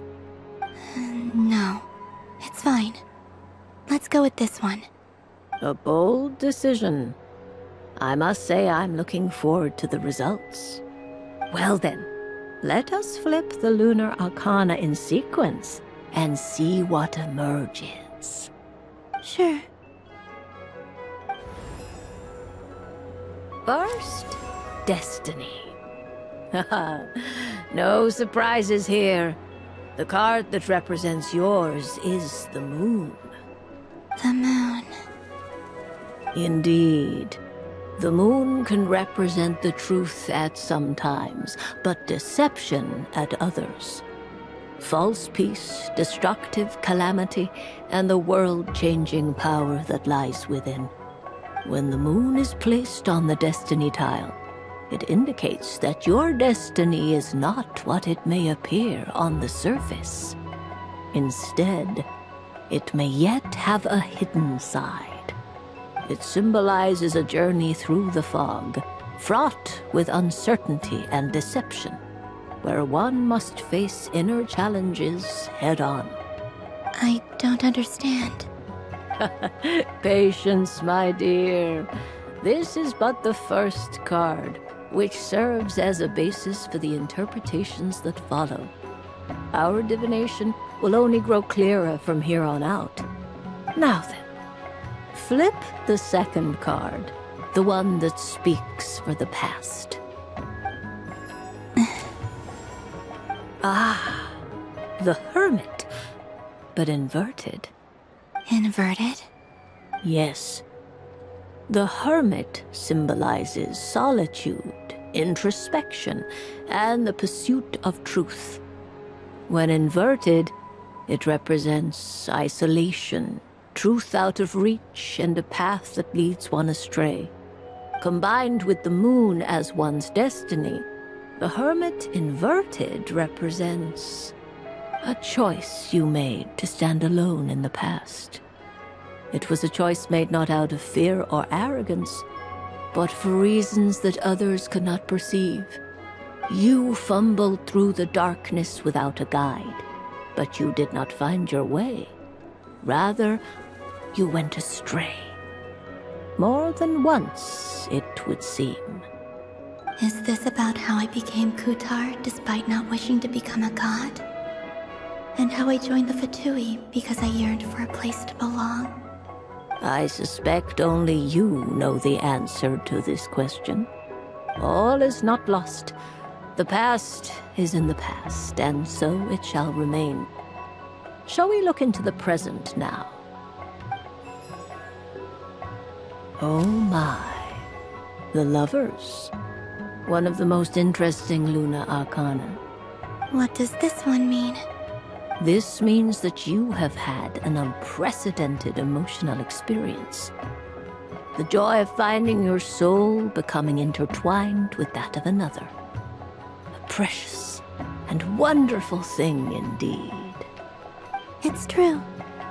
I've made a lot of friends recently, and they are very good to me. I like them a lot. That sounds lovely. I am most delighted for you. The lovers can also represent important decisions, perhaps related to a parting of ways. Now, if I were to guess... Yes. My return to the moon. I understand. Parting with friends is never easy, Columbina. But rest assured, this is not the end of your journey. There is always another story waiting to be told. The future always lies ahead. The future. Well now, it's finally time to flip this most mysterious of cards. Why did it appear? And what does it wish to tell you? I'm ready. Very well. Flip this card and see what lies on the other side. Oh. Miss Barbalat? What is it? This card is death. That doesn't sound very good. It depends on how we interpret it. It is true that it can represent an agonizing death, a complete and utter end, but at the same time, it can also represent rebirth. Do not forget that your destiny card is the moon. That lends your future many different potential meanings. If death spells the end, is it unavoidable?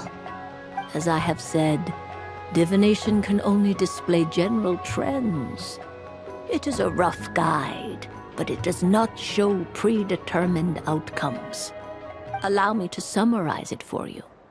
In the past, you may have lost your way, but now you have gained new connections and new strength. You now face an important decision, one that may bring about a great change in what is yet to be. This change might, in turn, be the end of all things, or their beginning. But remember, everything is subject to change because of the moon present in your destiny.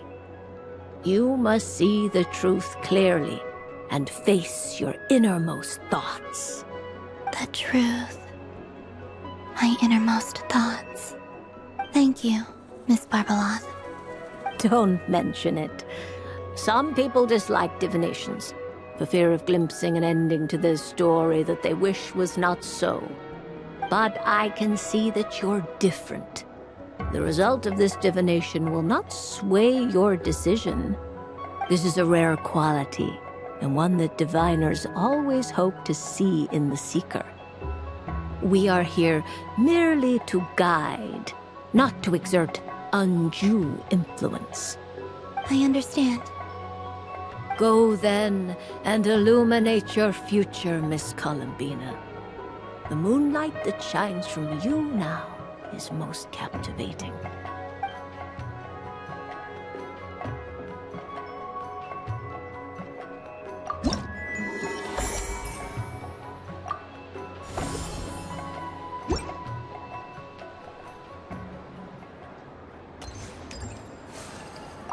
Up for another round of fish blast? Oh, I mean of bye-bye, bad fishies! Oh, bless my fluffy tail! Dodoko has never seen candy shaped quite like this before. Why, it shines like a lovely crystal. Let the feasting begin! Oh, sweet as a tomato bathed in sunlight. Thank you very much. You truly are a friend to the Dodoko. Please share the rest with other people. I am sure everyone will fall in love with the taste of pure joy.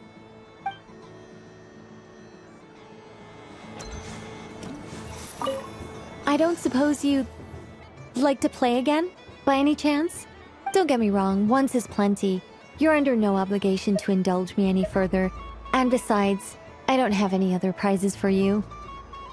Oh, I love the color of this wrapping paper. But the bow on that one is just so perfect. Oh, this is a tough choice. I know the wrapping paper doesn't affect the flavor, but it does set the first impression, which can influence your mood as you eat it. And actually, that does affect the flavor. I have to listen to my heart and pick the one that I can really build a bond with. It's the only way to eat candy. Oh, but look at the shape of this one. How lovely. Ah, this choice is getting harder and harder.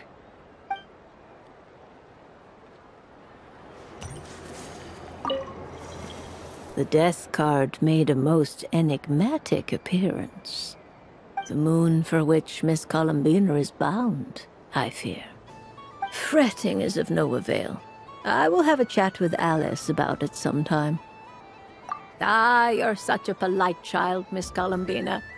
But we elders have already partaken of our fair share of stories in this world. Enjoying candy, keeping up with the hip and groovy trends of the day. Oh, these things should be left to youngsters like you. I hope you don't misunderstand me. I do not intend to lecture you or reject your kindness. It is simply that the mere sight of this candy is starting to give me a toothache.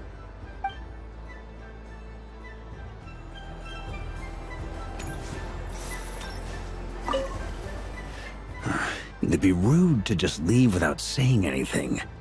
But at the same time, I don't want to barge into their lively conversation just to announce that I'm leaving. I guess I'll just wait a little longer.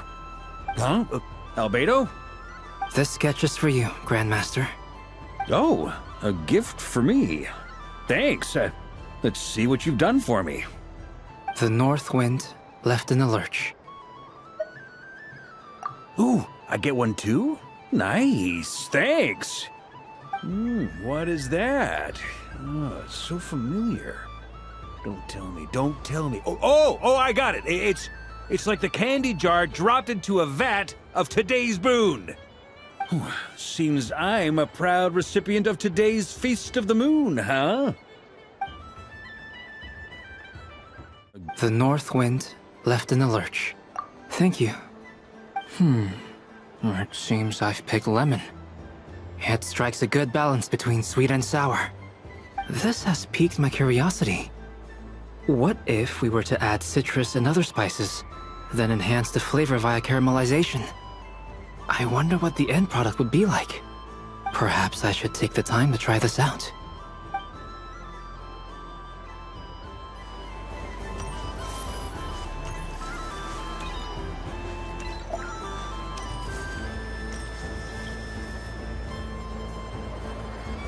But I was aiming right at it! Aw, what a pity. I saw it with my own eyes. You were so close. So very close. That's not true! It dodged out of the way right as I was about to snag it! I'm sorry? You heard me! This paper frog can move! I swear! Dear, oh dear, what are you saying? How could a paper frog move? Unless you believe there really is magic in this world. But even if I, the mere humble merchant that I am, knew such magic, surely I would not use it on a paper frog. I'd sooner give Mora legs, so I could walk right into my purse. My dear, dear customer, why not have one more try? This time I'll give you 12% off, a very generous discount for one of my most regular customers. Just think about how much experience you have under your belt now. You're sure to win the next one. Darn, I used up all my coins. I'll be right back. Just gonna fetch some more from my house. Take your time, but don't take too long. This event is Moon Prayer Night only. miss it, and you'll have to wait a whole year before I'm back. Next customer, please. Welcome. Hello. Whoa! What's this big one doing over here? How do I tell my employees not to go running around this time? Shooting them a glance won't work. I haven't known them long enough. Dory? Why, hello there, Miss Columbina. Would you like to play my ring toss game? The rules are very simple, and it's easy to get the hang of. How much for a round? Oh, first time's free. Not a single mora. After that, well, we can cross that bridge if and when we come to it.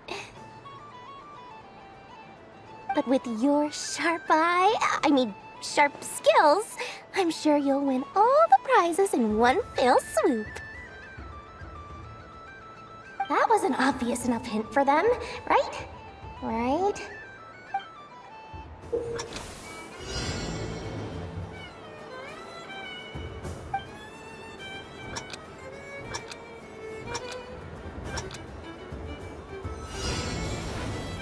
Here comes the ring! Oh, peanuts.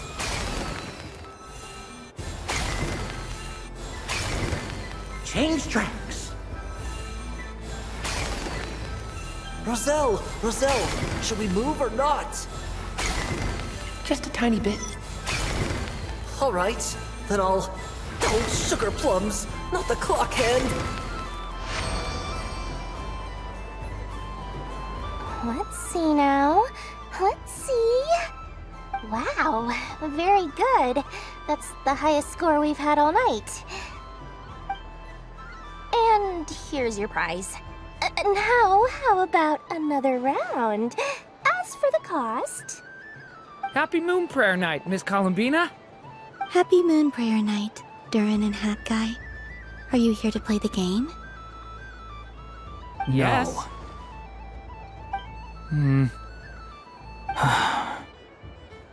You said we were just coming here to say hello. I did, but then I recognized a few more people as I got closer.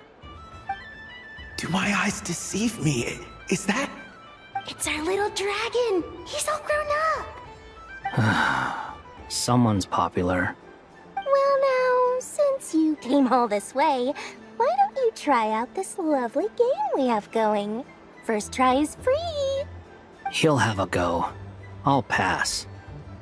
It's only one free try per customer. You can't give your try to him. I'm aware. How has Elder Almond been lately? He's in great shape. He goes for a run in the forest every morning to stay fit and healthy.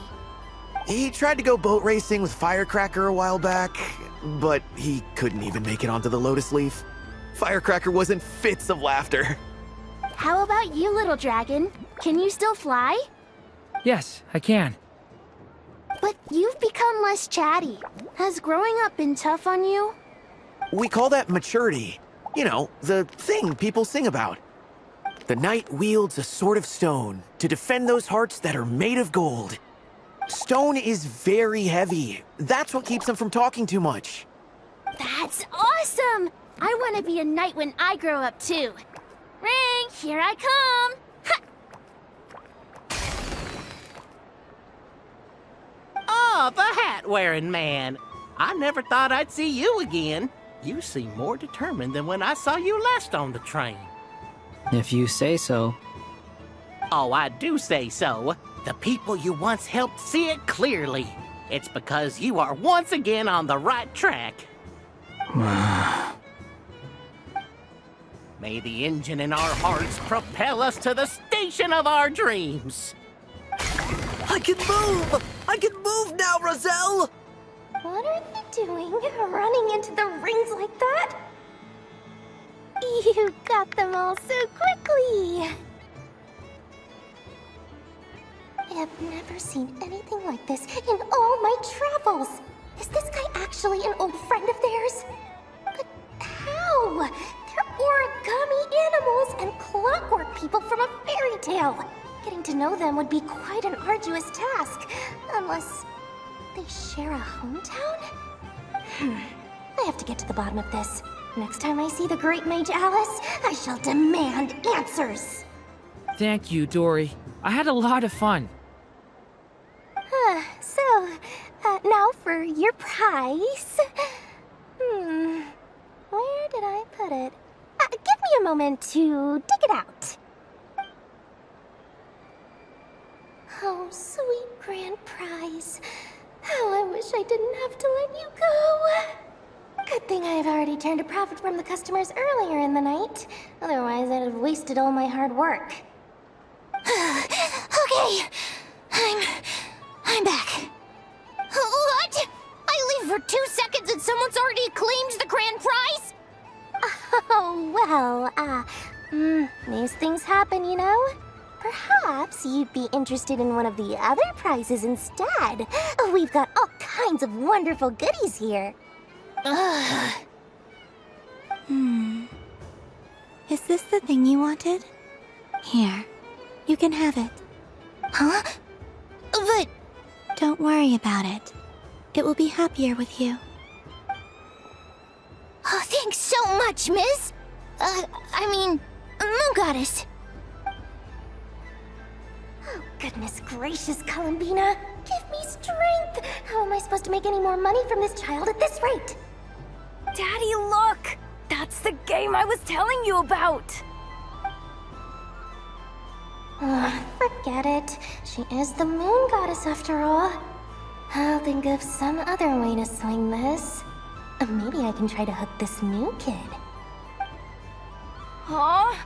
Oh, someone already won the grand prize. You can take mine if you want. What? Why? Why are all these bleeding hearts coming here to ruin my business? Happy Moon Prayer Night, everyone. Happy Moon Prayer Night.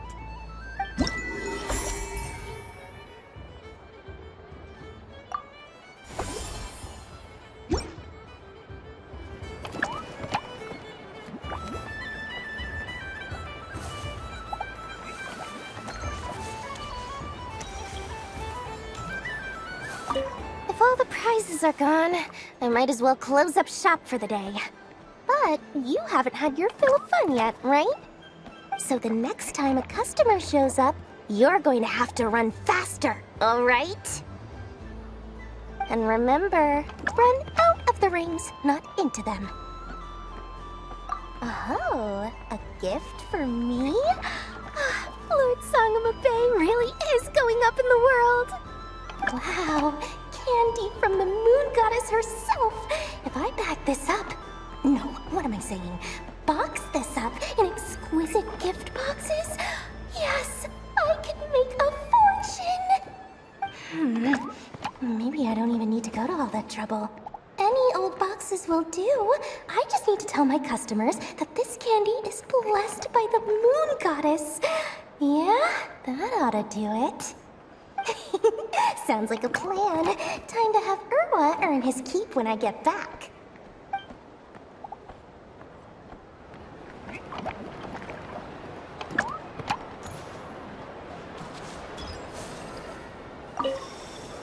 Done being a do-gooder yet? Thanks for coming here with me, Hat Guy. Are there any games you'd like to play? It's your turn to pick. I'll come with you. Why does that hamster think you've grown up? You haven't changed at all. I know you don't mean that. You're just taking the opportunity to make fun of me, aren't you? Even if you won't admit that taking some time to compose yourself is important, I can see that you're doing it in practice. Otherwise, you'd have taken off your hat and flown away by now.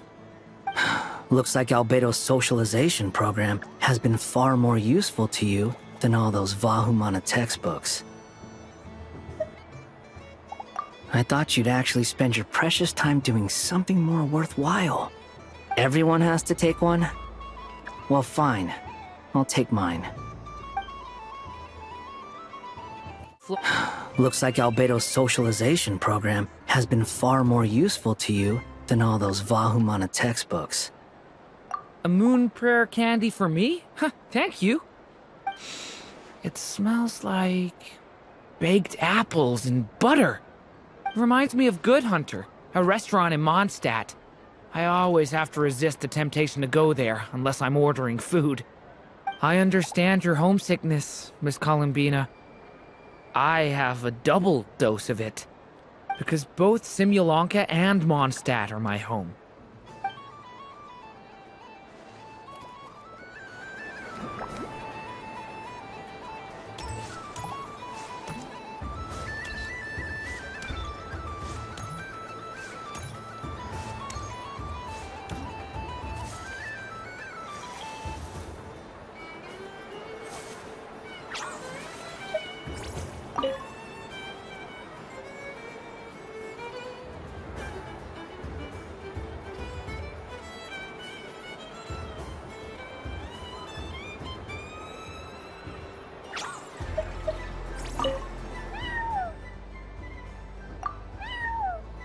I have a fish flavor one if you'd like.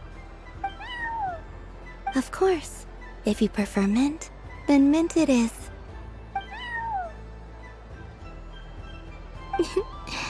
Don't mention it.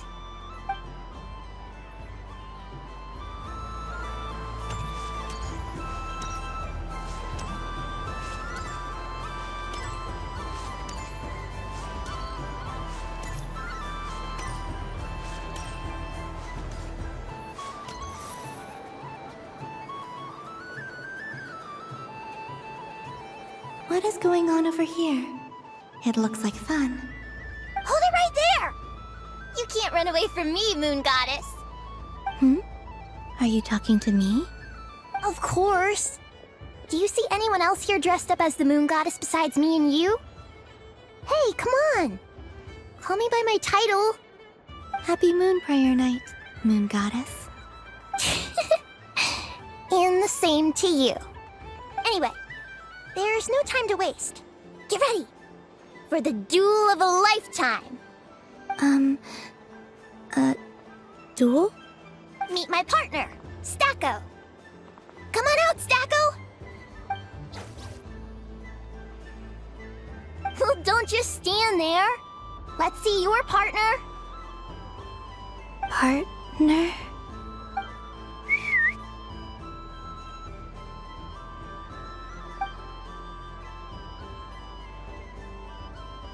Hmm? So I need to select a partner and command them in battle. Partner. I need a partner.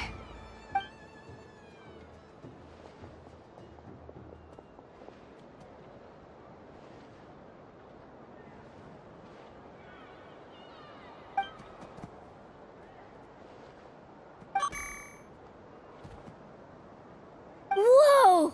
Am I seeing things? Where'd you get a Kuhenki? They're super rare. That's great. But you can only bring one partner to battle against me and Stacko. No ganging up allowed. They all look so eager to be picked. Which one should I choose?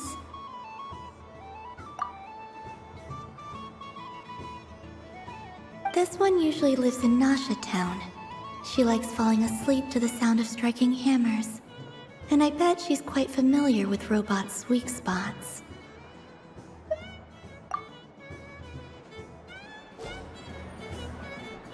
Testing!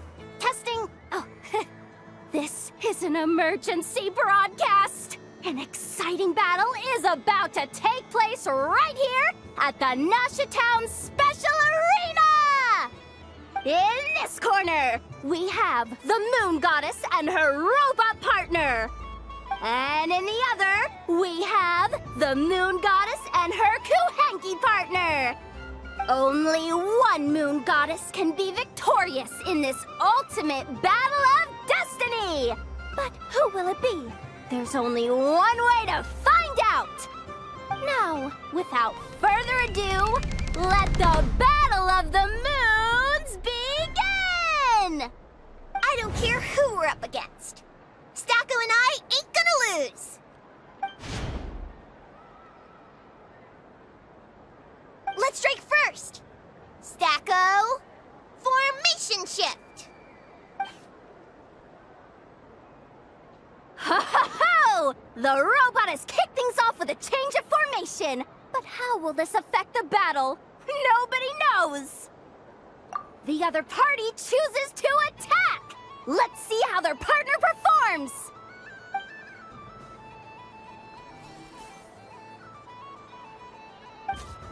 Stacko! The attack lands! And if those sizzling sounds are anything to go by, it was very effective. Okay then. Stacko, maintain formation and enter your empowered state. Empowered state! There we go! Now we're talking! Absorbing the immense Kuvaki present on Moon Prayer Night, this lean, mean machine has greatly increased its offensive power!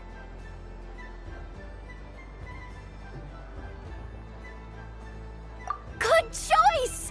Buffs count for nothing if you beat them before they can use it!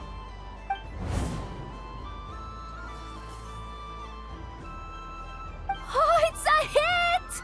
But Stacko stands firm! The battle is heating up fast! I'm about to start sweating machine oil over here! Go for it, Stacko! Set Kuvaki to maximum! Can their opponents withstand this blow? And what will this moon goddess do? Don't be afraid. Fight however you wish. It's a moon lane! A deft use of a moon lane allows the Kuhenki to dodge the blow, and now it's spiraling around its foe in circles! 1 loop, 2 loops, the robot's screen is bugging out! It's getting dizzy! Stacko! Oh, Stacko is down for the count! Our winner is the Moon Goddess! The slightly taller one, I mean. You did your best, Stacko. I'll take you to Ainos for a checkup right away, don't you worry.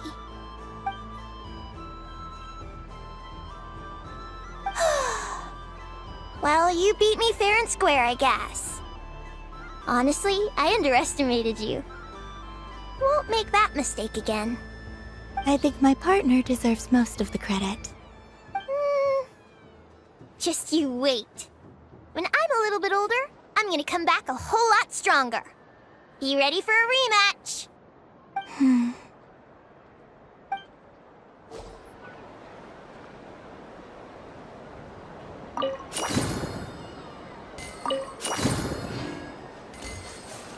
I'm gonna come back a whole lot stronger. Be ready for a rematch.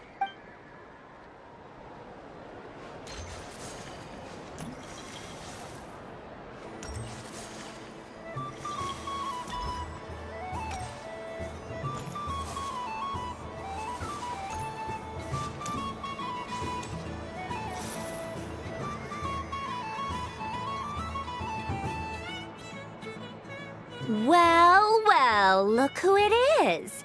I heard someone went and disappeared on us the moment we let her out of our sight. They looked all over for you. Frankly, I didn't think you'd be back for Moon Prayer Night. Were you worried about me, Sandrone? You would like that, wouldn't you? Do you even hear what you're saying? It seems to me like you disguised yourself with festive headgear, just so that you could come see me on Moon Prayer Night and make sure I'm okay. You didn't even bring Polonia with you. You? I thought you couldn't see. I cannot. But I sense the confusion of those around us rippling through the Kuvaki currents. Based on what I know about you, let me guess what you're wearing. Is it cat ears? Shut up! I'm only here to protect the Fatui's interest in this territory. Running into you was pure bad luck. Really? But you were the one who asked Arlecchino to help everyone find my name. Columbina! Ugh! Just one more word, and I'll unscrew your vocal cords. It's Columbina Hyposelenia now. Tell someone who cares. I've missed you, Sandrone. The whole time I was gone, I was thinking. I hope I get a chance to say some ugly words to you. Is that supposed to be a joke? Anyway, let's go play that game. What? You mean that frostfin whale? Yes. It's some kind of game where you get bitten if you step on the wrong tooth. Seems like fun. Who in their right mind would wanna... Because you're not a scaredy cat. Fine! You wanna play? Let's play. Don't complain when I kick your sorry butt. Lovely. You old geezer! I'm gonna beat the pants off you! Just you watch! I almost forgot. Sandrone? What is it now? You'd better not lose, or I'm going to beat your head in. What?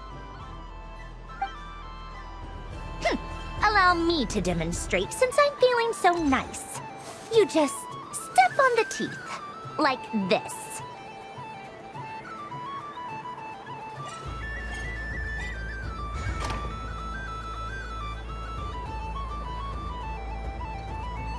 Which should I pick?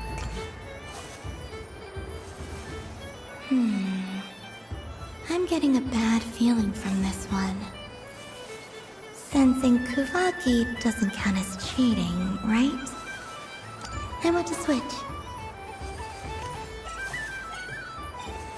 Your turn, Sandrone.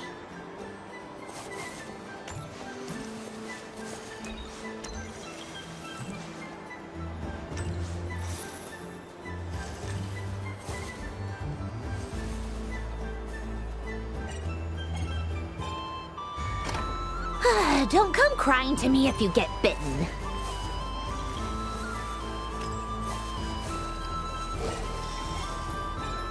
There are less and less teeth remaining.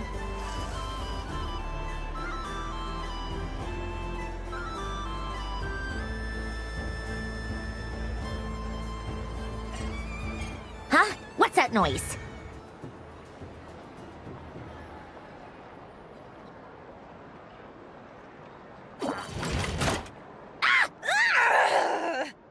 I think you might have picked a bad tooth, Sandrone. Shut it! Do you need any help? It seems like you're stuck. No! It's just a blasted... toy! How is its grip this strong? Stop laughing! All right. Well, you lost. So just like I promised... Hey! What are you doing? Are you seriously? Hiya! Why, you... Oh, just you wait! Rematch! Are you all right, Sandrone? That was quite a strong bite. Are your clockwork parts? Quit your fussing! I don't need it! All right. I'll go first this time.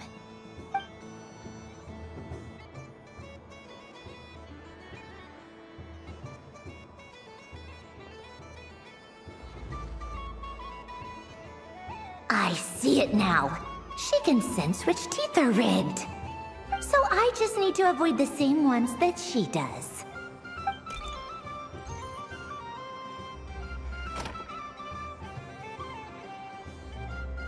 This one... Seems fine. She avoided that one then? Now I've got you. All right, my turn.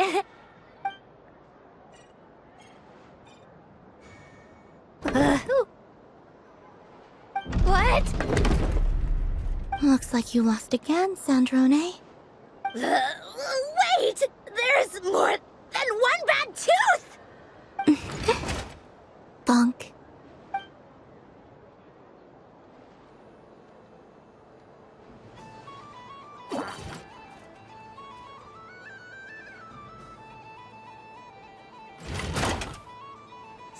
Stupid game!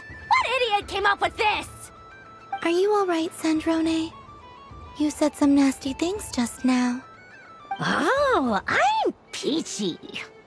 Should I let you bonk me on the head as well? Ah, forget it! Come on, bonk away. It can be your consolation prize for losing so badly. I told you, forget it! Gah, you've always been so annoying. Singing right outside my door, inviting yourself to my tea parties, going AWOL. And now you're off to the moon or something. Of all my days with the Fatui, the times I spent with you, Arlecchino, and Rosaline, they were my favorite. I will not forget them. Just as I shall not forget this moment.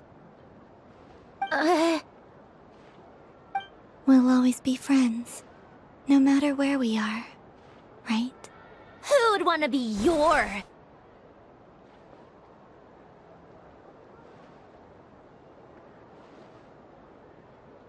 I'll miss you, Sandrone.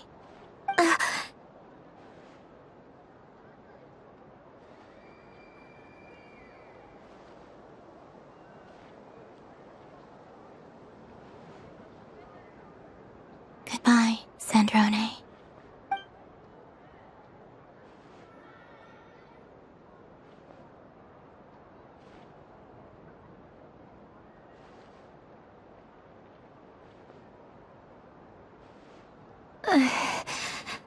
I'll miss you too, Columbina.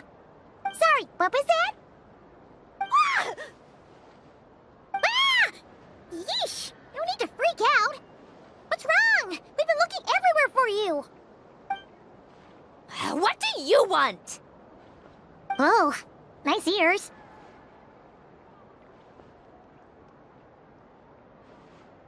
What do you want? This. Huh? It's your turn to draw something. You're one of her friends too, aren't you?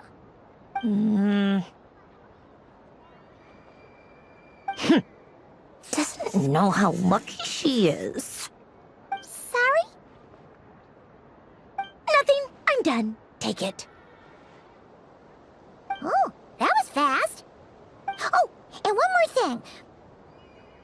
Last time we spoke, you mentioned you were interested in the Narcissan Kreuz Ordo's research, remember? There were too many people when we last met, so we didn't get the chance to do this. What are you talking about?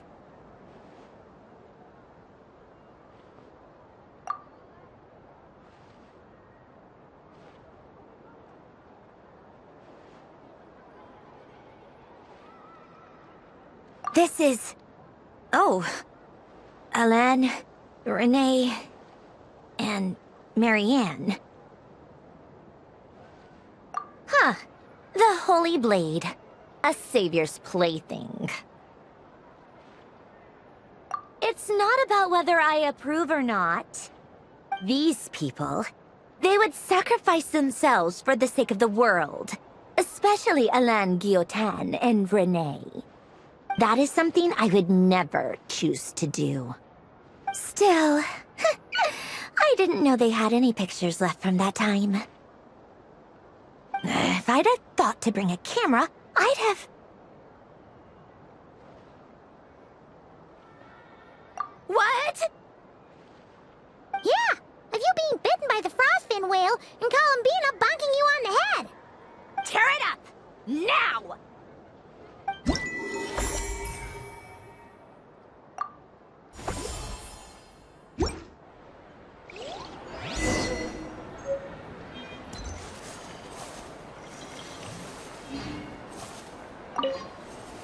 What's there to see on that moon anyway?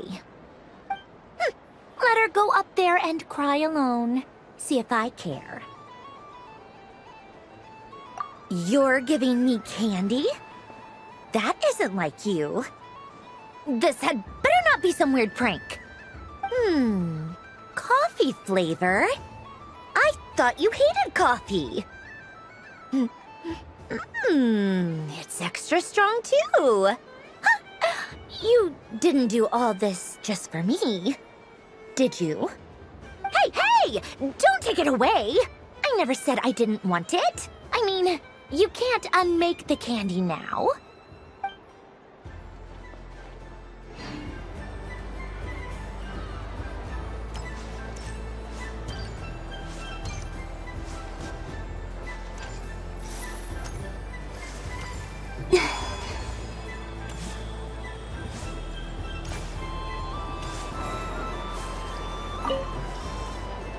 Traveler. Hey there, Columbina! Are you done checking out the festive amusements already? Are you sure you don't want to look around some more? You might not get another opportunity like this for a while. Right now, what I'd like to do is...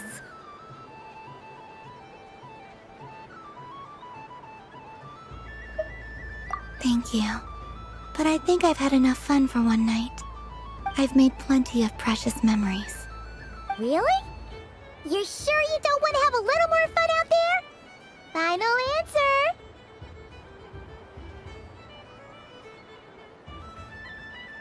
Yes, I am sure.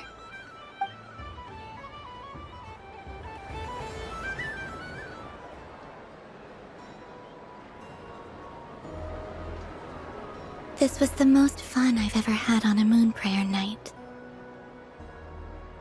Everywhere I went, people were saying, "Welcome home," and there were friends at every turn. I only wish it could last longer than one night. Oh.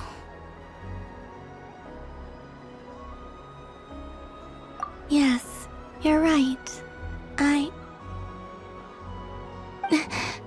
The moon prayer blossoms. Ooh, look! Look! Moon prayer night has come.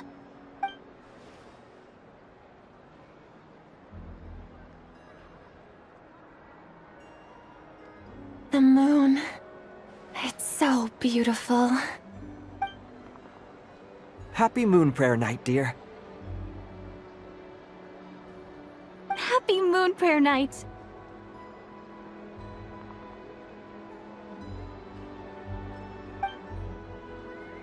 Happy Moon Prayer Night.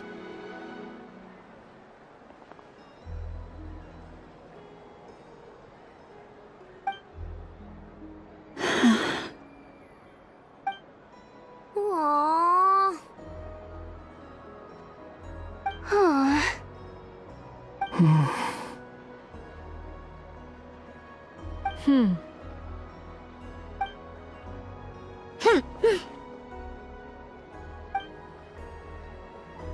Time flies when you're having fun.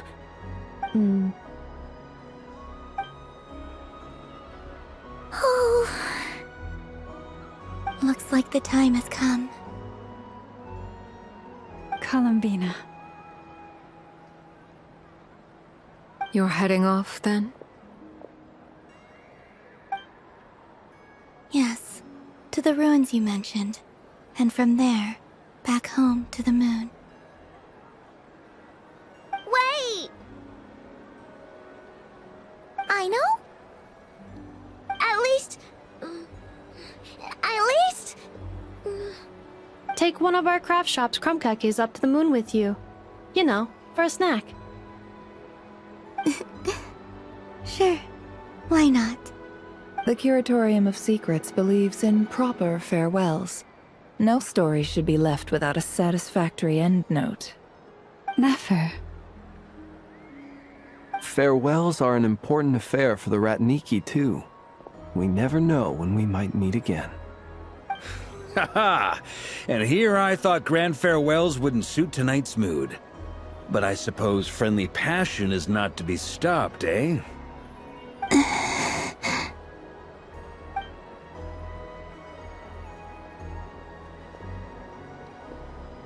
We made a little something for you, Columbina.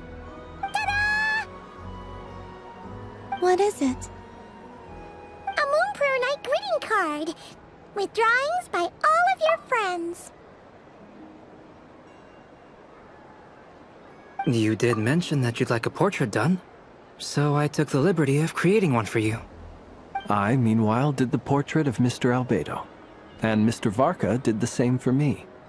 I mean, I think my work was pretty true to life, don't you think? The picture of Ashfuru was my doing. The two of you seem to get along rather well. Wait, was I the only one who did a full-body picture? That's so embarrassing. I did pictures of me and Anefa. I did my own portrait and one for Hat Guy. Plus, there's the two mages, Arlecchino and Cendrune. So, if you ever miss us, just flip the card open and we'll all be right there with you. I don't know what to say. Thank you so much, everyone. This whole Moon Prayer Night was more than I could have ever asked for. It is the greatest gift I have ever received. Lama, I figured it out. Figured what out? Remember how the Frost Moon Scions used to use milk as invisible ink to write hidden messages?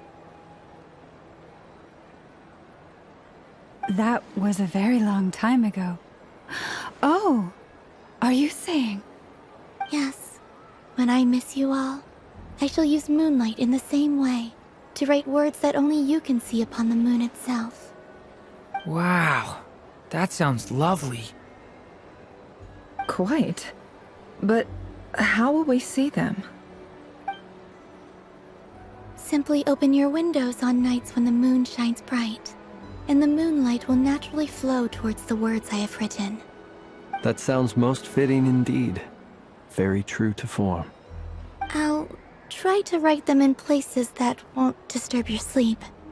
I, for one, would sleep all the better for having read one of your messages before settling down for the night. Exactly. So don't worry about disturbing anyone's sleep. Just promise you'll write to let us know you're okay, alright? All right. I promise.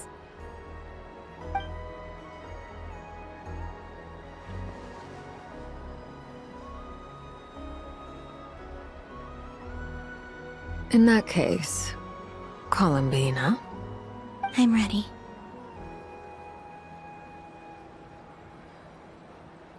Very well. Let's go.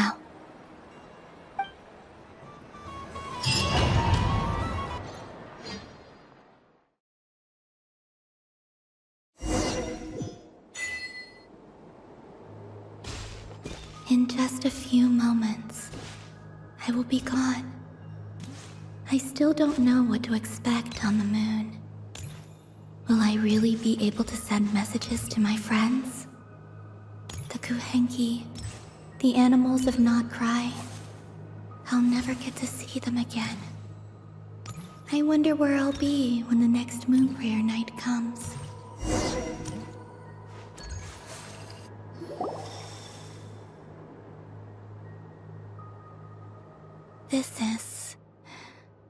This is where the people of Hyperborea used to communicate with the moons.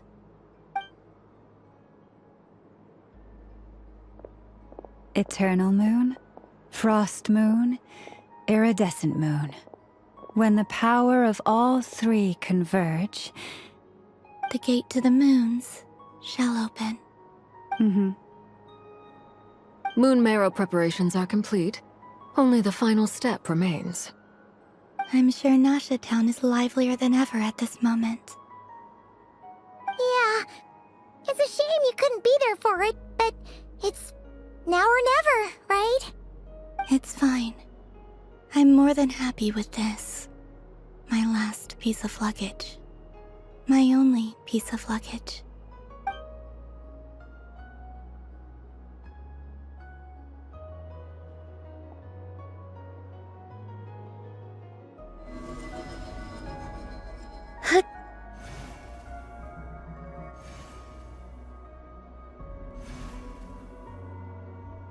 I can already feel the moon calling to me.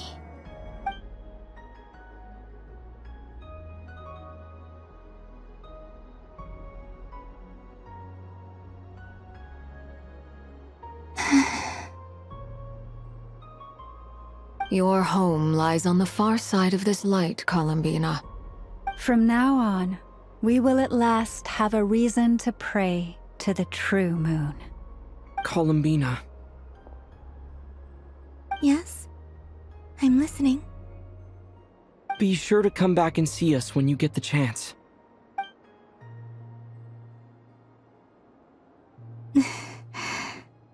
Of course. But if that chance doesn't come, then remember that you have friends on this planet. People who will miss Columbina. Yes, I will. Thank you for everything you've done for me. And remember, come night or day, the moonlight shall always connect us. Well then, farewell, my friends.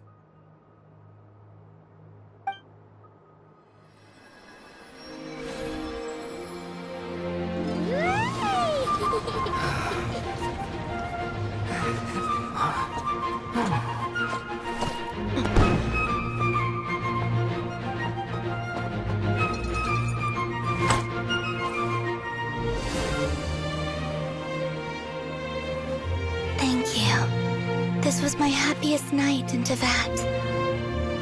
Farewell, Columbina.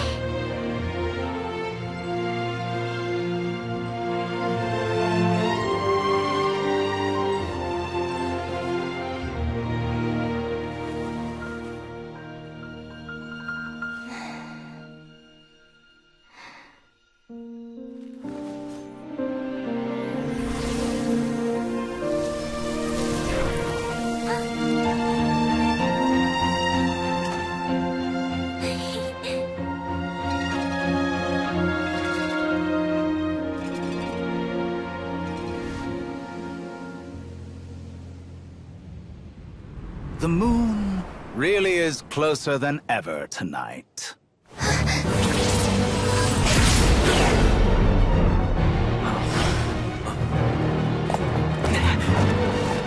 Columbina. All 3 moons in one place. Time for one final experiment. Reason, life, death, time, and space. They all believed I would fail.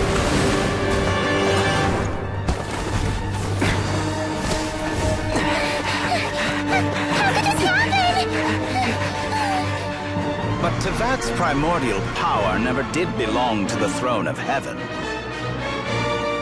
And now, they are mine.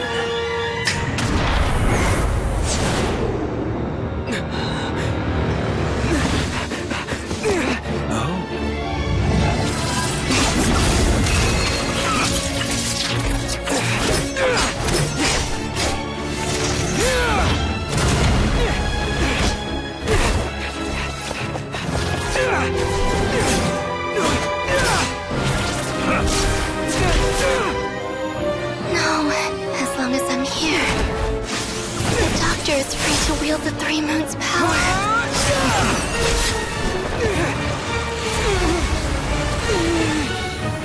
It's the only way.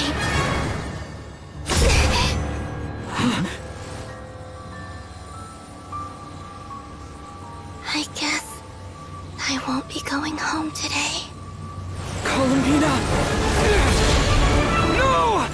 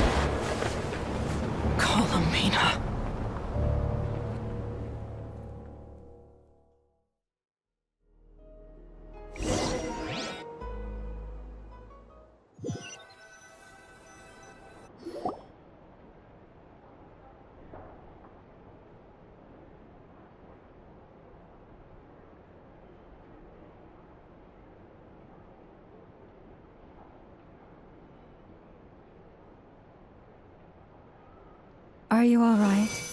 Do your wounds still hurt?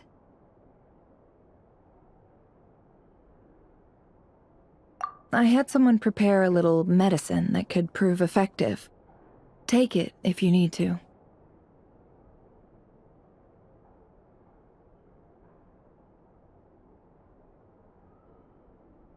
In that case, let me relate the contents of the call we made to Alice after the incident occurred. That Dottore is a crafty one. He distracted the Hexenzirkel by creating a huge fuss at Tevat's borders.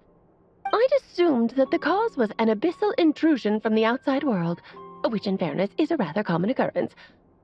But after learning that you managed to influence the phantoms in Nod-Krai, I realized that perhaps this interference could have come from within Tevat instead.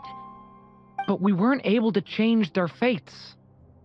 True, you couldn't change how their stories ended, but you did build some variables around yourself. Variables? Yes, things you heard that you could not otherwise have learned, ideas that would otherwise have never crossed your mind. All these things are variables. Of course, most variables usually pale into insignificance with the myriad of possibilities floating around. But the moment you start treating them as building blocks and intentionally stacking them, that changes things. That's what Dottore did, and it's how he created the necessary conditions so that when you activated the portal tonight, it played right into his plan. However, we have no way of knowing exactly what he did. Yeah, we also need to ascertain Columbina's status. And that about sums it up. As I suspected, Dottore has disappeared completely. If it's any consolation, he wasn't able to control Columbina as he might have wished to. Oh no! What? She did what? All we saw was Dottore appeared and used some kind of power. The next thing we knew, he and Columbina were gone, and you were falling into the sea.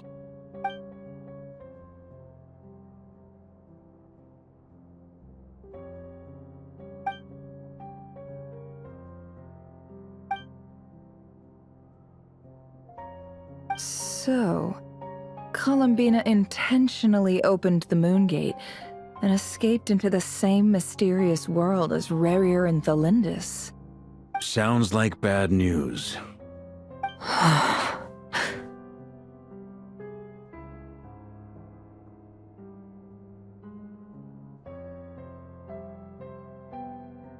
Seen in that way, the trilunar syzygy and Reeyr's emergence, Dottore might have been pulling the strings in both cases.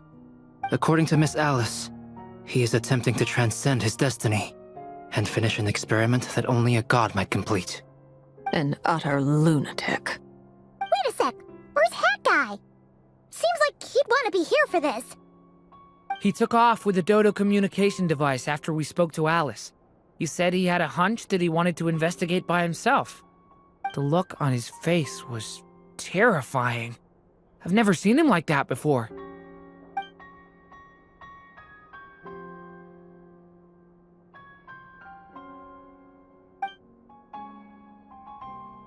I'm back. Hat Guy! I went to look for the Hyperborean phantoms again. I think I've gotten to the bottom of it. I got them to talk to Nicole on the other end of the communications line. Turns out, the history they describe is different from how Nicole remembers it. Really? But how? Surely Nicole can't have been wrong. Because the phantoms are the ones who are deceived.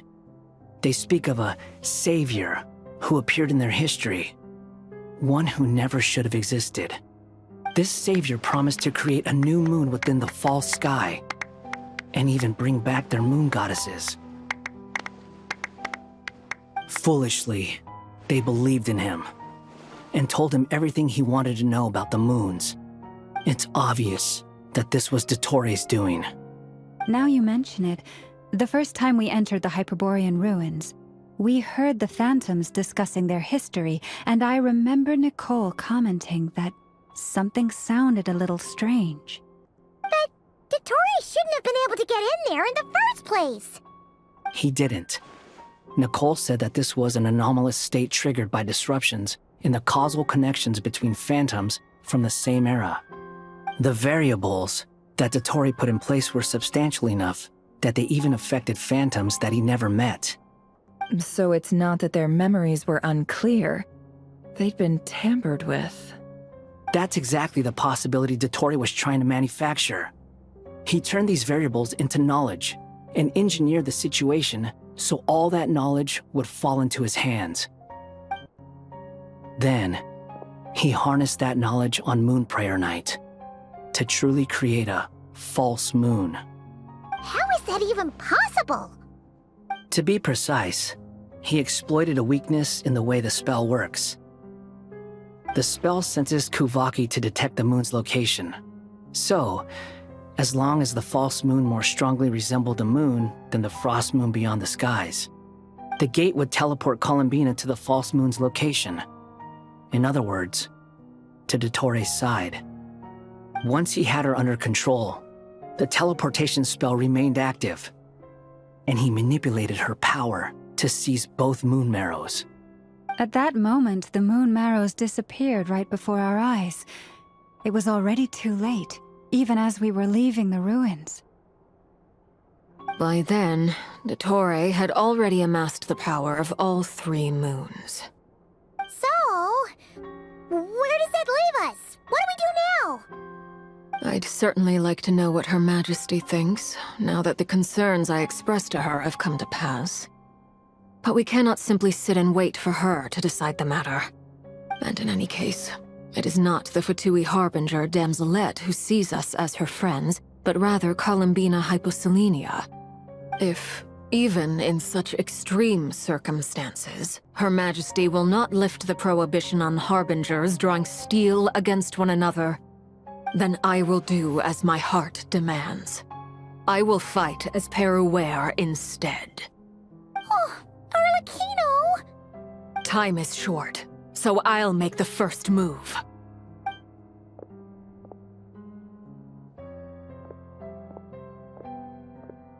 Whew.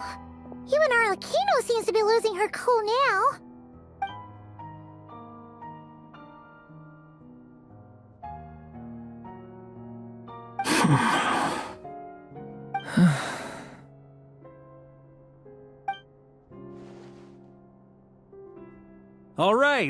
All right.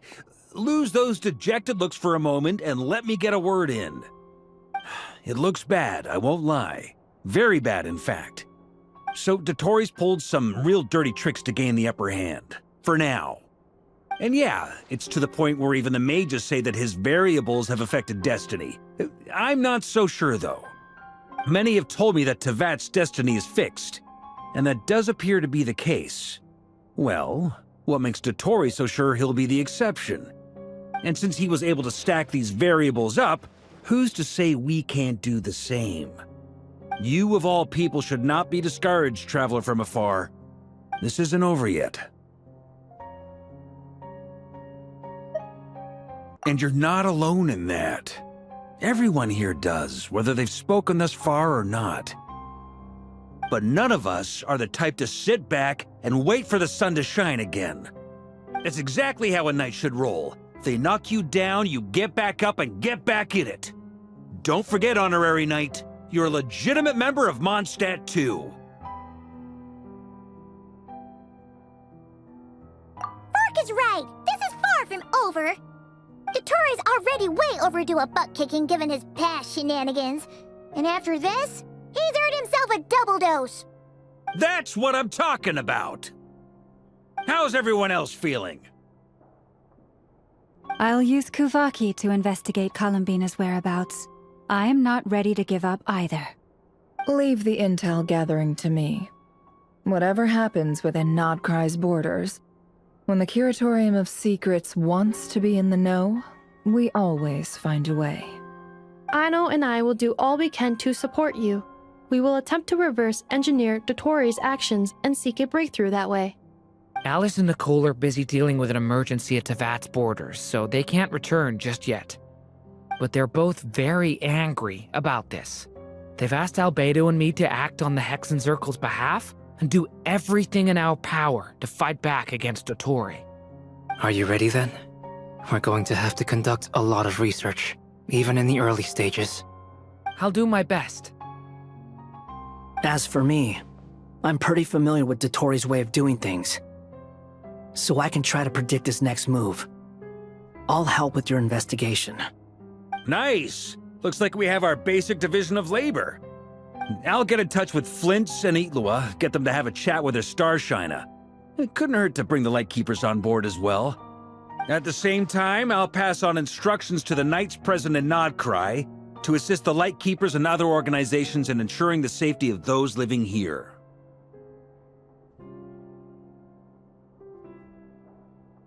Yeah! We'll show him! That's it then. Good luck, everyone.